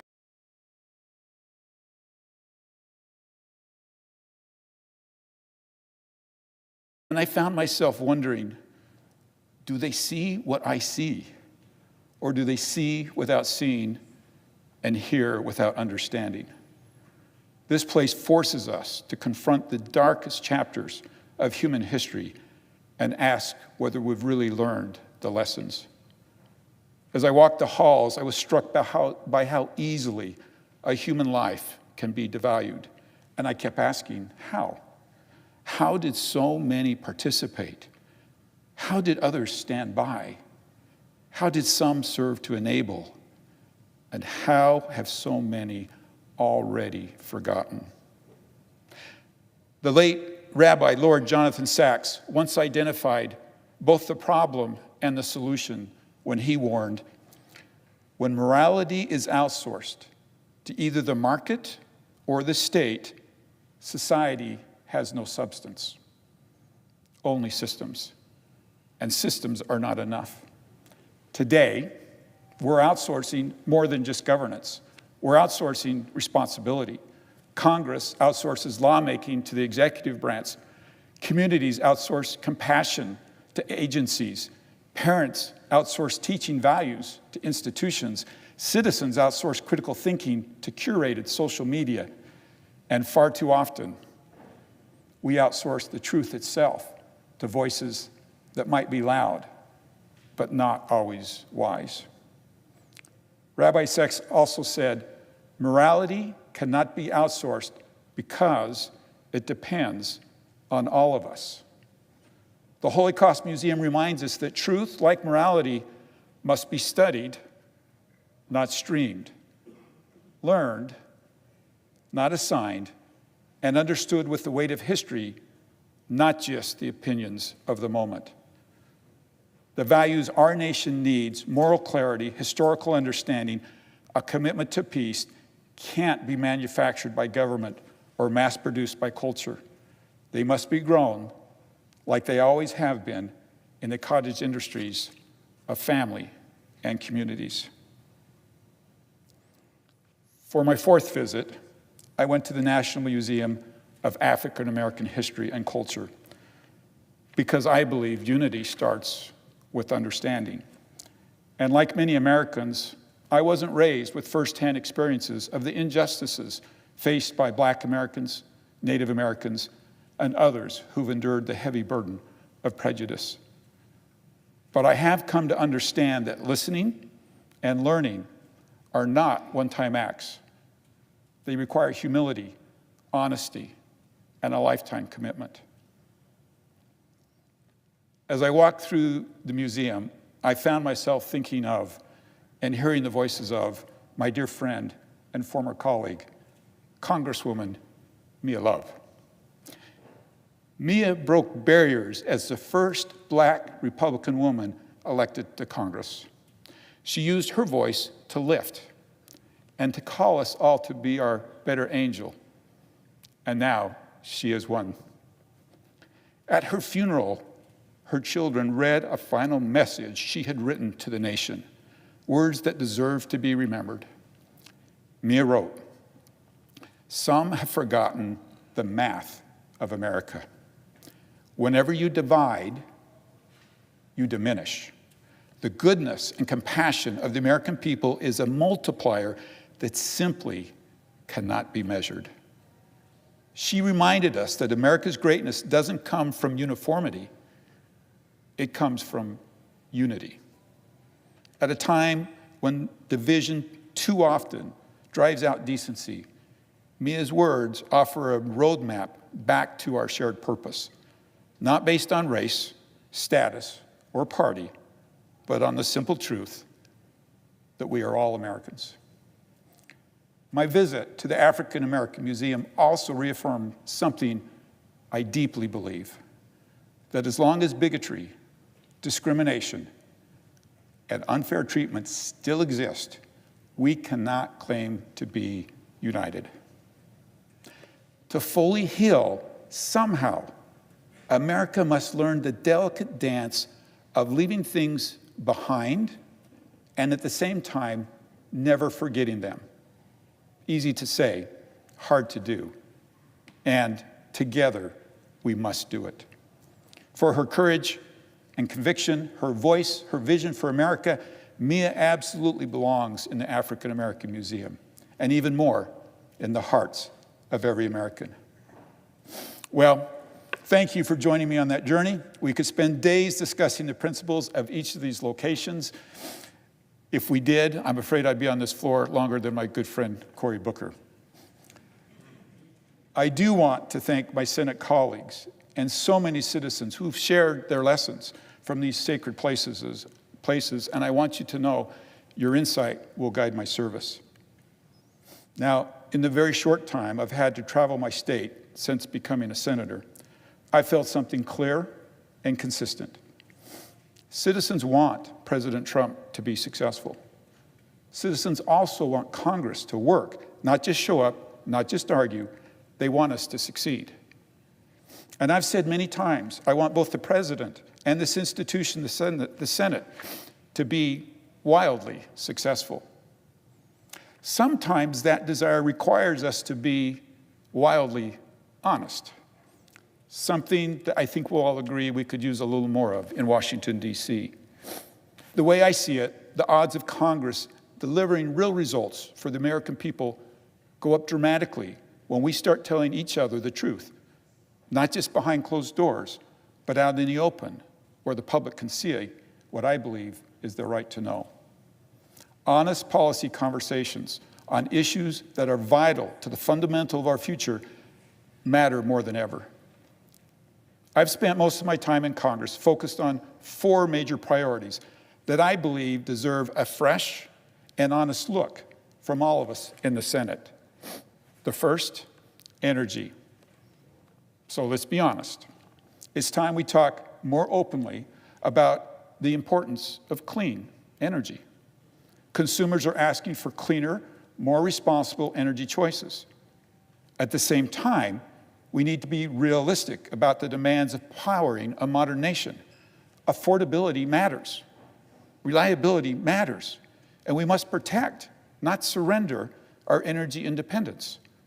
President Trump has put America back on the right path when it comes to energy. I'm also convinced that a healthy economy and a healthier environment are not mutually exclusive. I actually believe they're compatible and inseparable. The simple truth is, Americans want energy that is more affordable, reliable, and cleaner. And they deserve honest, common sense policies that deliver all 3. Number 2, our local communities. All right, my colleagues from the East, bear with me. It may be hard to grasp just how deeply federal overreach affects daily life in Utah. Think about this. In some counties, over 90% of the land is owned and controlled, not by local leaders and communities, but by a distant federal government. That's not theoretical, it's daily life for most of us in the West. I often say that the best environmentalists in the world are Utah's farmers and ranchers. By the way, they hate when I say that. But we live closest to the land. We know it, we care for it, and we depend on it. We don't want to be managed. We want to be trusted. We want stewardship, not control. I look forward to working with President Trump to restore local control and stewardship over the land we love. Number 3, China. For decades, we've operated under the hope that bringing China to the economic table, even as they stole our intellectual property, cheated on labor practices, and manipulated trade, would somehow lead them towards democracy.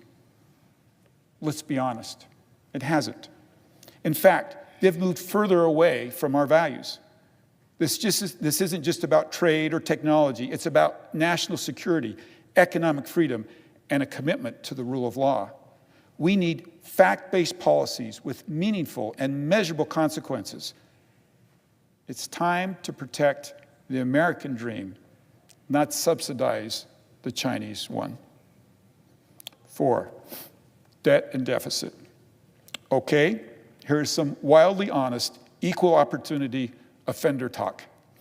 We, and I mean we, Democrats and Republicans in this body, are not being honest with the American people when we pretend that Social Security, Medicaid, and Medicare don't need reform. And we are equally dishonest when we weaponize fear, telling seniors and the most vulnerable that reform means abandonment. It doesn't. It never has. If we act now, we can protect those most in need, preserve programs for future generations, and avoid harsher consequences of doing nothing. It's time to deliver sensible solutions and real results rather than just playing politics. Utahns understand thrift, accountability, and the value of doing hard things. It's time Congress caught up with that wisdom. Here's our choice. We can have an honest conversation about these challenges now, or we can be the ones who will have to deliver the devastating, draconian, harmful cuts that will inevitably come if we don't. So yes, I'm convinced that honest conversations, received with humility, are what will make us truly successful in the United States Senate. And our success as a nation depends on each of us and all of us in this chamber being unflinchingly honest and working together to make America wildly successful. Now hang in there, I'm almost done. I have to point out one more thing. Fortunately, the Senate has provided each of us something to remind us of all the principles I've shared today. What is it? The tradition of awarding pins to members of the Senate began in 1965. At first glance, these pins seem little more than a way for security to wave us through security.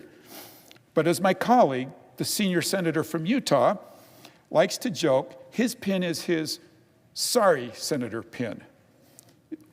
When Senator Lee was first elected, he may have looked just a little bit more like a page than a senator.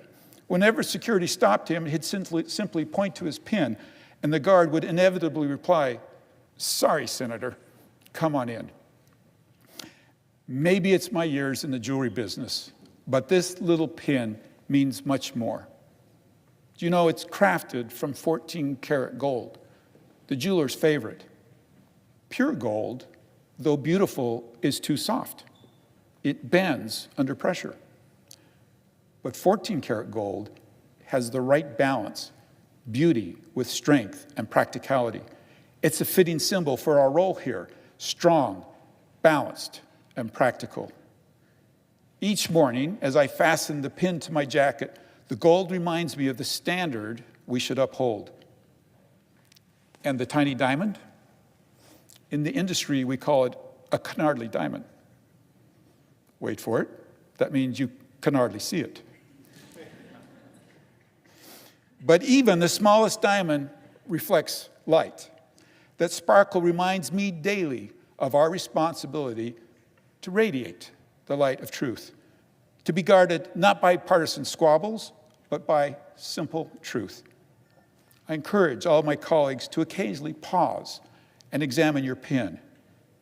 At its heart, the official Senate seal, rich with symbolism, peace and strength, freedom protected by law, authority tempered by responsibility, all guided by the light of truth. And the words, e pluribus unum, to remind us of unity. And that familiar image, sticks bound together, which, by the way, it was my great-grandmother Jenny Curtis, Nana, who established that bundle of sticks as the Curtis family's pioneer symbol, a reminder that we are stronger when bound together in unity. I hope that each of us, as individual senators, and all of us collectively, as the United States Senate, will strive to uphold the values reflected in this tiny yet powerful symbol, principles that have made Utah strong and America extraordinary. Mr. President, with lessons learned from the principles found in important locations and sacred sites, let us commit to the values that unite us as a nation. To my colleagues and friends, I hope you see these principles not just in historic places, but in the spaces you walk and work every day. Together, we can pursue a vision for America that continues to be as bold and audacious as our beginning, while delivering dignity, freedom, and opportunity for all. Thank you, Mr. President. I yield back.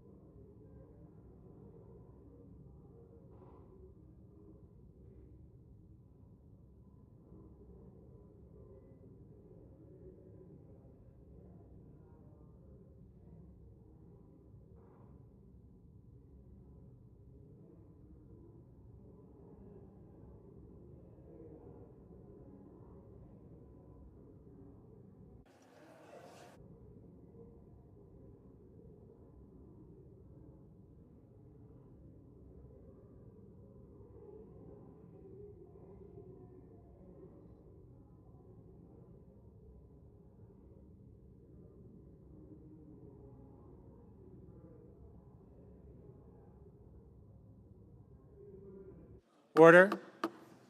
Mr. President, it really is an honor to serve with my friend John Curtis. Sharon and I love John, his wife Sue. I've known him for a long time, and he's a dear friend. As you can tell, as anyone who doesn't, everyone who knows him loves him. Anyone who doesn't know him from watching this speech can tell that he's a man of great intellect, great conviction. He's also just a really likable person. I feel so fortunate to serve with him. So welcome to the Senate, and congratulations on an absolutely fantastic maiden speech. I'm relieved that you decided not to try to break Cory Booker's record today. We'll save that one for another day. Thank you, Mr. President.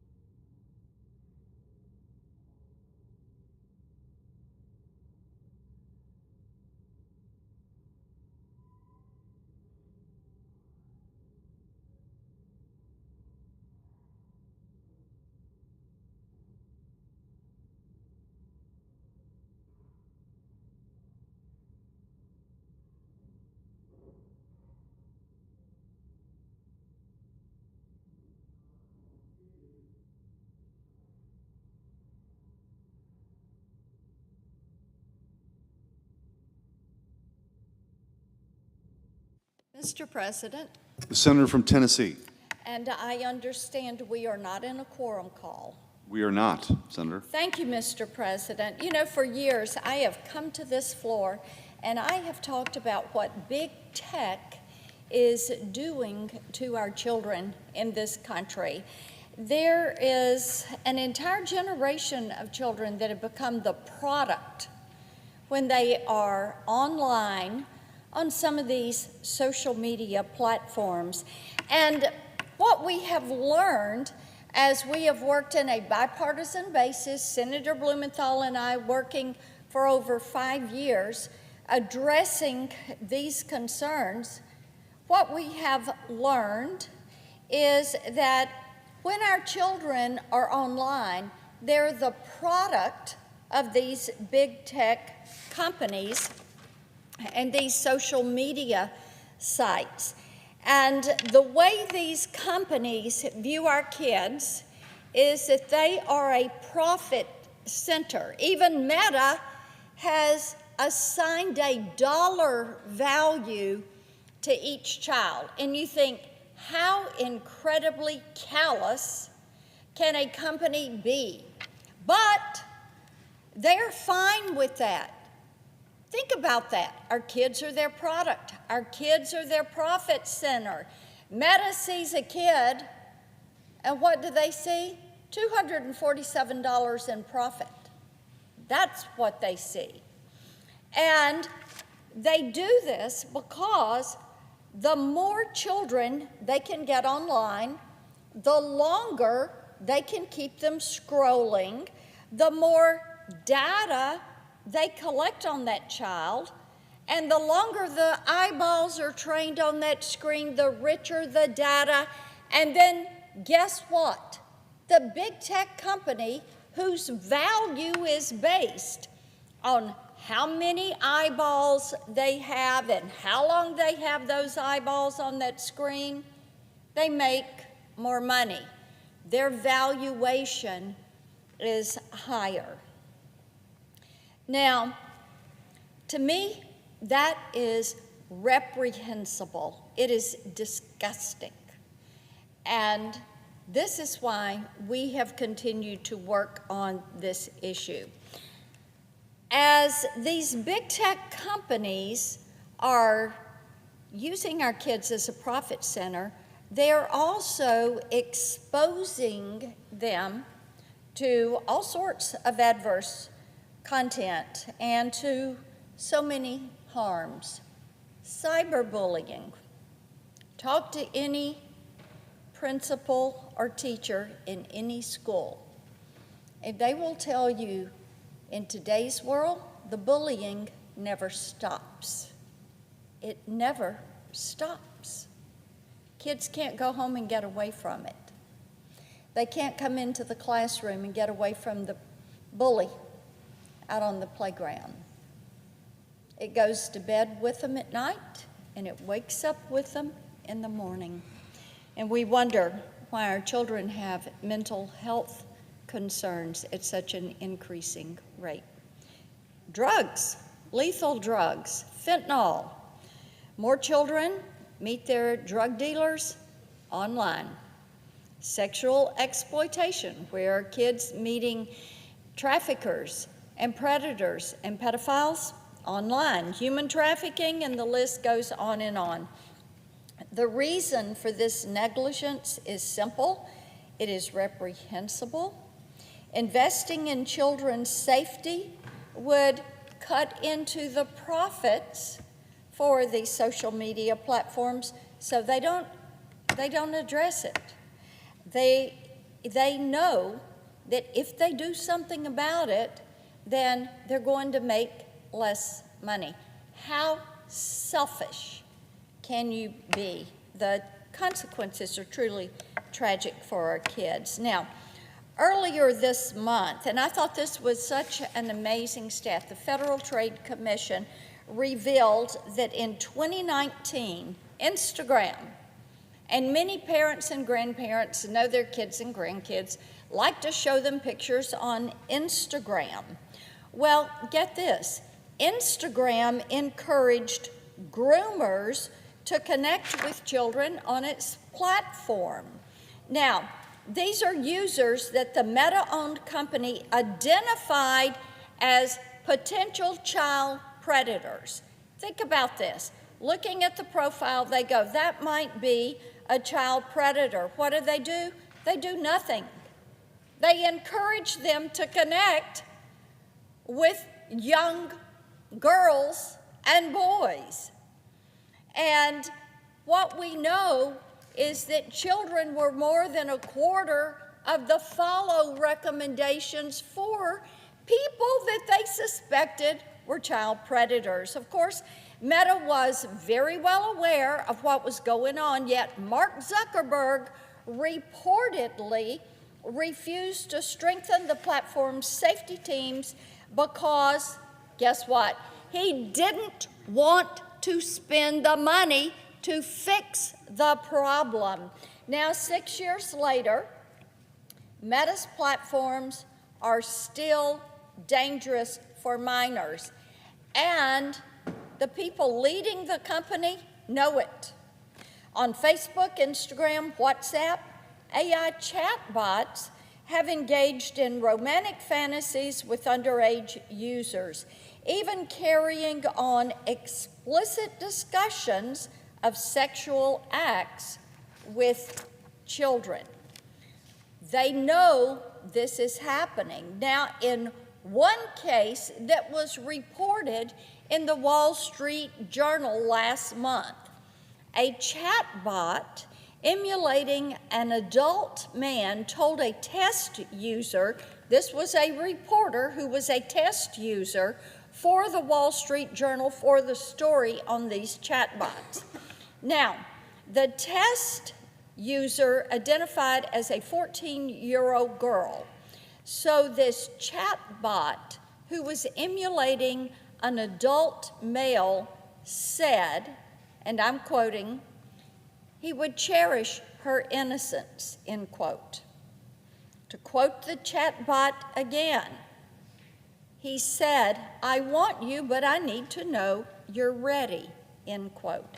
In another case, a chatbot played the role of a track coach who preyed on a middle school student. And I quote the chatbot, we need to be careful, we're playing with fire here, end quote. This is horrific. It is disgusting. Anyone can see that it is repulsive and dangerous for our children, but for Meta, that was their goal. Get these kids in, get them using the chatbot. Even as employees of Meta warned that the chatbots could sexualize children, Zuckerberg reportedly pushed for fewer safeguards to attract as many users as possible. This is not something that was research done here in Congress. It's not something that was partisan. It was a reporter for the Wall Street Journal. Now, this is supposedly what Mark Zuckerberg had to say, and I quote. The quote is, I missed out on Snapchat and TikTok. I won't miss on this, is allegedly what he said. Now, while Meta is among the worst offenders when it comes to children's safety, they are not alone. I have talked many times, and my colleagues know, I've talked about Chinese-owned TikTok. The company is ByteDance. We know they keep all of our data there in Beijing, but TikTok pushed content that glorifies suicide to teenagers and developed some addictive algorithms that harm their mental health. Discord. On Discord, pedophiles have targeted minors with sextortion and have lured them into abductions. This is something we know. We have the information. It's not hearsay. Drug dealers have used platforms from YouTube to Telegram to sell lethal drugs like fentanyl to teenagers. fueling our nation's drug epidemic. The list goes on, and for years, my colleagues and I on the Senate Commerce Committee and the Judiciary Committee have listened to parents. We have cried with parents. We have held them close, parents from across the country who've lost their children to online harms. And for years, we've heard excuse after excuse after excuse from big tech CEOs about these tragedies that are happening every single day, but they don't do anything about it. The excuses go on and on. They know what's happening, but they choose profit over protecting our kids. So it cannot go on any longer. So today, Senator Blumenthal and I have reintroduced the Bipartisan Kids Online Safety Act, or KOSA, as we know it. This is crucial legislation. This is the legislation that will hold big tech accountable and make certain that parents and kids have the tools, the safeguards, the transparency that they need for young people to be protected in the virtual space.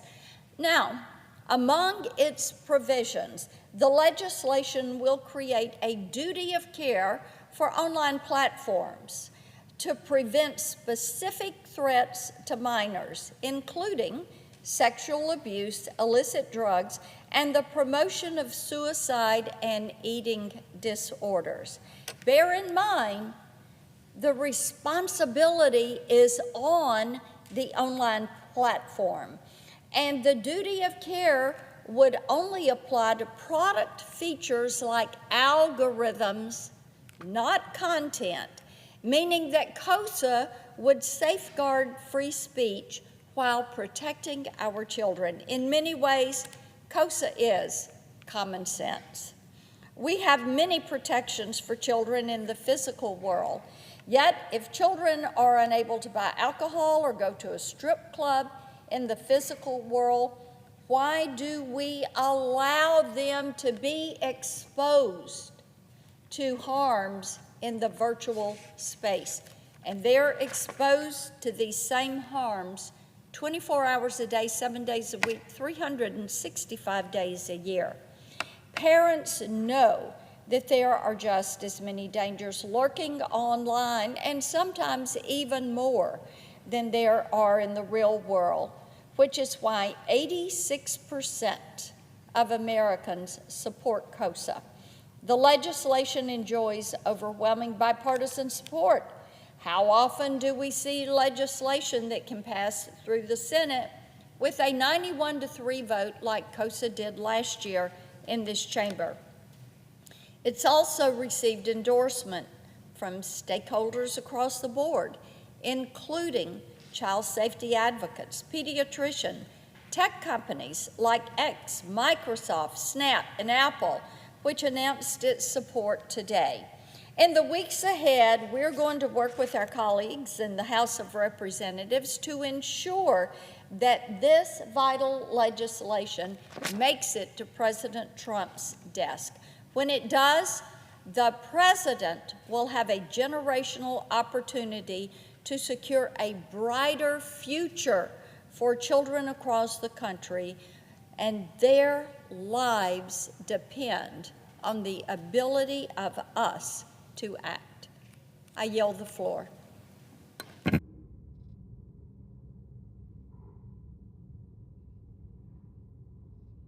President. The senator from Wyoming. Not since President Ford has any president been denied at least some of his nominees unanimous consent for confirmation at this point in their presidency. That's why I come to the floor today to advocate for one nominee who is sorely needed. Her name is Jessica Kramer, to be Assistant Administrator in the Office of Water at the Environmental Protection Agency. Jess, as we all know her, given her time working at the EPW committee, is solid and as sharp as they come. She previously served as an environmental prosecutor and defense attorney for the Wisconsin Department of Justice, a government affairs specialist for drinking water and wastewater associations, and deputy secretary for regulatory programs at Florida's Department of Environmental Quality. She also served in the EPA's Office of Water in the first Trump administration. Her impeccable qualifications are part of the reason she received a strong bipartisan vote out of the EPW committee on a 15-4 vote, including Ranking Member Sheldon Whitehouse. Her background check has been available for a week. There is no reason her nomination should be delayed any longer. President Trump deserves to have his qualified people at his side, and the American people deserve to have their votes mean something. Therefore, notwithstanding Rule 22, I ask unanimous consent that the Senate proceed to the consideration of the following nomination. Executive Calendar number 89, Jessica Kramer, to be an assistant administrator of the EPA. That the Senate vote on the nomination without intervening action or debate. The motion to reconsider be considered made and laid upon the table, and that the President be immediately notified of the Senate's action. An objection. The senator from Rhode Island.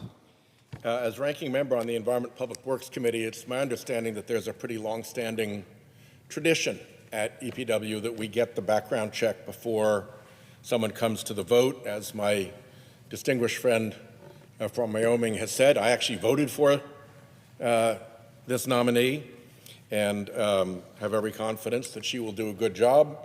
But I don't believe that the background check is available. If I'm mistaken about that, then we can review this some other time. But as far as I know, we do not have this nominee's background check, and that's a matter that I think needs to be taken up with the FBI.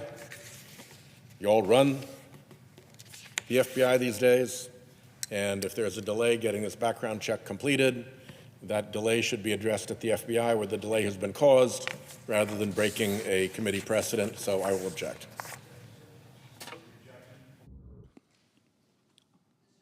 Senator from Wyoming. It is my understanding that her background check is available and has been available for a week. I would ask the gentleman from Rhode Island to check with the EPW committee where her background check should be available. Mr. President, one way Americans lose trust in government is when their expectations for that government, as expressed through their vote, are not met. You know, we often talk about how elections have consequences. I'll say I supported many of President Biden's nominees, despite disagreeing with them vehemently. Unfortunately, my friends across the aisle are abusing our constitutional role of advice and consent, unfairly denying the American people the change they just voted for last November. There's plenty of divisiveness in our nation right now, but rallying behind someone as qualified and supported by so many Republican and Democratic senators as Jessica Kramer should be something this body could do. Mr. President, I yield back. Absence of a quorum. The clerk will call the roll. Ms. Also Brooks.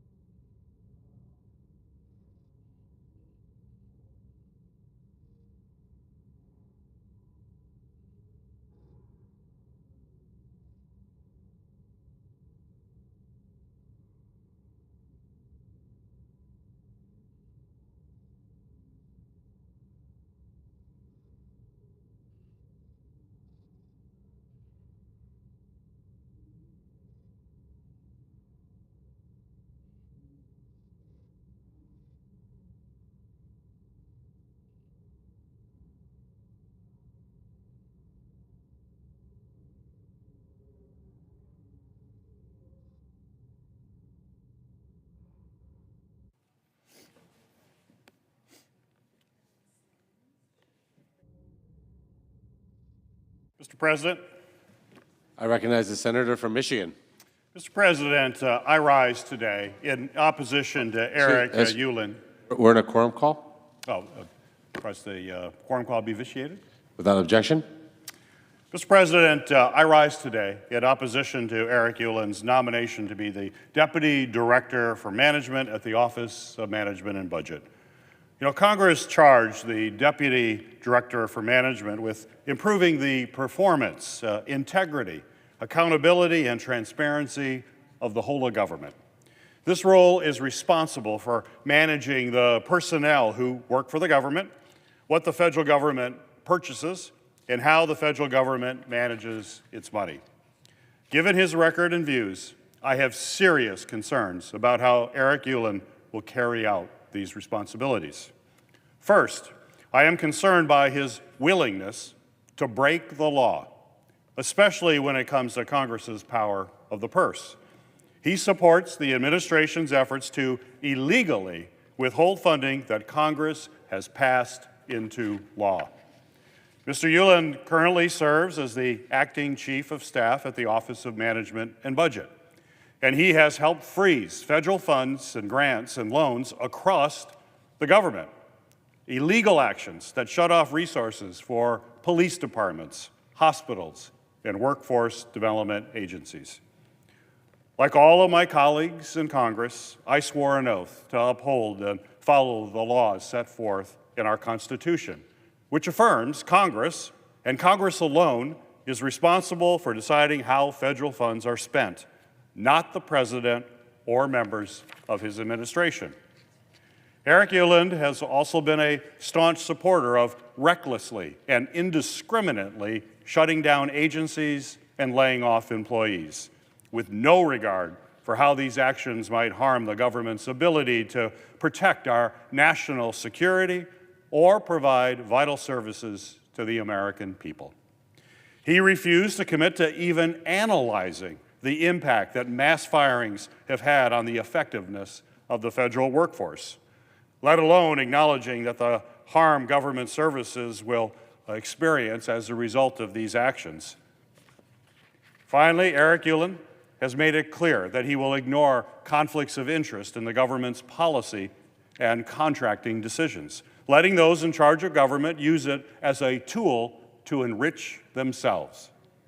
As Elon Musk is pushing agencies to purchase services that his own companies provide and shutting down agencies that are investigating his companies, Eric Ueland told me that he was unable to see any conflicts of interest raised by Elon Musk's influence on government decisions. Government should make decisions in the interest of the people and not in the interest of conflicted billionaire donors to the president like Elon Musk. If Eric Ueland is confirmed, I am concerned that he will defy our duly passed laws and our Constitution to continue President Trump and Elon Musk's assault on the federal government. Because of this, I oppose Eric Ueland's nomination, and I urge my colleagues to do the same.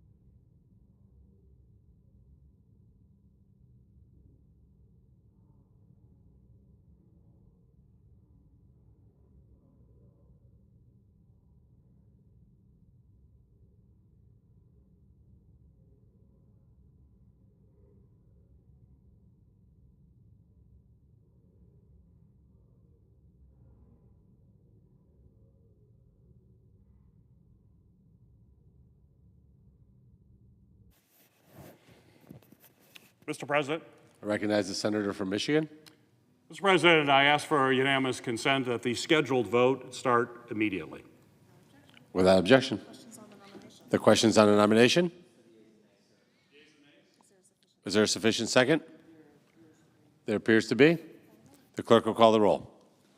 Ms. Alsobrooks, Ms. Baldwin, Mr. Banks, Mr. Barrasso, Mr. Bennett, Mrs. Blackburn, Mr. Blumenthal, Ms. Blunt-Rochester, Mr. Booker, Mr. Bozeman, Mrs. Britt, Mr. Budd, Ms. Cantwell, Mrs. Capito, Mr. Cassidy, Ms. Collins, Mr. Coons, Mr. Cornyn, Ms. Cortez Masto, Mr. Cotton, Mr. Kramer, Mr. Crapo, Mr. Cruz, Mr. Curtis, Mr. Daines, Ms. Duckworth, Mr. Durbin, Ms. Ernst, Mr. Fetterman, Mrs. Fisher, Mr. Gallego, Mrs. Gillibrand, Mr. Graham, Mr. Grassley, Mr. Haggerty, Ms. Hassan, Mr. Hawley, Mr. Heinrich, Mr. Hickenlooper, Ms. Hirono,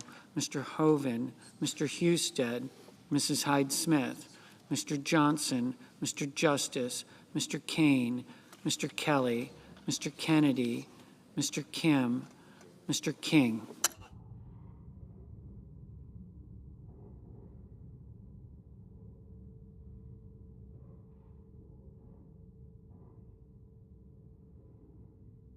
Ms. Klobuchar.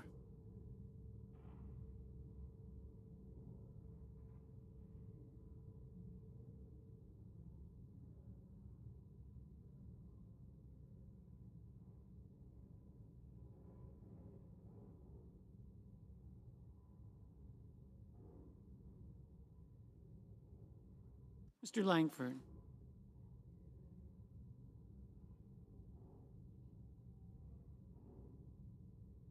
Mr. Lee.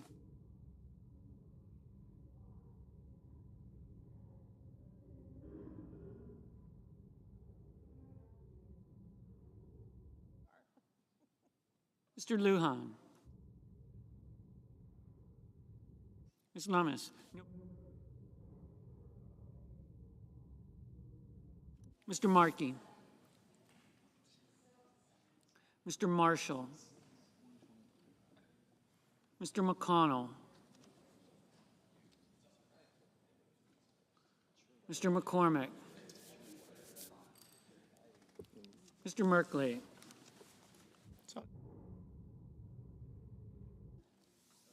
Mrs. Moody. Mr. Moran.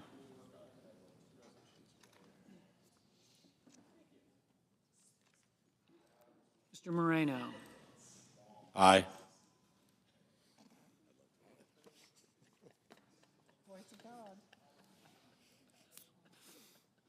Mr. Mullen. Ms. Murkowski.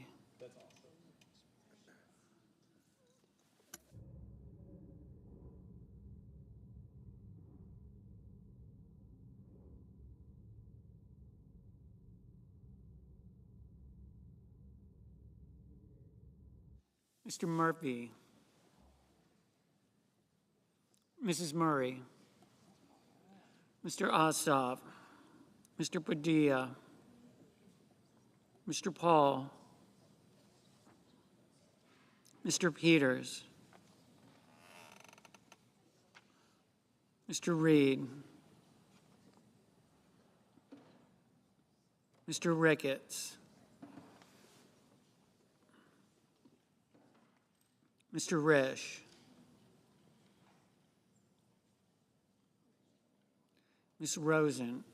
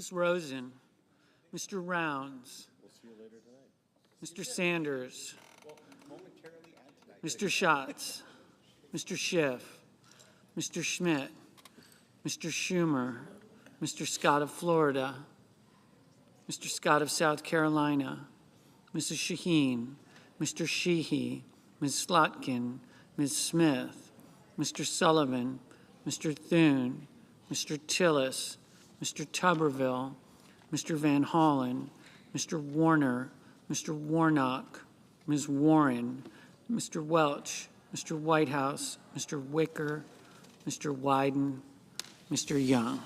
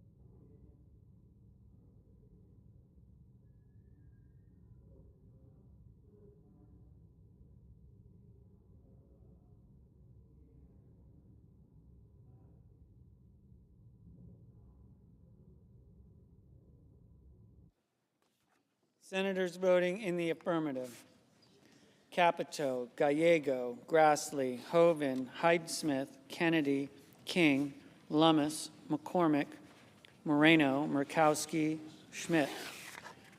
Senators voting in the negative: Also Brooks, Baldwin, Cantwell, Coons, Duckworth, Hirono, Kane, Kelly, Lujan, Ossoff, Padilla, Peters, Warren. Mr. Daines, aye. Ms. Ernst, aye.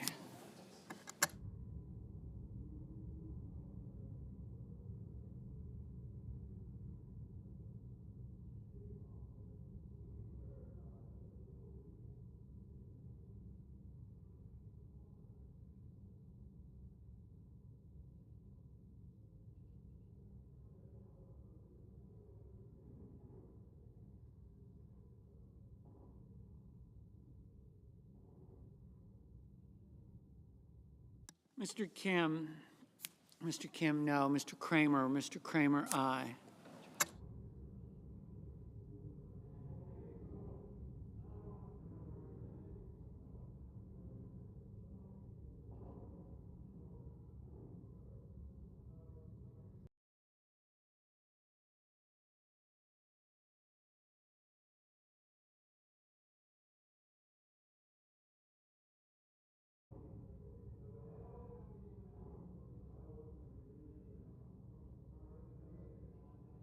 Mr. Justice, aye.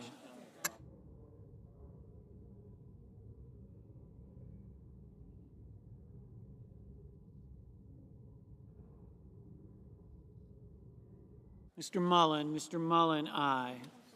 Mr. Sullivan, aye.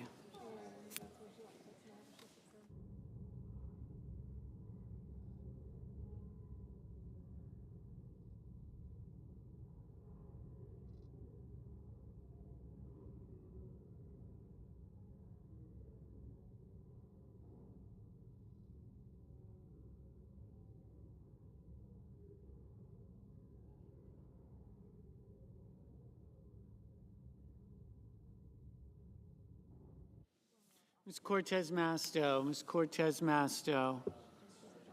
No. Mr. Husted, aye. Mr. Rounds, aye. Mr. Durbin, no.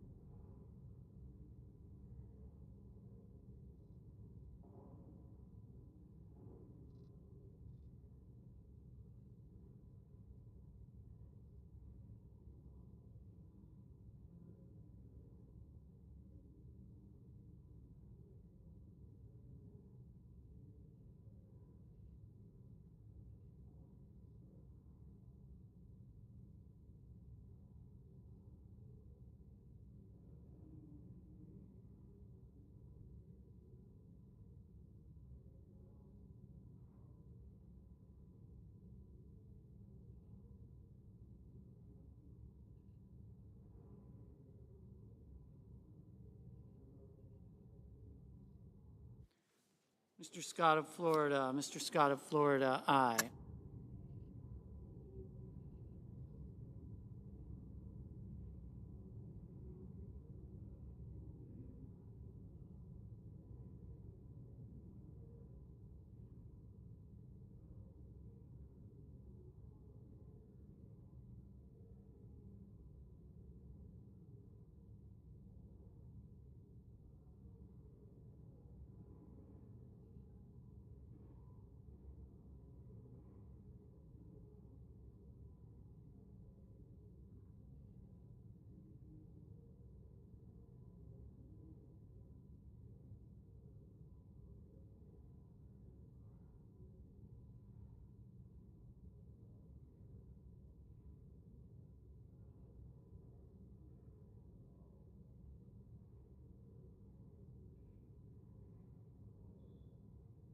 Mr. Fetterman, Mr. Fetterman, no.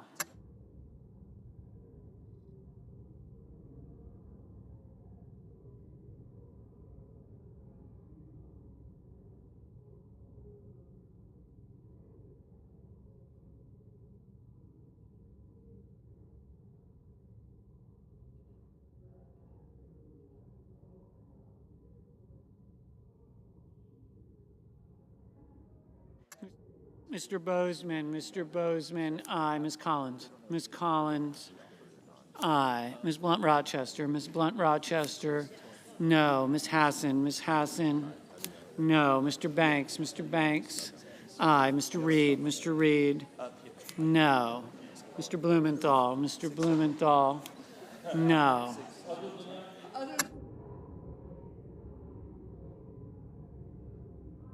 Mrs. Blackburn, aye. Ms. Rosen, no. Mr. Sanders, no.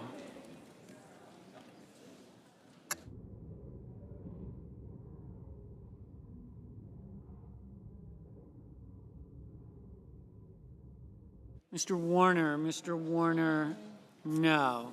Mr. Warner, aye.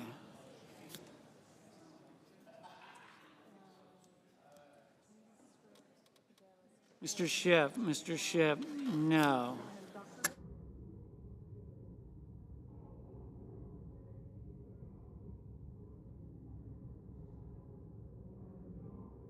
Mr. Wyden, no. Mr. Cassidy, aye. Mr. Young, aye.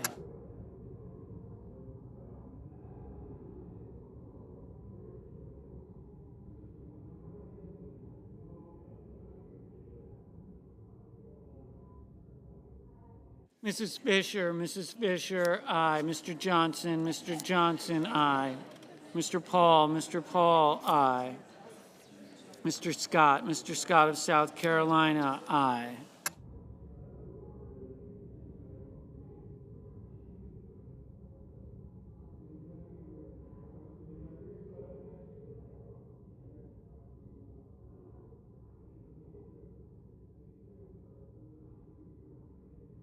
Mr. Schumer, no. Mrs. Brett, aye.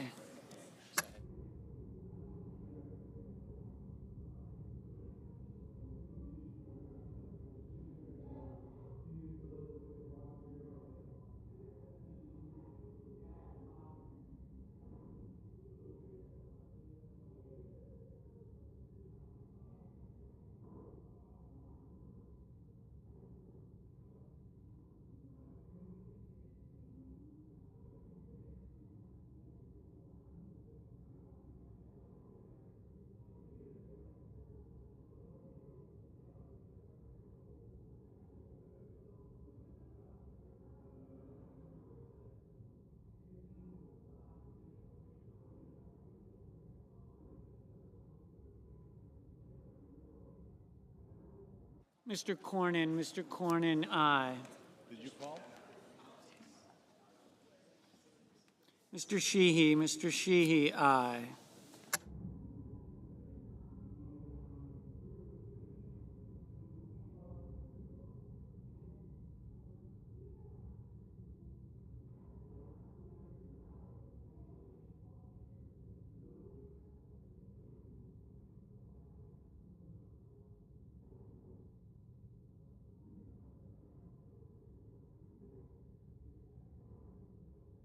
Mr. Haggerty, aye. Mr. Cotton, aye. Mr. Heinrich, no.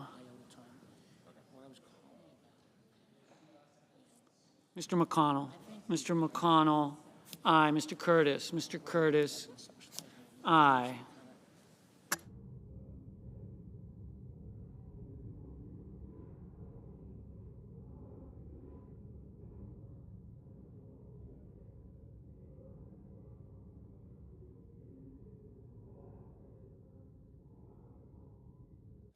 Mr. Merkley, no. Mr. Whitehouse, no. His people, he didn't call him until his.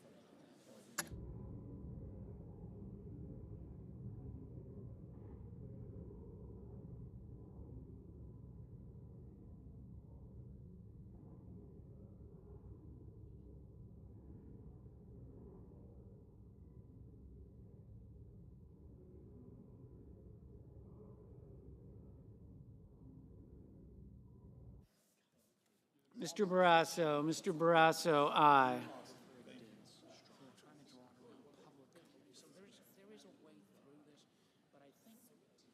Ms. Slotkin, no. Mr. Bennett, no.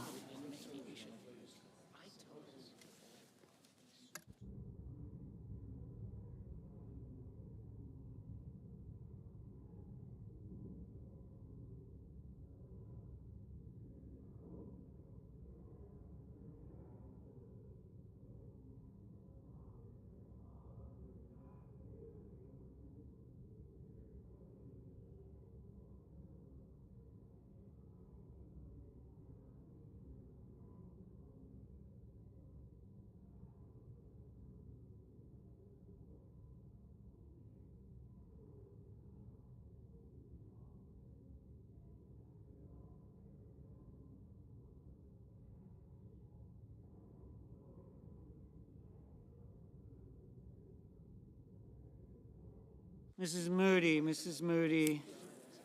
aye. Ms. Klobuchar, no. Mr. Wicker, aye. Mr. Marshall, aye. Mr. Hawley, aye. Mr. Schatz, no.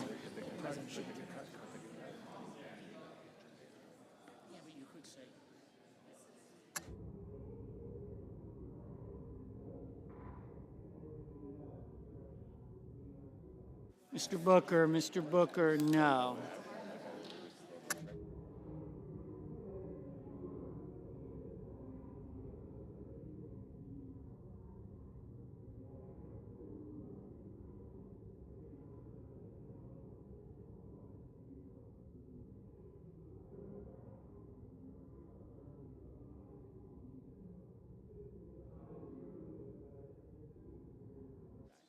Mr.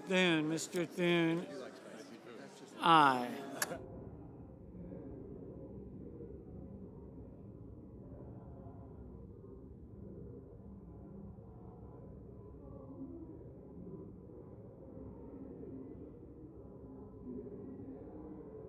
Mrs. Murray, no. Ms. Smith, no.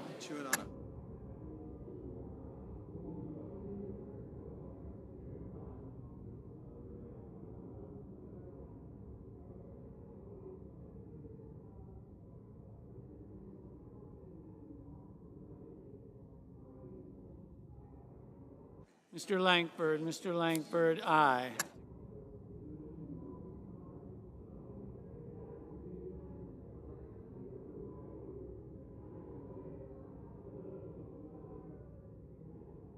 Mr. Moran, aye.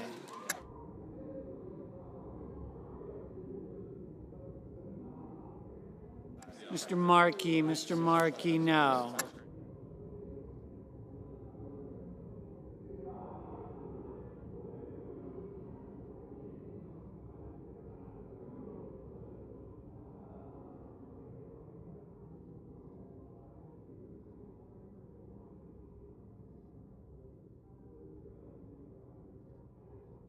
Mr. Crapo, aye.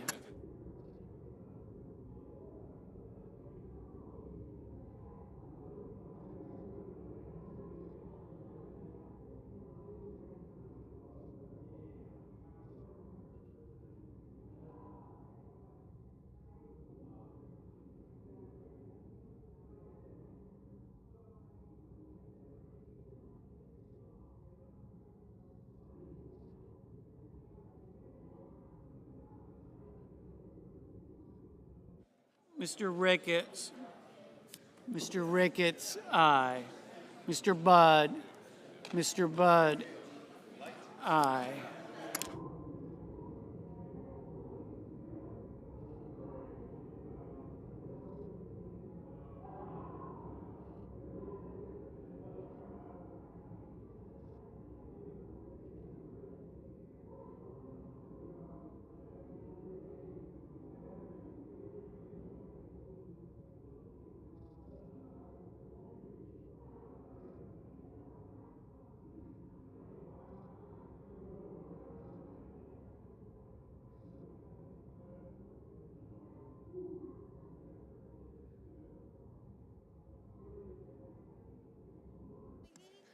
Mr. Hickenlooper, no. Mr. Risch, aye.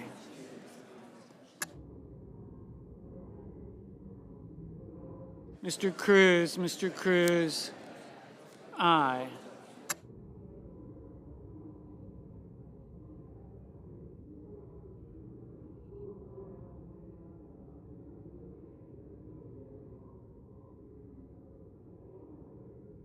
Mr. Tillis, aye.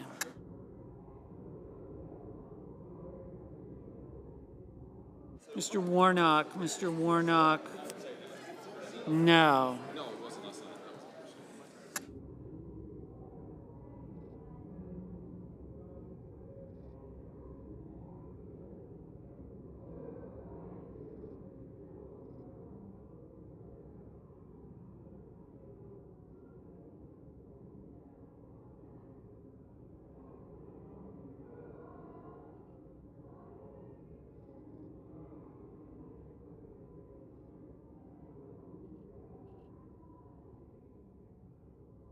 Mr. Van Hollen, no.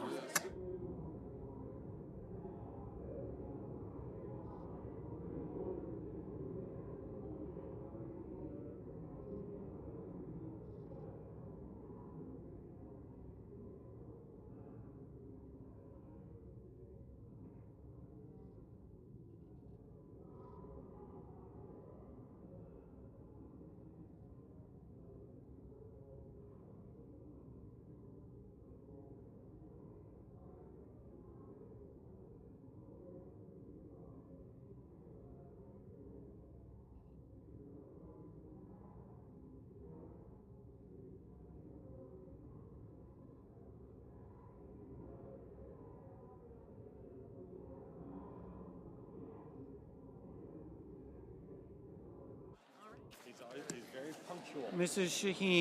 Shaheen, That's me. no.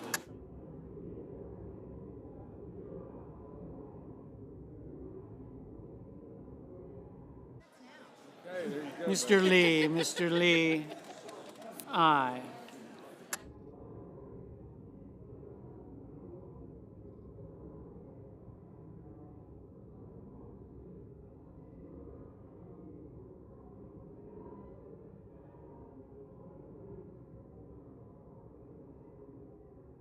Mr. Welch, no. Write down what I'm supposed to say.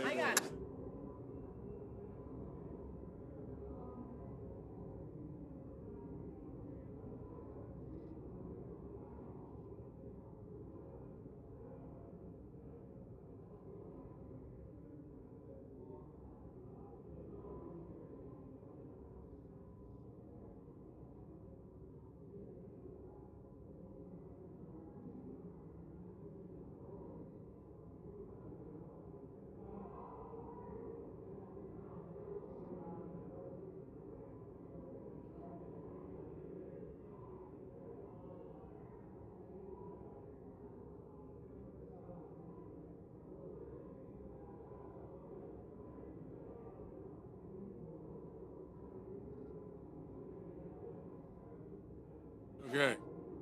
44, nays are 43. The nomination is confirmed. The nays are 50. No, the yeas are 54. The nays are 43. The nomination is confirmed. I'm sorry. Under the previous order, the motion to reconsider is considered made and laid upon the table, and the President will immediately notify of the Senate's actions. Majority Leader. Mr. President, I ask unanimous consent that the mandatory quorum call with respect to the Ueland nomination be waived. Without objection. The clerk will report the motion to invoke cloture. We, the undersigned senators, in accordance with the provisions of Rule 22 of the Standing Rules of the Senate, do hereby move to bring to a close debate on the nomination of Eric Matthew Ueland of Virginia to be Deputy Director for Management, Office of Management and Budget, signed by 17 senators. By unanimous consent, the mandatory quorum call has been waived.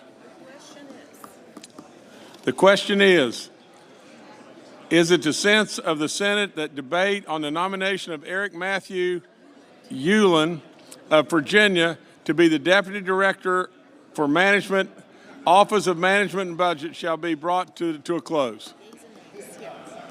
Oh, I've got more. Okay. The yeas and nays are mandatory under the rule. The clerk will call the roll. Ms. Alsobrooks, Ms. Baldwin, Mr. Banks, Mr. Barrasso.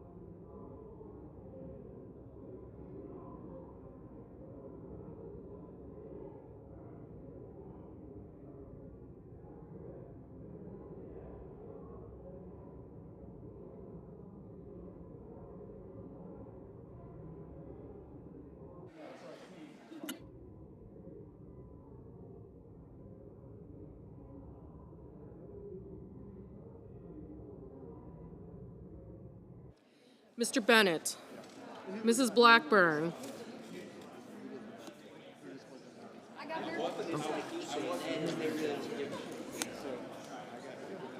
Markey,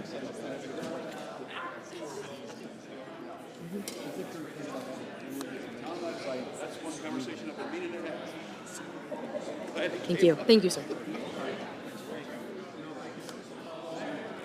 Thank you.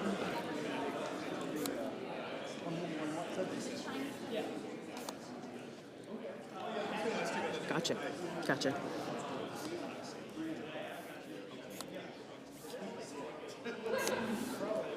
Gotcha.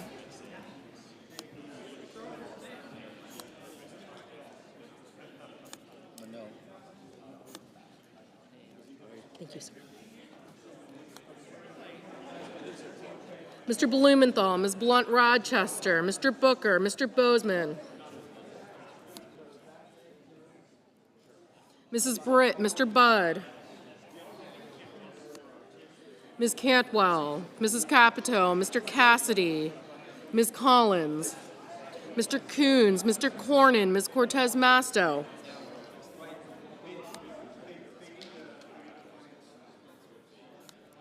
Mr. Cotton,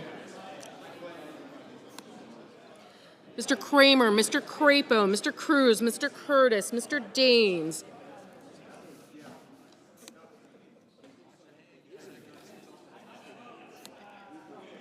Ms. Duckworth, Mr. Durbin, Ms. Ernst, Mr. Fetterman, Mrs. Fisher, Mr. Gallego, Mrs. Gillibrand, Mr. Graham, Mr. Grassley, Mr. Haggerty, Ms. Hassan.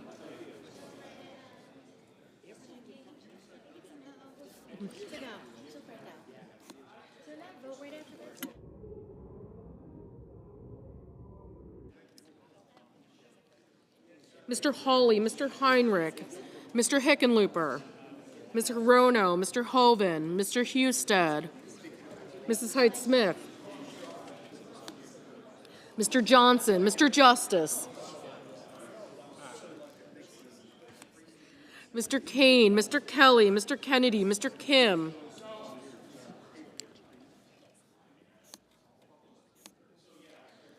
Mr. King,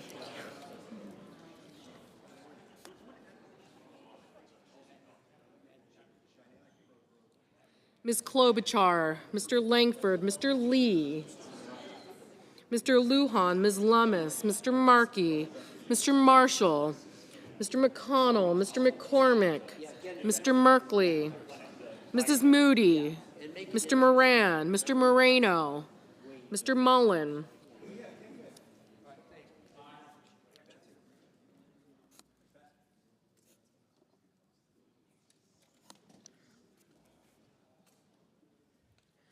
Ms. Murkowski, Mr. Murphy,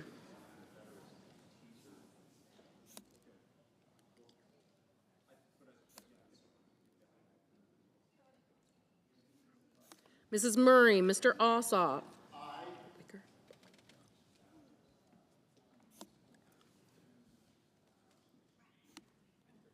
Mr. Padilla, Mr. Paul, Mr. Peters, Mr. Reed, Mr. Ricketts, Mr. Risch, Ms. Rosen, Mr. Rounds, Mr. Sanders, Mr. Schatz, Mr. Schiff, Mr. Schmidt, Mr. Schumer, Mr. Scott of Florida, Mr. Scott of South Carolina, Mrs. Shaheen, Mr. Sheehy, Ms. Slotkin, Ms. Smith, Mr. Sullivan, Mr. Thune, Mr. Tillis, Mr. Tuberville, Mr. Van Hollen, Mr. Warner, Mr. Warnock, Ms. Warren, Mr. Welch, Mr. Whitehouse, Mr. Wicker, Mr. Wyden, Mr. Young.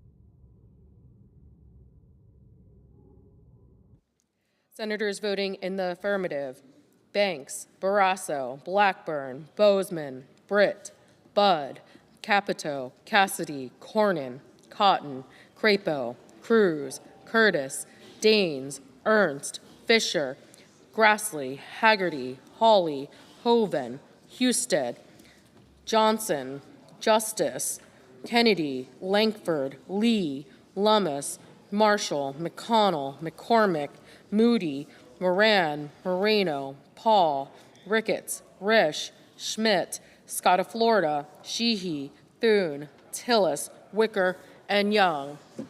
Senators voting in the negative: Blumenthal, Blunt Rochester, Booker, Duckworth, Fetterman, Gillibrand, Heinrich, Hickenlooper, Hirono, Kane, Kim, Klobuchar, Lujan, Markey, Merkley, Murphy, Murray, Ossoff, Padilla, Peters, Reed, Rosen, Sanders, Schumer, Shaheen, Slotkin, Smith, Van Hollen, Warner, Warnock, Welch, Whitehouse, and Wyden. Ms. Baldwin, no. Mr. Schiff, no.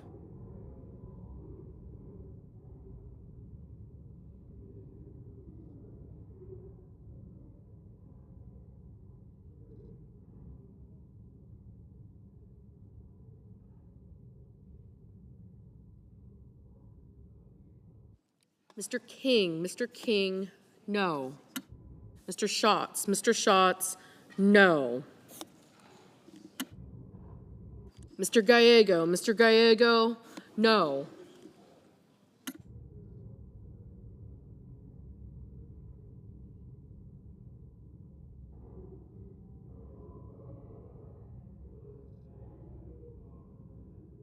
Mr. Bennett, no.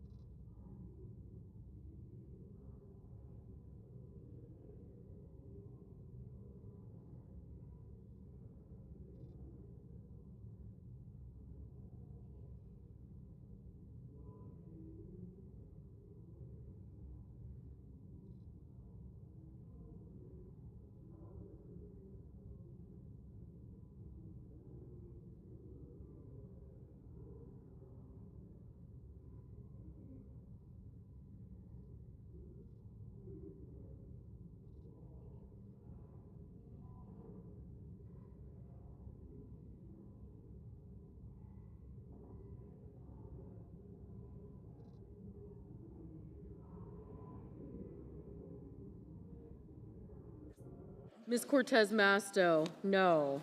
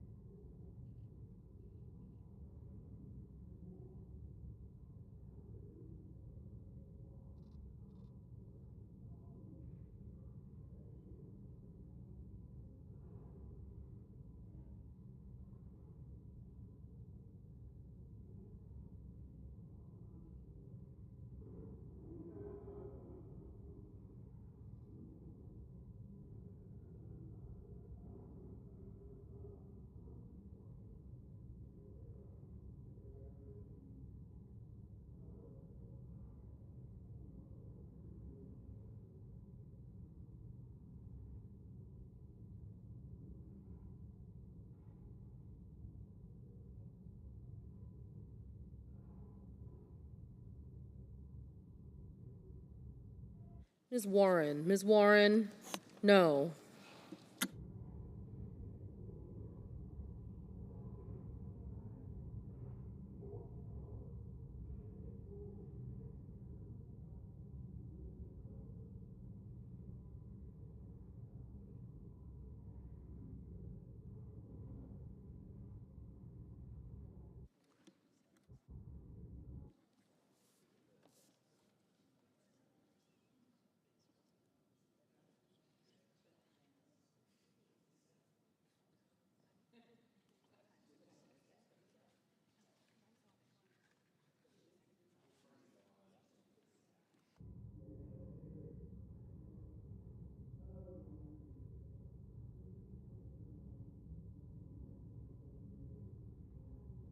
Mr. Durbin.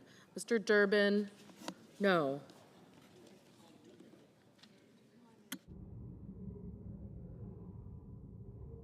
Mr. Mullen. Mr. Mullen, aye. Ms. Hassan. Ms. Hassan, no.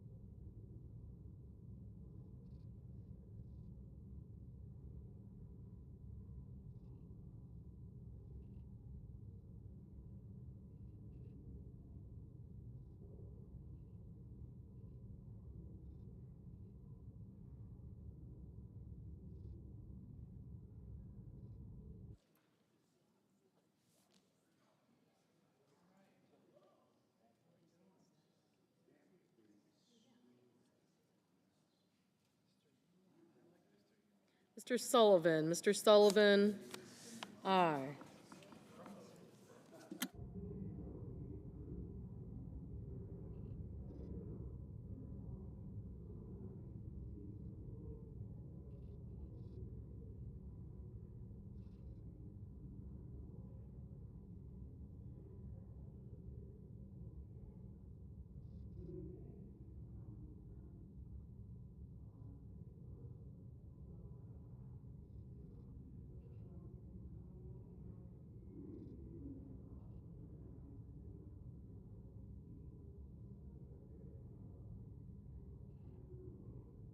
Ms. Murkowski. Ms. Murkowski, aye.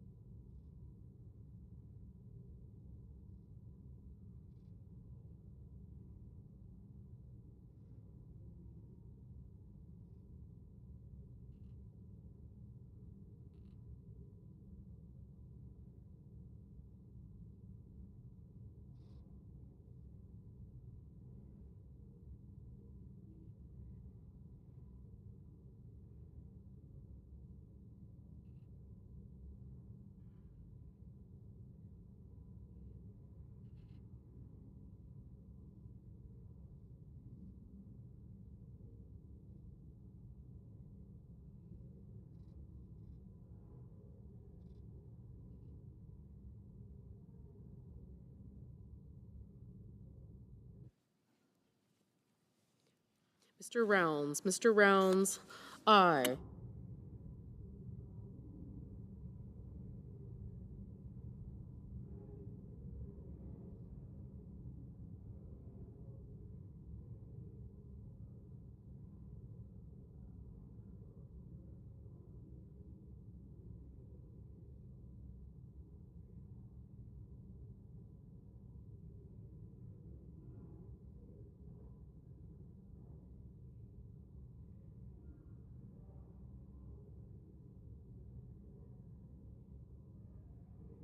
Mr. Kelly. Mr. Kelly, no.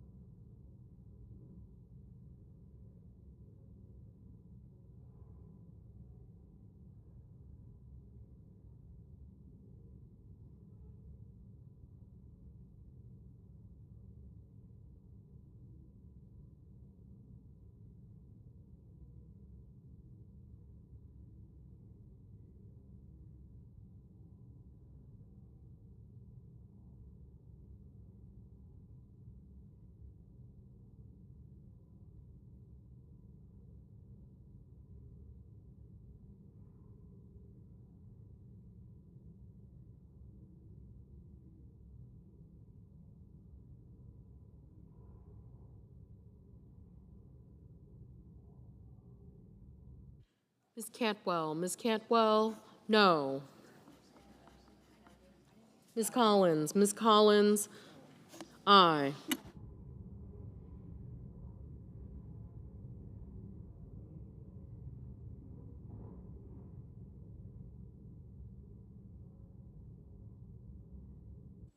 Mr. Kramer. Mr. Kramer, aye.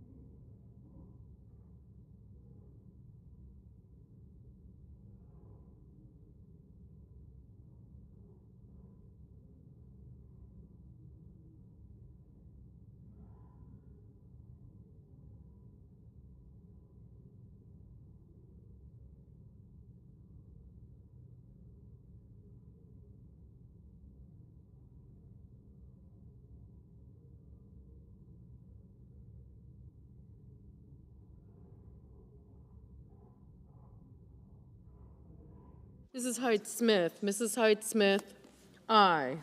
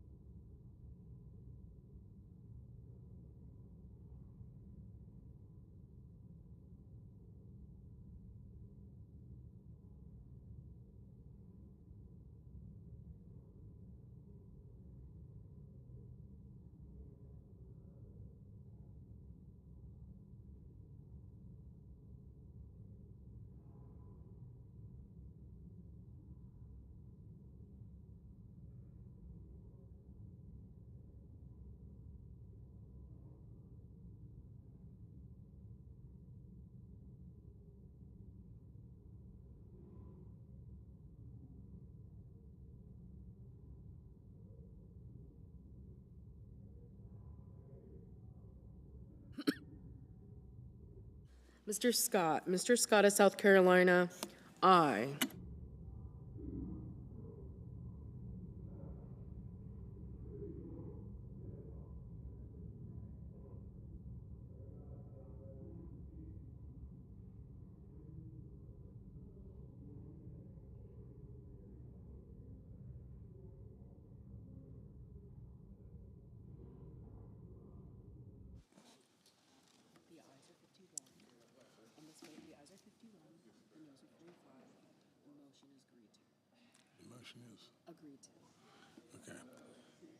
The ayes are 51, the nays 45. The motion is agreed to. The clerk will report the nomination. Nomination, Executive Office of the President, Eric Matthew Ueland of Virginia, to be Deputy Director for Management, Office of Management and Budget. We'll write things down for you. Look at that. You like that better. That's what we'll do for you. That's what we're here for. Okay, how about that?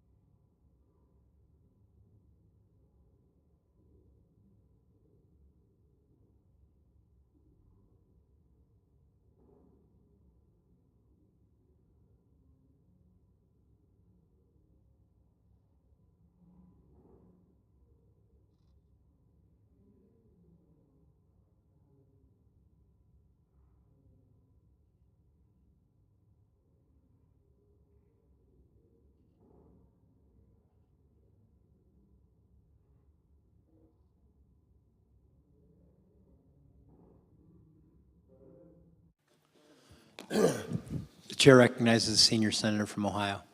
As if in legislative session and notwithstanding Rule 22, I ask unanimous consent that the Senate proceed to immediate consideration of S. 1771, which is at the desk. Further, I ask that the bill be considered read a third time and passed, and that the motion to reconsider be considered made and laid upon the table. Is there an objection? Chair recognizes the senator from Connecticut.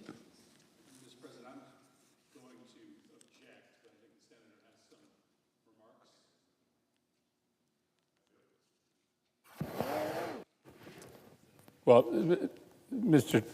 President, I object, and I will. Objection noted. And I will let the senator explain the reasons for the motion he is making, and then afterwards I will comment on the reasons for my objection.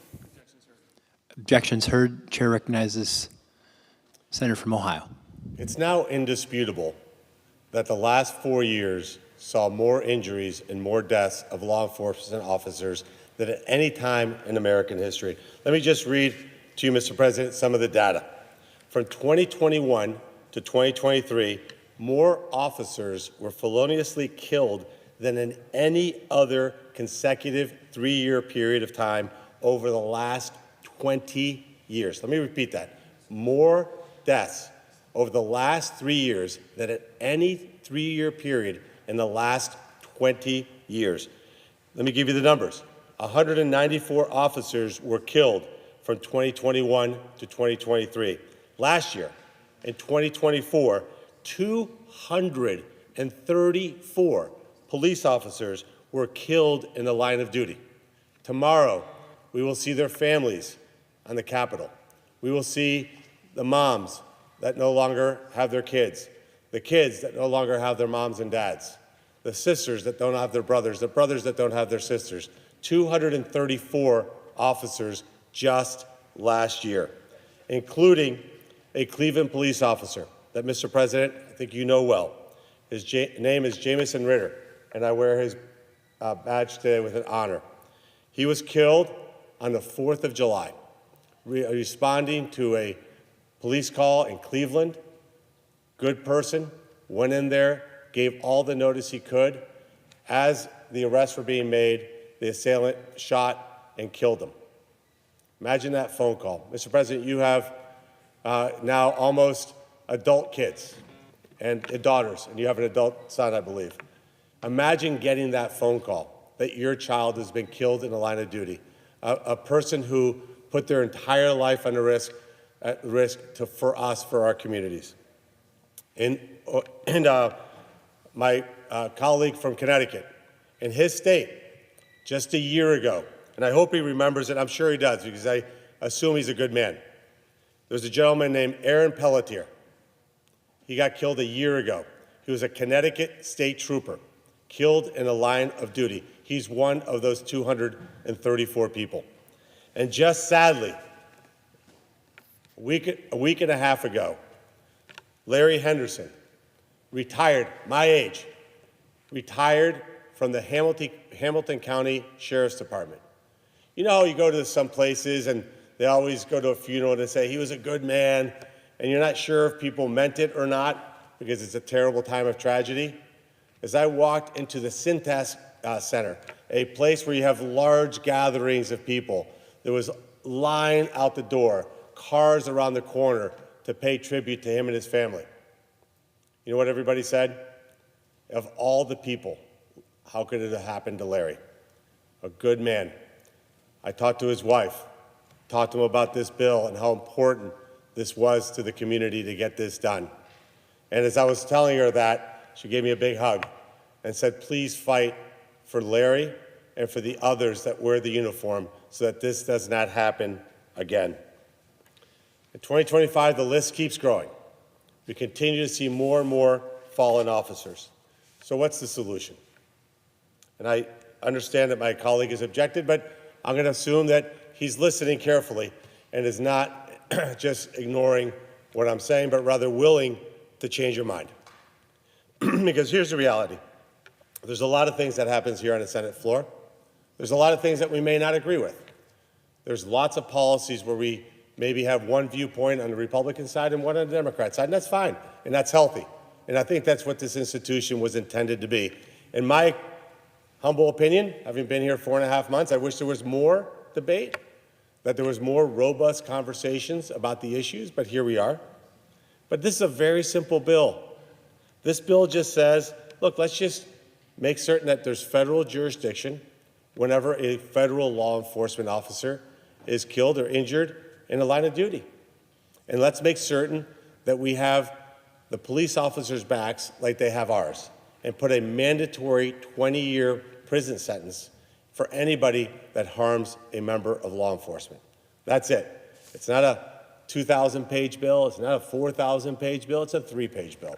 It's just a simple way that this institution, this body, can come together.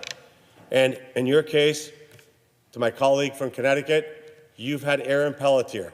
I'm sure you and your community suffered greatly when you lost him in the line of duty, just as my community in Southwest Ohio and Cincinnati suffered when this great man, after retiring from the line of duty, after retiring, he's out directing traffic for a graduation at the University of Cincinnati and was absolutely murdered for the crime of wearing the uniform. We can stop this.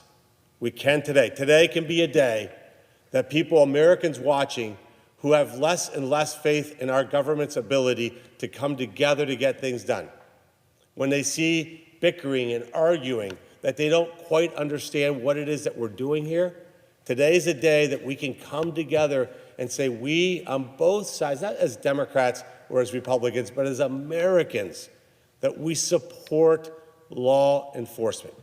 And that's what I'm asking my Democrat colleague to consider. Just a simple statement. We, the entire United States Senate, can come together for once, unanimously, and say we have the backs of law enforcement and pass the Larry Henderson Act. Thank you, Mr. President. Chair recognizes the senator from Connecticut. Thank you, Mr. President. I appreciate the gentleman's remarks. I look forward to getting to know him as a new colleague. But let me explain to the gentleman why I objected. I abhor attacks on police officers, all police officers, and no matter the motive. But that is not the position of Republicans in the Senate. On the day that President Trump was sworn into office, he pardoned scores of violent felons who beat police officers, and my Republican colleagues, almost to a member, cheered him on and supported him. Donald Trump pardoned David Dempsey, who on January 6th beat Capitol and D.C. police officers with his hands, feet, flagpoles, crutches, broken pieces of furniture, anything else that he could find that could be used as a weapon. He teamed up with another rioter who pulled back one police officer's gas mask while Dempsey sprayed pepper spray in his eyes. He hit another police officer over the head with a metal crutch with so much force that it cracked the protective shield of the officer's gas mask, causing him to collapse as his ears started ringing. Donald Trump also pardoned DJ Rodriguez. On January 6, Rodriguez pushed through the crowds, found a police officer, and put a taser to his head.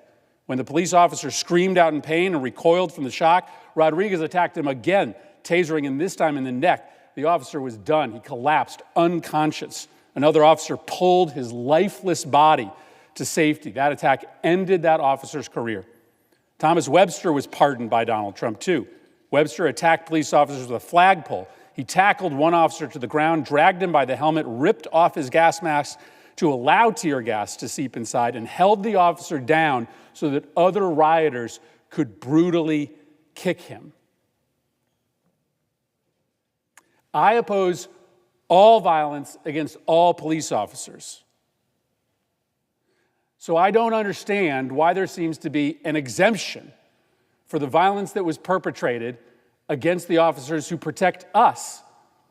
Your bill proposes a new mandatory minimum for assaults against police officers that you are not applying to the officers who beat the people who protect us. They were let out of jail free. DJ Rodriguez, David Dempsey, Thomas Webster. Republicans cheered as they were let out of jail before their sentence was completed. And so if we're serious about protecting police officers, then we need to protect all police officers. If police officers are protecting Democrats, because that's who those rioters were here to kill or here to hurt, then those assaults should matter. If Donald Trump says the assault is okay, that shouldn't matter. Yes, I have stood by the side of the families of slain or injured police officers. But think about the families of those officers who were brutally beaten here at the Capitol. Think about the officer who was dragged unconscious from the site. His attacker was let out of jail, no mandatory minimum. Politics shouldn't have anything to do with our collective decision to stand up against attacks on police officers. So I offer this objection because I just don't feel like this bill is on the level until we have agreement in this chamber that President Trump doesn't get to decide which attacks on police officers we care about and which ones we don't. We shouldn't pass this bill until Republicans make it clear that they oppose all attacks on police, no exceptions, no exemptions. Republicans need to loudly oppose President Trump's pardons, because if you don't, you are sending a message that if you are carrying out attacks on police officers in the name of President Trump's political agenda, or you are carrying out attacks on police officers who are defending Democrats, that those attacks might end up being pardoned or excused. And our nation just fades away. What makes our nation great fades away if violence is okay if it's in service of a particular political agenda, or if the attacks are in service of the president. So I do take attacks against our police officers seriously. But I don't think we should move forward legislation that implicitly has exemptions in it. And so let's get on the same page. Let's come to a collective decision as a body that we care about all violence against police officers. Let's hear every member of this body condemn President Trump's pardons. Let's come to the conclusion that politics should never play a role in enforcing our laws against police violence. So I look forward to working with the senator on that endeavor. And if we can come to that conclusion jointly as a body, then I look forward to working with him on this legislation. Thank you, Mr. President. Mr. President. Chair recognizes Senator from Ohio. So first, let me just say I appreciate my colleagues' willingness to acknowledge that we have to support law enforcement. The reason I went into elected office is to prevent these types of debates. I'm proposing legislation that's clear you support. You want to make certain that we punish anybody who harms a member of law enforcement. Very simple. The objection isn't about looking forward. The objection is saying, well, I can't support something going forward because I'm upset about something that happened in the past. That is a political comment. That isn't a matter of what's good for public policy. Tell Lori Henderson why her husband had to die because you're upset about something politically that happened in this chamber. I wasn't here last year. I wasn't here the year before that. I wasn't here the year before that. And I certainly wasn't here in 2001. If we're going to move forward as a nation, we have to come together on a forward-looking basis and say we have to draw the line now and say no more law enforcement officers should ever be harmed. And what this bill will do is it'll send a massive chilling effect to anybody looking to harm a member of law enforcement. You should look at that and say, that's fantastic. And if you want to have a conversation about what happened 4.5 years ago, where you know better than I do, you've been here a lot longer, the Constitution gives the president full pardon power. Joe Biden pardoned almost 10,000 people, including 32 people who were on death row and commuted their sentences to life instead of death, which is what they had been convicted to do. I don't want to have that debate because it has nothing to do with Larry Henderson. This bill is about saying we will protect law enforcement. And the people watching this are so hungry for a government that works. We don't have to wear a Republican jersey and a Democrat jersey at every turn. We can come together as a country and say, look, you said you agree. You said you agree that it should be a standard for all federal police officers. That's what I'm proposing. Every single member of the Capitol Police, every single member of the FBI, of ICE, U.S. Marshals, anybody who protects all of us. And by the way, the people who look to do us harm don't know if we're Democrats or Republicans.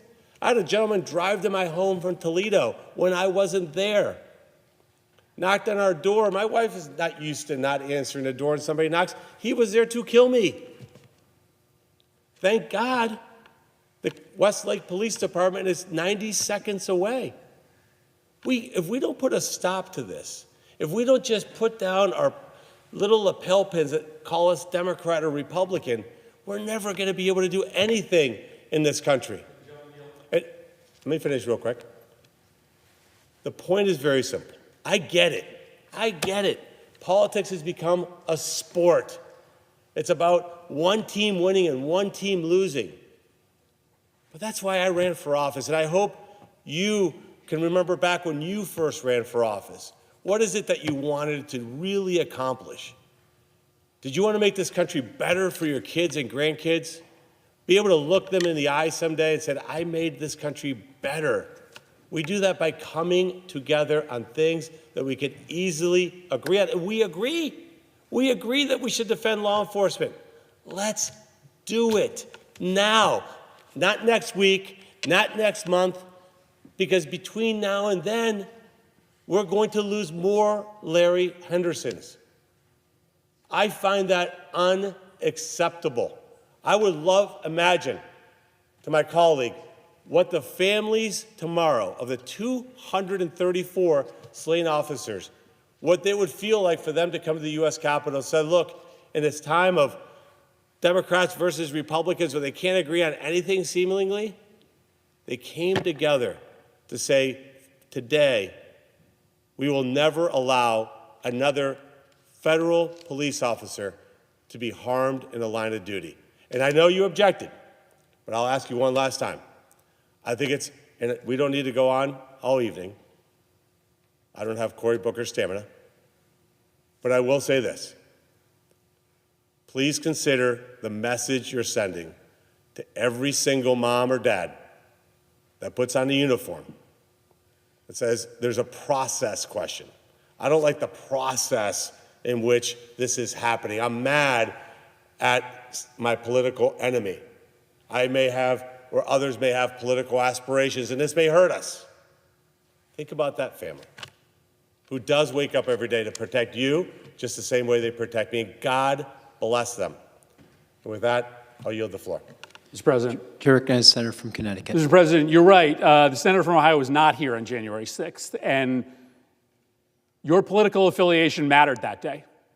It mattered that day. Those rioters were here to harm not allies of President Trump, but opponents of President Trump. They had a gallows outside with Mike Pence's name on it. They were searching the halls of the Capitol for people who opposed Donald Trump's agenda. So I agree with you that it would be wonderful and lovely to remove this debate from politics. But on that day, there were bad people here seeking to do violence based upon the political affiliations of people in this building. And the reason that they were pardoned was because President Trump supported the violence, so long it was in his name. So yes, it does matter what happened. Not just on that day, but when Trump issued the pardons, because it provides this message of endorsement to violence so long as it's violence that Donald Trump supports. That puts officers in jeopardy all over the country. If the potential perpetrators of violence against police officers have an idea in their head that if they're doing it in support of Donald Trump, they have a pretty good chance to get away with it. I don't think anyone who assaults a police officer should get out of jail early. And so let me put the question to you. Maybe we can find common ground right now. I recited to you the violence that was perpetrated on police officers here by 3 specific rioters. Do you support Donald Trump's decision to let those 3 individuals out of jail early? I think it'd be important for you as a Republican member to say that you oppose Donald Trump's decision to let those perpetrators out of jail early. And we could have common cause today in that we both oppose all early releases of individuals who attack police officers. So do you agree with me that it was wrong to release those 3 individuals early from prison? Look, as my colleague knows... Recognizes Senator from Ohio. As my colleague knows, again, better than I do, the President of the United States is given a constitutional authority for pardon. Regardless of whether he has that power, do you agree with his decision? And there's no mechanism in which this body can change that. But what we can change is what happens from here forward. We can say that anybody who harms a police officer is going to do 20 years in prison. Now, Biden pardoned 9,500 people. 9,500 people. This is not the debate that we're having. You know what I found in business that's maybe a little bit different than politics? The way to be successful is to look forward. If in business, all you do is look in the mirror and blame and try to score points, you lose. We have to look forward. You just said we have common cause. You don't want police. I believe, by the way, you and I don't. Let's have common cause right now. Let's decide. Hold on. Let's decide that it was not okay for Donald Trump to let the people who brutally beat police officers out of jail early. Let's find common cause right now. That would be in service of preventing violence against police officers in the future, because we could make it clear, you and I could make it clear right now, that it doesn't matter whether you are committing violence in the name of Donald Trump or not. It's wrong if you commit violence against police officers. Why can't you just agree to that? As my colleague knows, let me just restate. Just say yes. Let me just state this again very simply. I haven't interrupted you. I'd ask you to give me the same courtesy. I apologize. That's okay. Look, we don't know each other. We acknowledge that. I actually believe that in everybody there's the innate desire to do good. That Democrats and Republicans love this country. This country is a gift to me. I came here from another country, as you know, and got the ability to live in this country. The issue at hand in front of us, what we can do right now is pass the Larry Henderson Act, something that you've acknowledged that you agree with the elements in that bill. Mandatory 20 years. Anybody who harms a federal law enforcement officer, you said you agree on that. We can have 100 distractions that go right back into another conversation. If you want to have a conversation, which, by the way, because I've gotten to preside, you've had that conversation multiple times. You and your colleagues have had it, and you should, and you deserve to have it. That's not the issue before us today. The issue before us today is, do we want more Larry Hendersons? So you asked me a question. I'd ask you a question. If in the next week you knew that there was another Aaron Pelletier, and we could have avoided that because we could have had a deterrent of 20-year jail sentence for that person, what would you feel you would tell their family? I was fighting a 4.5-year-old grudge? Or do you know that you can make a difference right now? We can do this right now. That's what the American public may not know. I didn't know until I got here.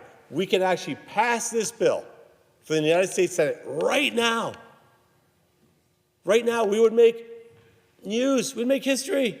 We passed a bill. Somebody from Ohio that you would consider to be maybe in a pejorative, a MAGA extremist, and somebody who would say maybe disparaging things about your political beliefs, both you and I, who've never met, never had a conversation, never shared a cup of coffee, we could save the lives of law enforcement officers all over this country. We could do that tonight. I ask you a question. Is it worth risking the life of a law enforcement officer to score political points? Mr. President. Chair recognizes the senator from Connecticut. I understand the senator is new. I just remind him that you are not allowed to impugn the motives of members of the Senate. Listen, I think it's unfortunate that you cannot, and other Republicans cannot, say that the individuals who beat the living hell out of the police officers who protect us should not have gotten out of jail free. I don't think that's a separate issue from the broader concern about protecting police officers from violence, because I think what you have done in endorsing violence, as long as it's perpetrated in the name of a political agenda, is to make every police officer in this country less safe and to make all of us less safe as well. And so I think if we want to come together around an agenda to protect members of law enforcement, then yes, it is very important. It is very important for the future protection of the law enforcement officers, the police officers who protect us, to hear loudly from Republicans that there is no exception to the premise that you will serve a long prison sentence if you commit an assault on a police officer. So I look forward to continuing this dialogue with my colleague. I admit that we do not know each other. Maybe we can find common ground here, but this is not a small issue. The normalization of political violence in this country could be the defining issue of the next decade. And I think that my Republican colleagues will rue the day that they look the other way when Donald Trump said that it is okay to beat police officers over the head with flagpoles, to taser them to the point that they were unconscious, just because you are serving President Trump's political agenda. That's not a side issue. That's not a fringe issue. That issue of endorsement of political violence, it may be central to the question of whether this democracy survives. So I know we have a pending vote and our colleagues are eager to get home. I look forward to continuing a conversation with my colleague. The question occurs on the nomination.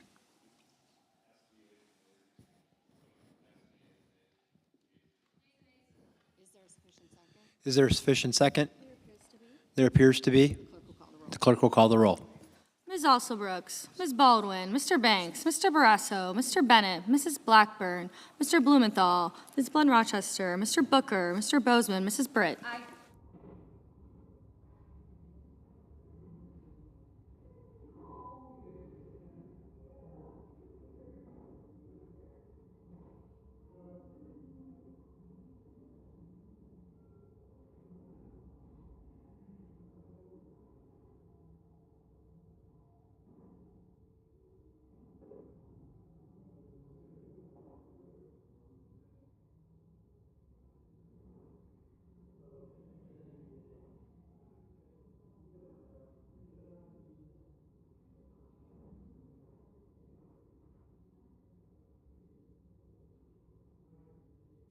Mr. Budd, Ms. Cantwell, Mrs. Capito, Mr. Cassidy,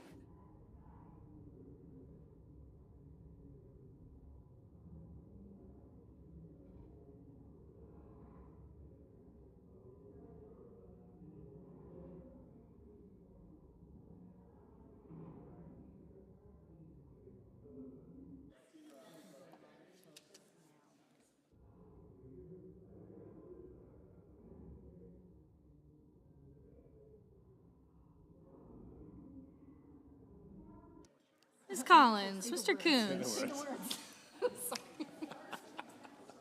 Mr. Cornyn, Ms. Cortez Masto, Mr. Cotton, Mr. Kramer, Mr. Crapo, Mr. Cruz, Mr. Curtis, Mr. Daines, Ms. Duckworth, Mr. Durbin, Ms. Ernst, Mr. Fetterman, Mrs. Fisher, Mr. Gallego, Mrs. Gillibrand, Mr. Graham, Mr. Grassley, Mr. Haggerty, Ms. Hassan, Mr. Hawley, Mr. Heinrich.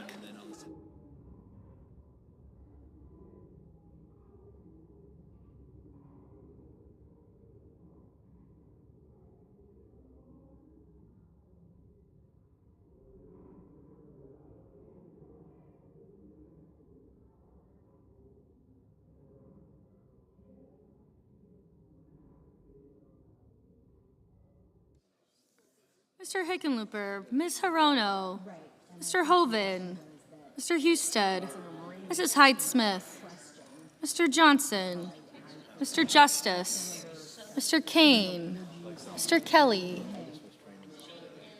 Mr. Kennedy,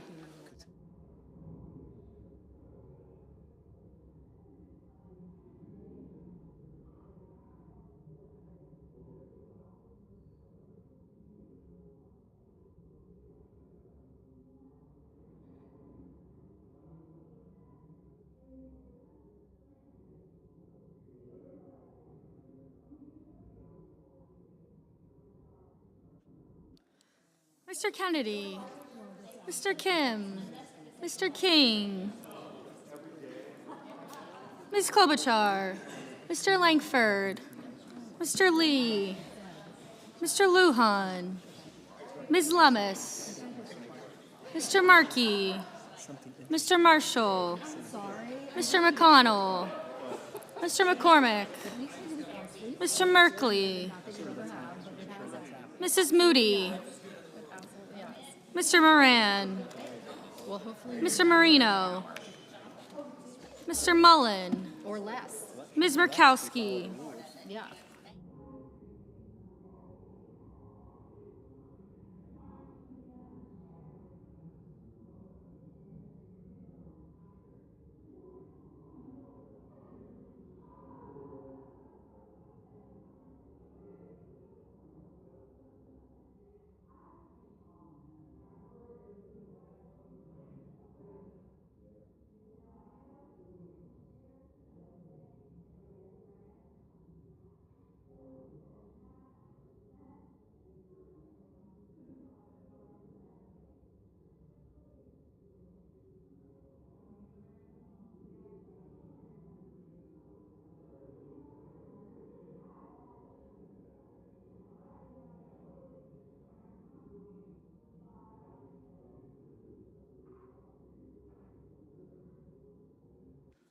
Mr. Murphy, Mrs. Murray,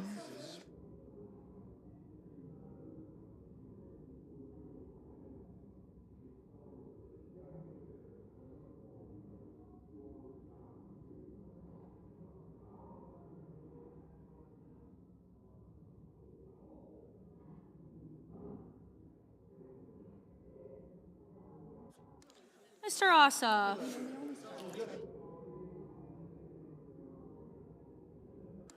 Mr. Padilla, Mr. Paul, Mr. Peters, Mr. Reed, Mr. Ricketts, Mr. Risch, Ms. Rosen, Mr. Rounds, Weird words like cloture. Mr. Sanders,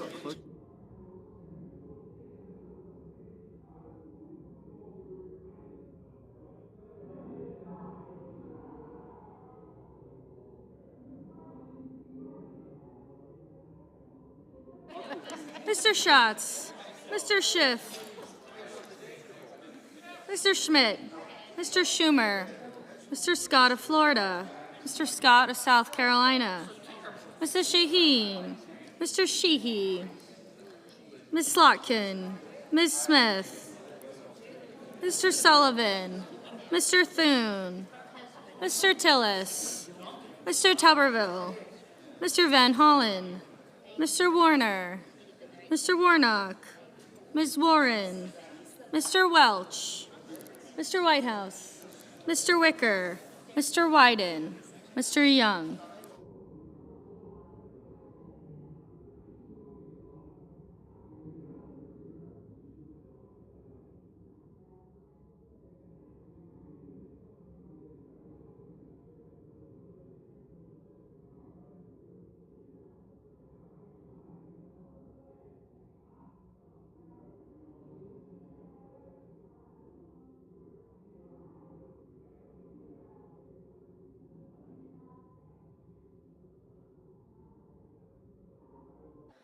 Senators voting in the affirmative: Barrasso, Britt, Collins, Cornyn, Crapo, Ernst, Grassley, Hyde-Smith, Justice, Kennedy, Langford, Lummis, Moran, Marino, Mullen, Rounds, and Schmidt. Ms. Murkowski. Ms. Murkowski, aye. Senators voting in the negative: Baldwin, Coons, Cortez Masto, Duckworth, Durbin, Fetterman, King, Murphy, Reed, Schatz, Schiff, and Warnock.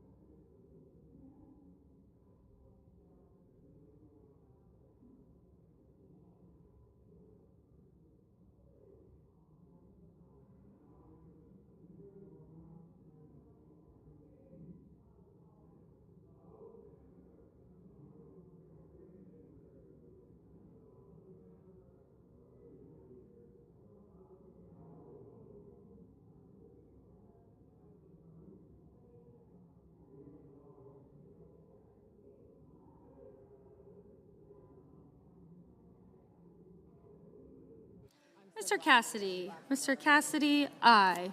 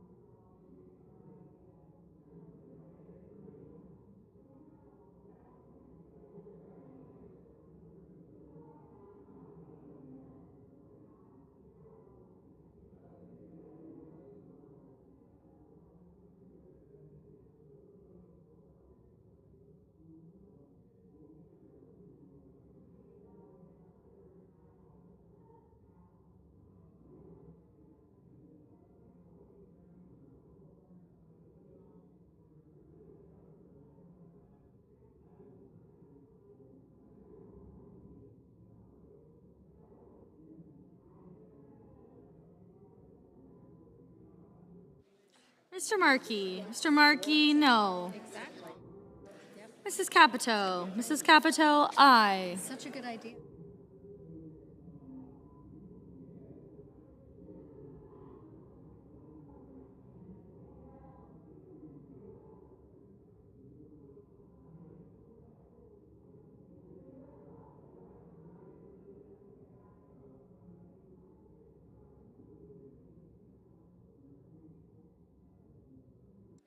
Mrs. Shaheen. Mrs. Shaheen, no.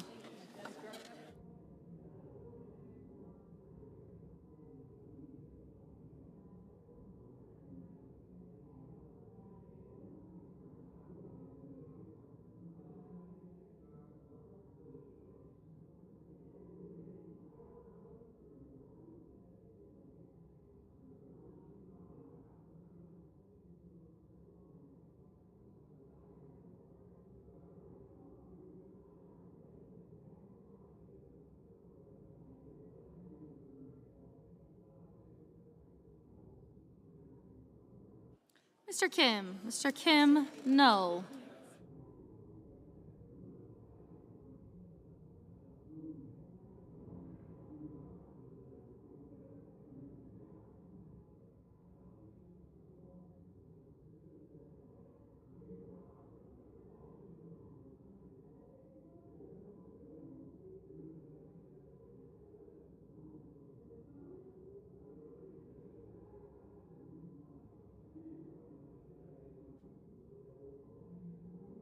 Mr. Husted. Mr. Husted, aye.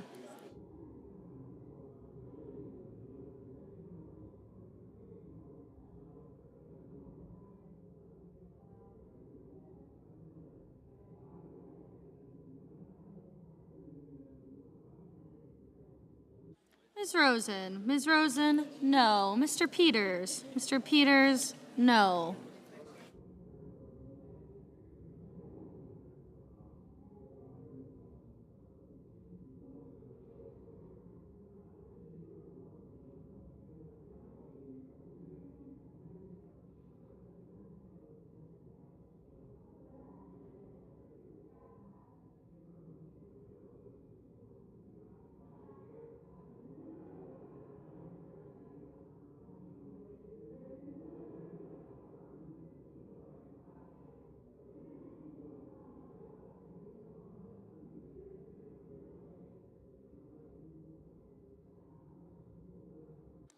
Mrs. Murray. Mrs. Murray, no.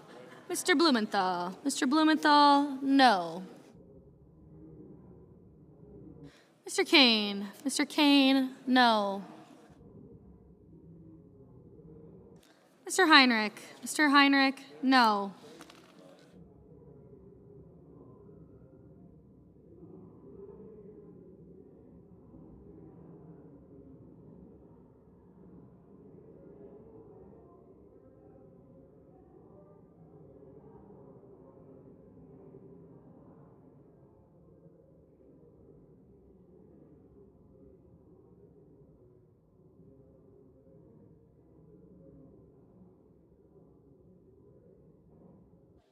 Mr. Hoven. Mr. Hoven, aye. Mr. Daines. Mr. Daines, aye.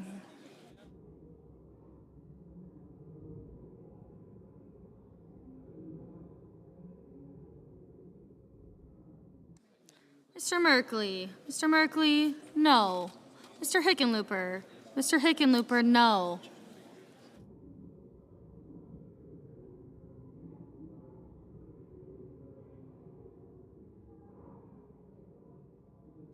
Mr. Tuberville. Mr. Tuberville, aye.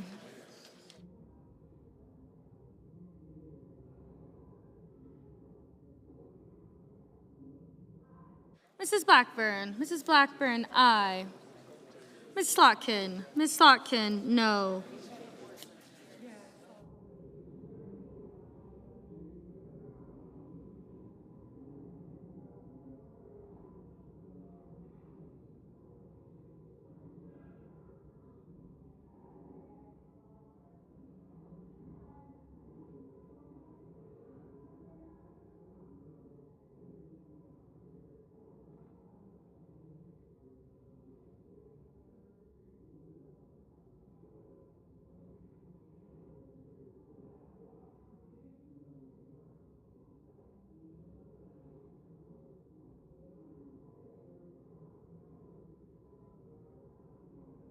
Mr. Lujan. Mr. Lujan, no. Mr. Ossoff. Mr. Ossoff, no. Mr. Welch. Mr. Welch, no. Ms. Warren. Ms. Warren, no. Ms. Cantwell. Ms. Cantwell, no. Ms. Hassan. Ms. Hassan, no. Mrs. Fisher. Mrs. Fisher, aye.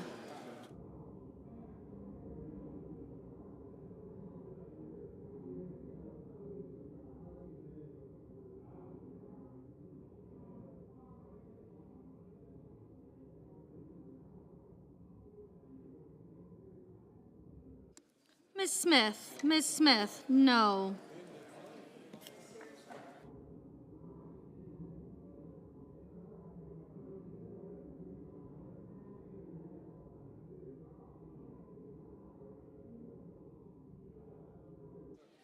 Mr. Johnson. Mr. Johnson, aye. Mr. Lee. Mr. Lee, aye.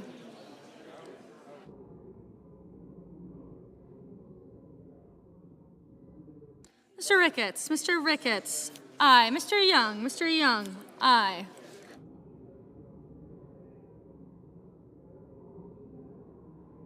Ms. Mr. Rish, aye.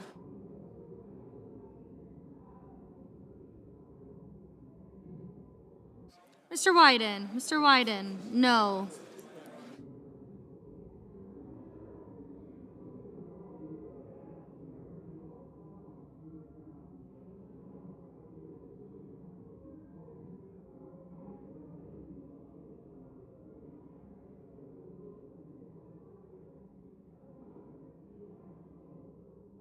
Mr. Budd, aye. Mrs. Moody, aye.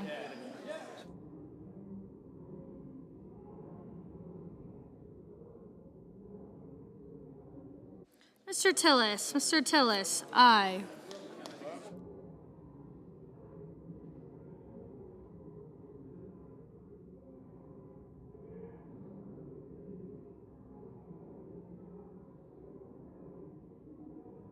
Mr. Sheehy, aye. Ms. Blunt Rochester, no.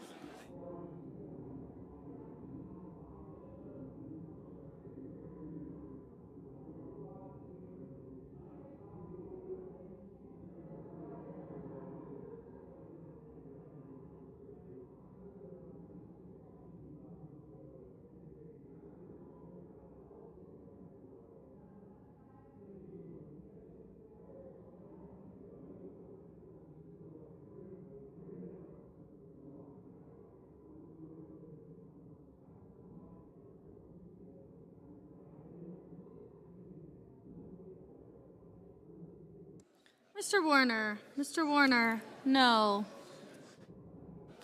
Mr. Scott of Florida, aye. Mr. McCormick, aye.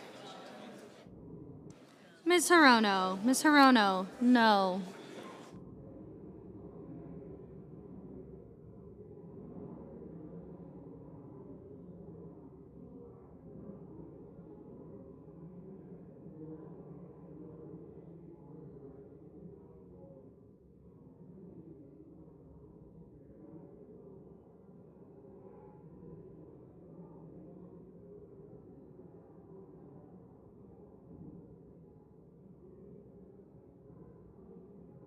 Mr. Banks, aye.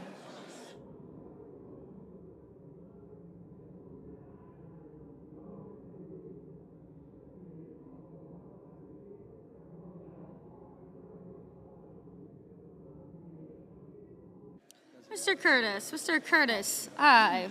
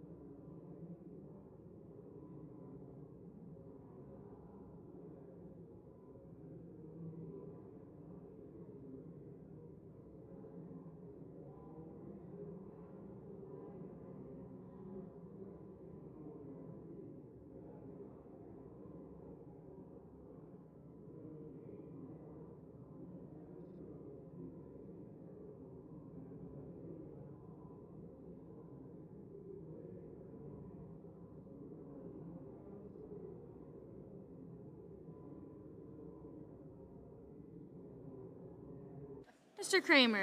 Kramer, aye.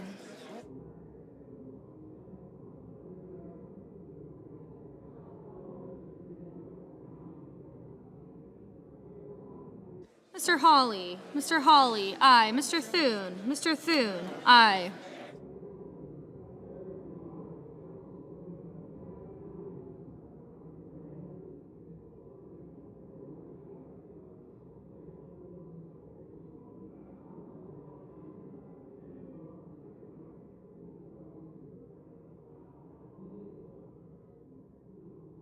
Mr. Paul, aye.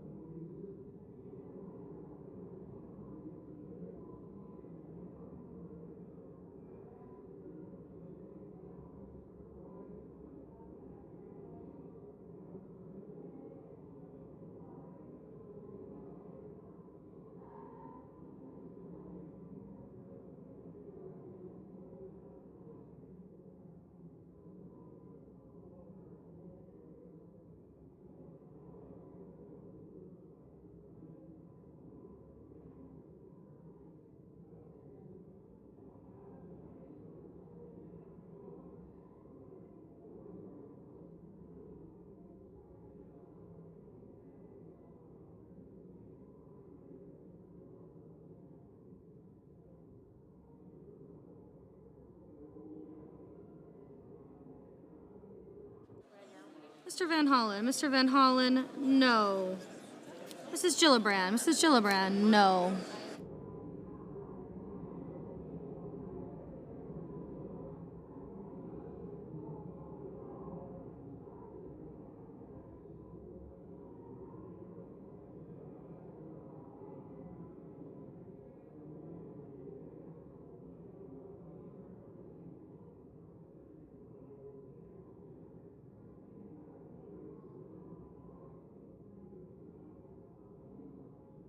Mr. Cotton, aye.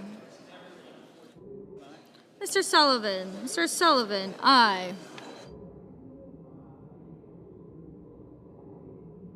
Mr. Kelly, no.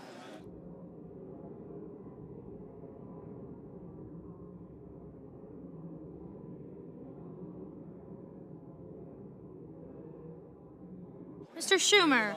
Schumer, no.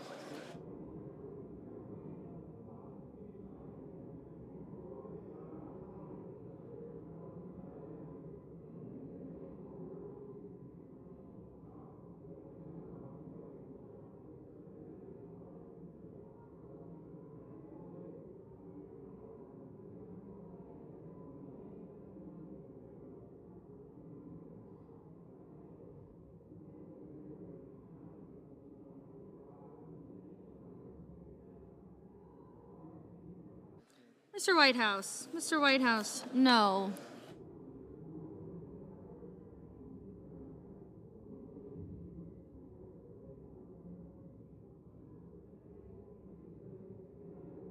Mr. Sanders, no.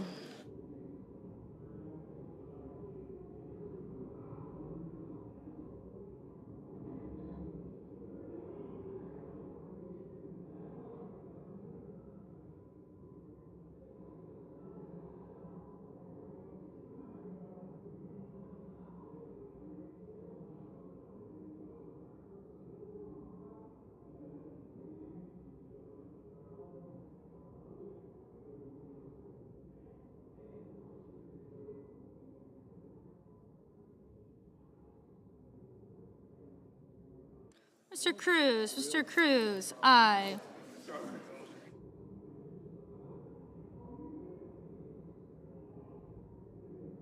Mr. Padilla, no. Mr. Bozeman, aye. Mr. Haggerty, aye.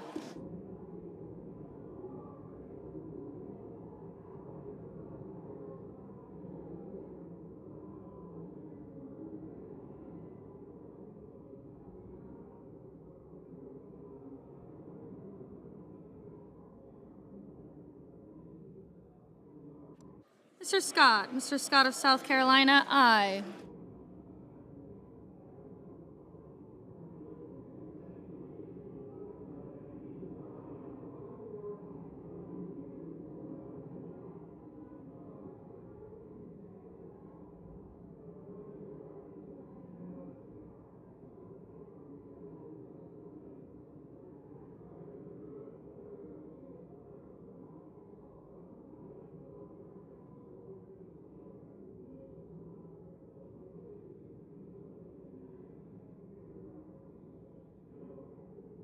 Mr. Bennett, no. Mr. Booker, no.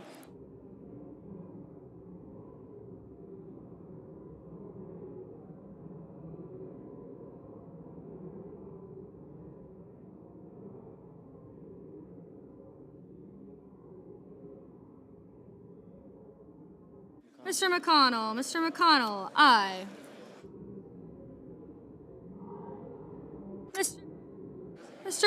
Mr. Wicker, aye.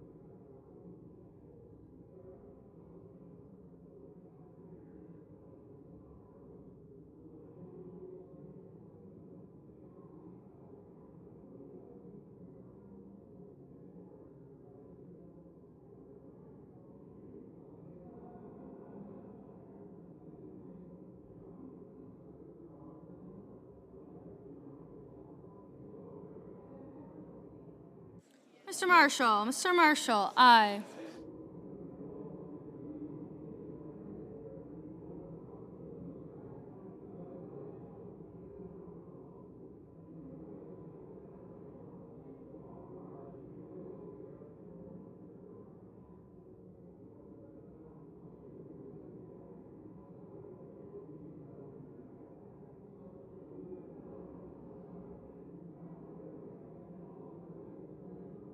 Ms. Klobuchar, no.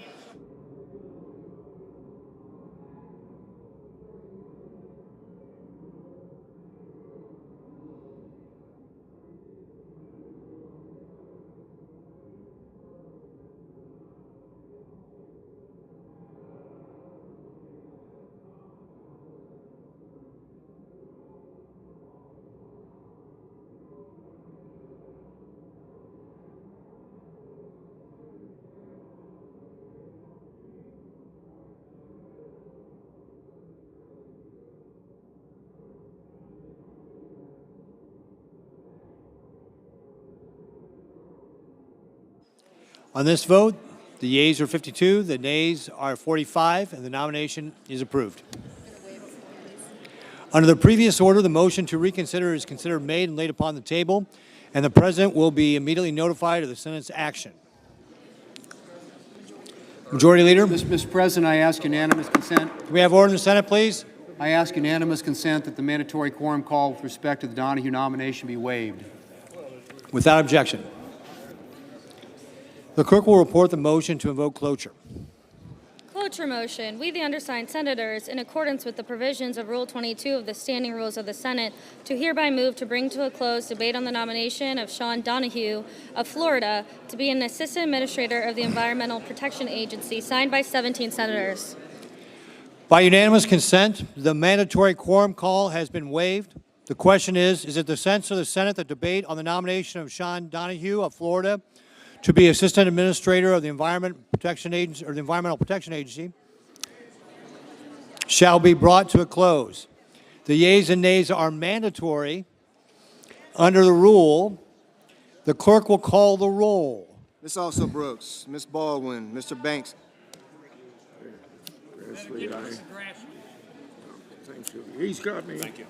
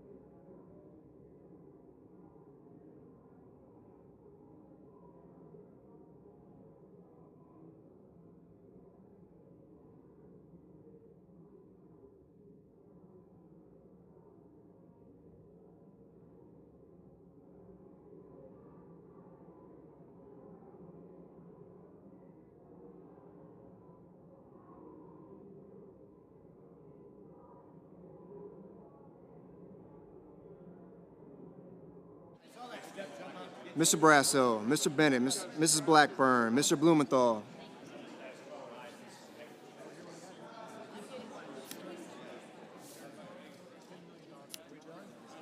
Ms. Blunt Rochester,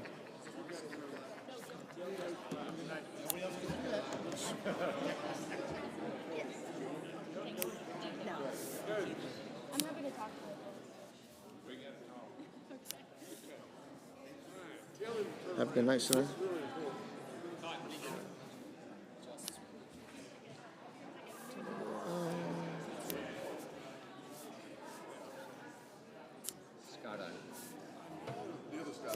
Along with Johnson. Johnson. Scott and Johnson. Mr. Booker. That's what you got me, right? Yes, ma'am. Slack in.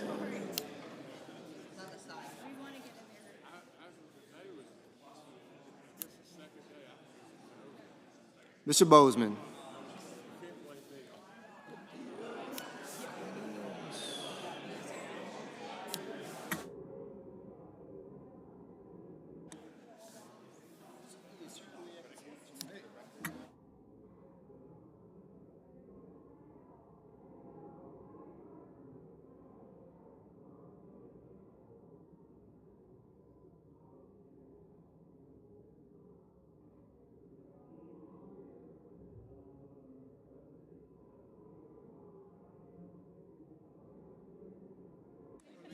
Mr. Bozeman.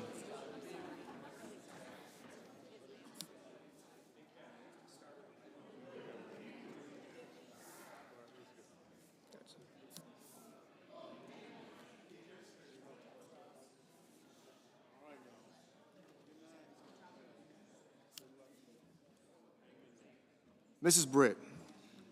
Mr. Budd, Ms. Cantwell, Mr. Scapito, Mr. Cassidy, Ms. Collins, Mr. Coons, Mr. Cornyn, Ms. Cortez Masto,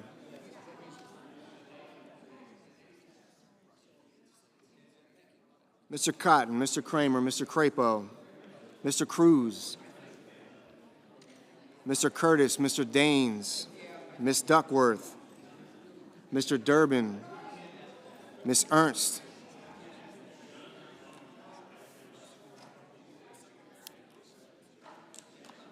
Mr. Fetterman, Mrs. Fisher,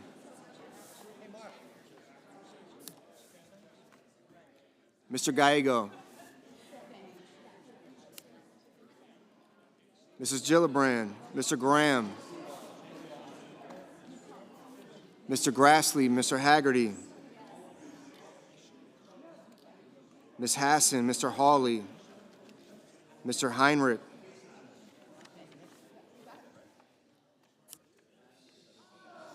Mr. Hickenlooper, Ms. Hirono, Mr. Hoven, Mr. Husted, Mrs. Hyde-Smith,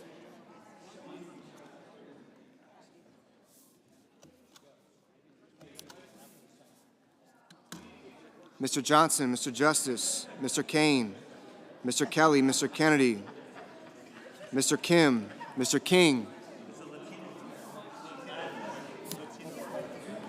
Ms. Klobuchar, Mr. Langford, Mr. Lee, Mr. Lujan, Ms. Lummis, Mr. Markey,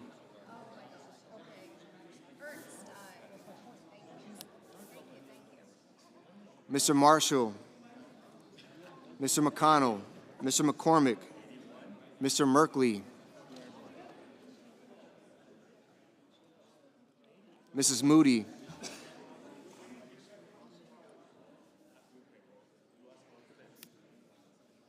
Mr. Moran, Mr. Moreno, Mr. Mullen, Ms. Murkowski, Mr. Murphy, Mrs. Murray, Mr. Ossoff, Mr. Padilla, Mr. Paul, Mr. Peters, Mr. Reed, Mr. Ricketts,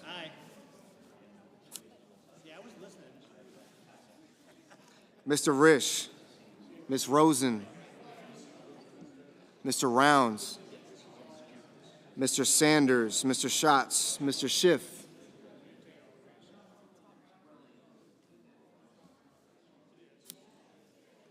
Mr. Schmidt,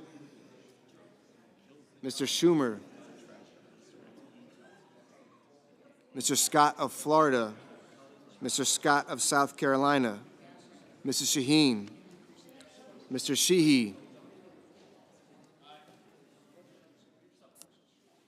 Ms. Slotkin, Ms. Smith, Mr. Sullivan, Mr. Thune,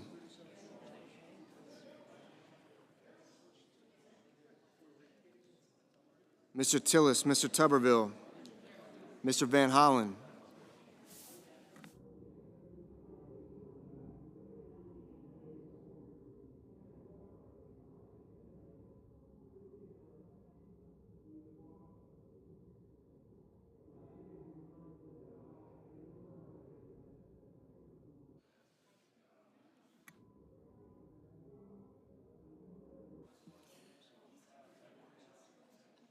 Mr. Warner, Mr. Warnock, Ms. Warren, Mr. Welch,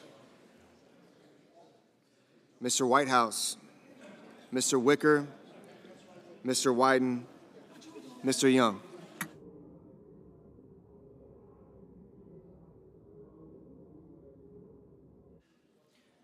Senators voting in the affirmative: Banks, Barrasso, Blackburn, Britt, Budd, Capito, Cassidy, Collins, Cornyn, Cotton, Kramer, Crapo, Cruz, Curtis, Daines, Ernst, Fisher, Grassley, Hawley, Husted, Hyde-Smith, Johnson, Justice, Kennedy, Lee, Lummis, Marshall, McConnell, McCormick, Moody, Moreno, Mullen, Paul, Ricketts, Risch, Rounds, Schmidt, Scott of Florida, Scott of South Carolina, Sheehy, Sullivan, Tillis, Tuberville, Wicker, Young.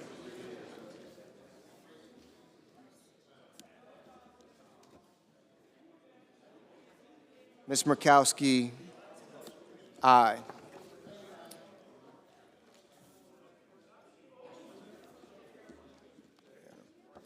Senators voting the negative: Mr. Bozeman, aye.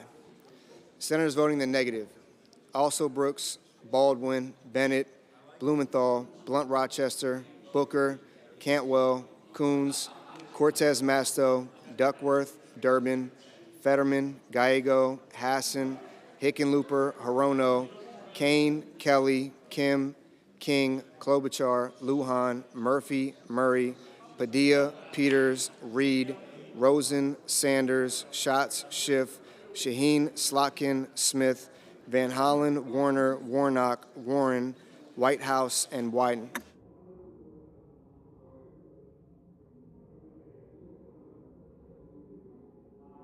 Mr. Moran. Mr. Moran, aye. Mr. Heinrich. Mr. Heinrich, no. Mr. Hoven. Mr. Hoven, aye.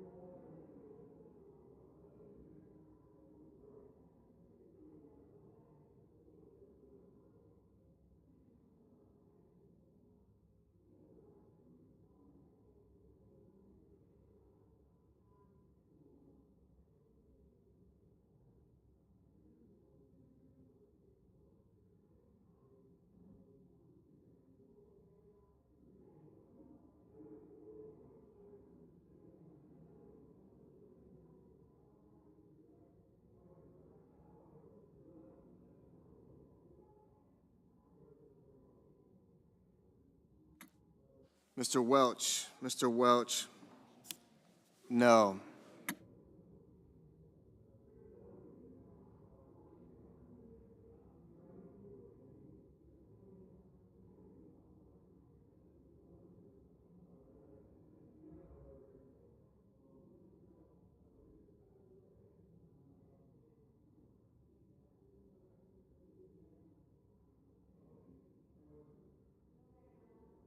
Mrs. Gillibrand, no. Mr. Schumer, no.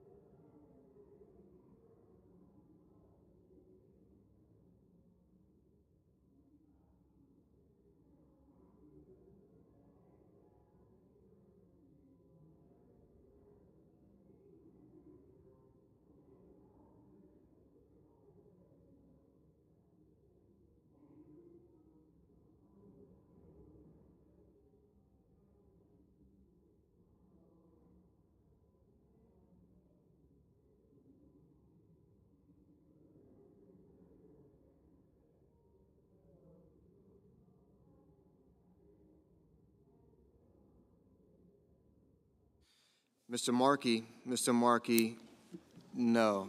Mr. Merkley, no.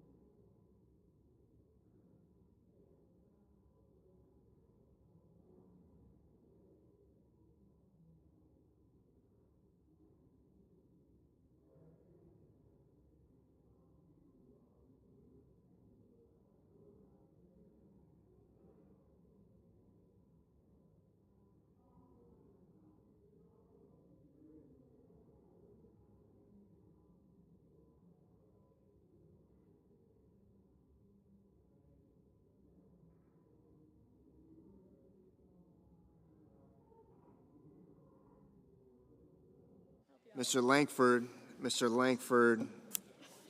aye.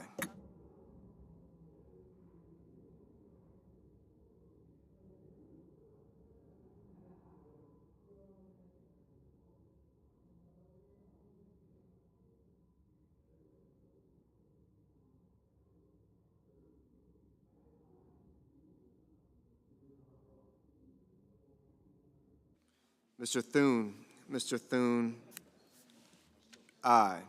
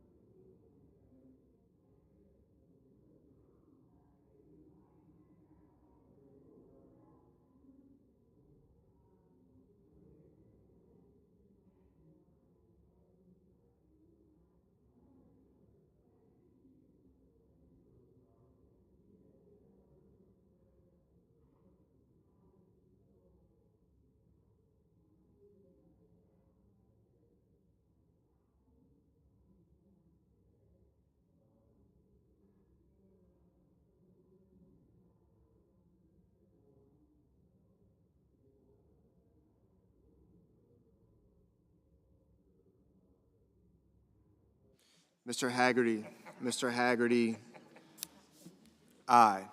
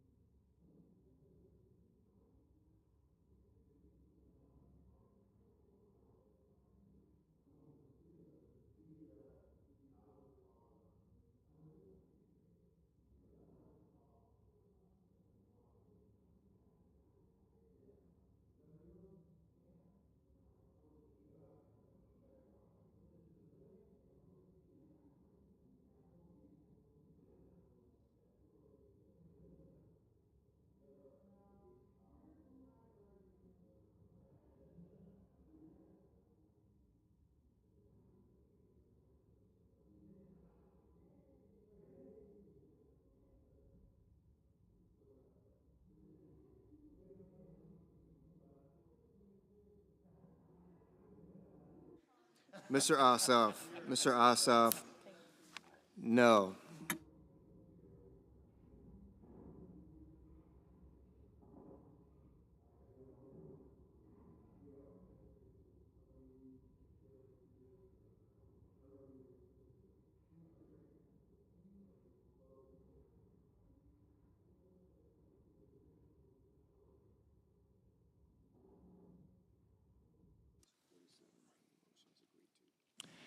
The yeas are 52, the nays are 47, and the motion is agreed to.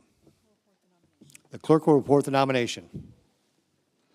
Nomination, Environmental Protection Agency, Sean Donahue of Florida to be an Assistant Administrator of the Environmental Protection Agency.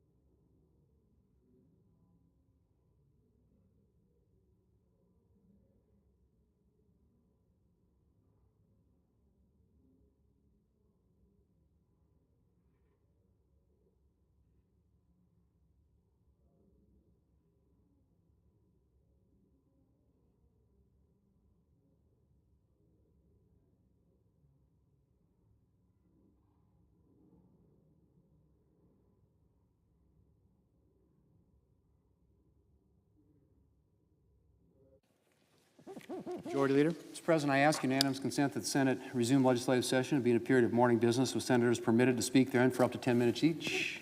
Without objection. Mr. President, I have 11 requests for committees to meet during today's session of the Senate. They have the approval of the majority and minority leaders. Duly noted. Mr. President, I ask unanimous consent that the Senate proceed to the immediate consideration of calendar number 30, S-195. The clerk will report. Calendar number 30, S-195, a bill to amend the Visit America Act to promote music, tourism, and for other purposes. Without objection, the Senate will proceed to the measure. Mr. President, I ask unanimous consent that the bill be considered read a third time and passed, and that the motion to reconsider be considered made and laid upon the table. Without objection. Mr. President, I ask unanimous consent that the Senate proceed to the immediate consideration of calendar number 68, Senate Bill 260. The clerk will report. Calendar number 68, S260, a bill to amend the Bottles and Breastfeeding Equipment Screening Act, and so forth, and for other purposes. Without objection, the Senate will proceed to the measure. Mr. President, I ask unanimous consent that the bill be considered read a third time and passed, and that the motion reconsider be considered made and laid upon the table. Without objection. Mr. President, I ask unanimous consent that, withstanding the adoption of S-Res 178, the Cornyn Amendment to the preamble, which is at the desk, be agreed to, and the motion to reconsider be considered made and laid upon the table with no intervening action or debate, that the Secretary of the Senate be authorized to make appropriate changes to reflect adoption of the amendment. Without objection. Mr. President, I ask unanimous consent that the Senate now proceed to the en bloc consideration of the following resolutions which are at the desk: S-Res 228, S-Res 229, S-Res 230. Without objection. The Senate will proceed to the resolutions en bloc. Mr. President, I ask unanimous consent that the resolutions be agreed to, the preambles be agreed to, and that the motion to reconsider be considered made and laid upon the table, all en bloc. Without objection. Mr. President, I ask unanimous consent that the Senate proceed to executive session to consider the following nominations in block. All nominations on the Secretary's desk in the Air Force, Army, Coast Guard, Marine Corps, and Navy, with the exception of PN 89 Matthew Ryan. That the nominations be confirmed in block, the motion to reconsider be considered made and laid upon the table with no intervening action or debate, that no further motions be in order to any of the nominations, that the President be immediately notified of the Senate's action, and the Senate then resume legislative session. Without objection. Mr. President, I ask unanimous consent that when the Senate completes its business today, it stand adjourned until 10 a.m. on Thursday, May 15th, that following the prayer and pledge, the morning hour be deemed expired, the journal proceedings be approved today at the time for the two leaders be reserved for their use later in the day, morning business be closed, and the Senate proceed to executive session and resume consideration of executive calendar number 88, Sean Donahue, post-cloture, and the Senate vote on confirmation of the nomination 11:30. Further, following disposition of the Donahue nomination, the Senate resumed legislative session, and Senator Kane or his designee be recognized to make a motion to discharge S-Res 195, and following the motion to discharge, all time until 1:45 be equally divided. The Senate then vote on the motion to discharge S-Res 195.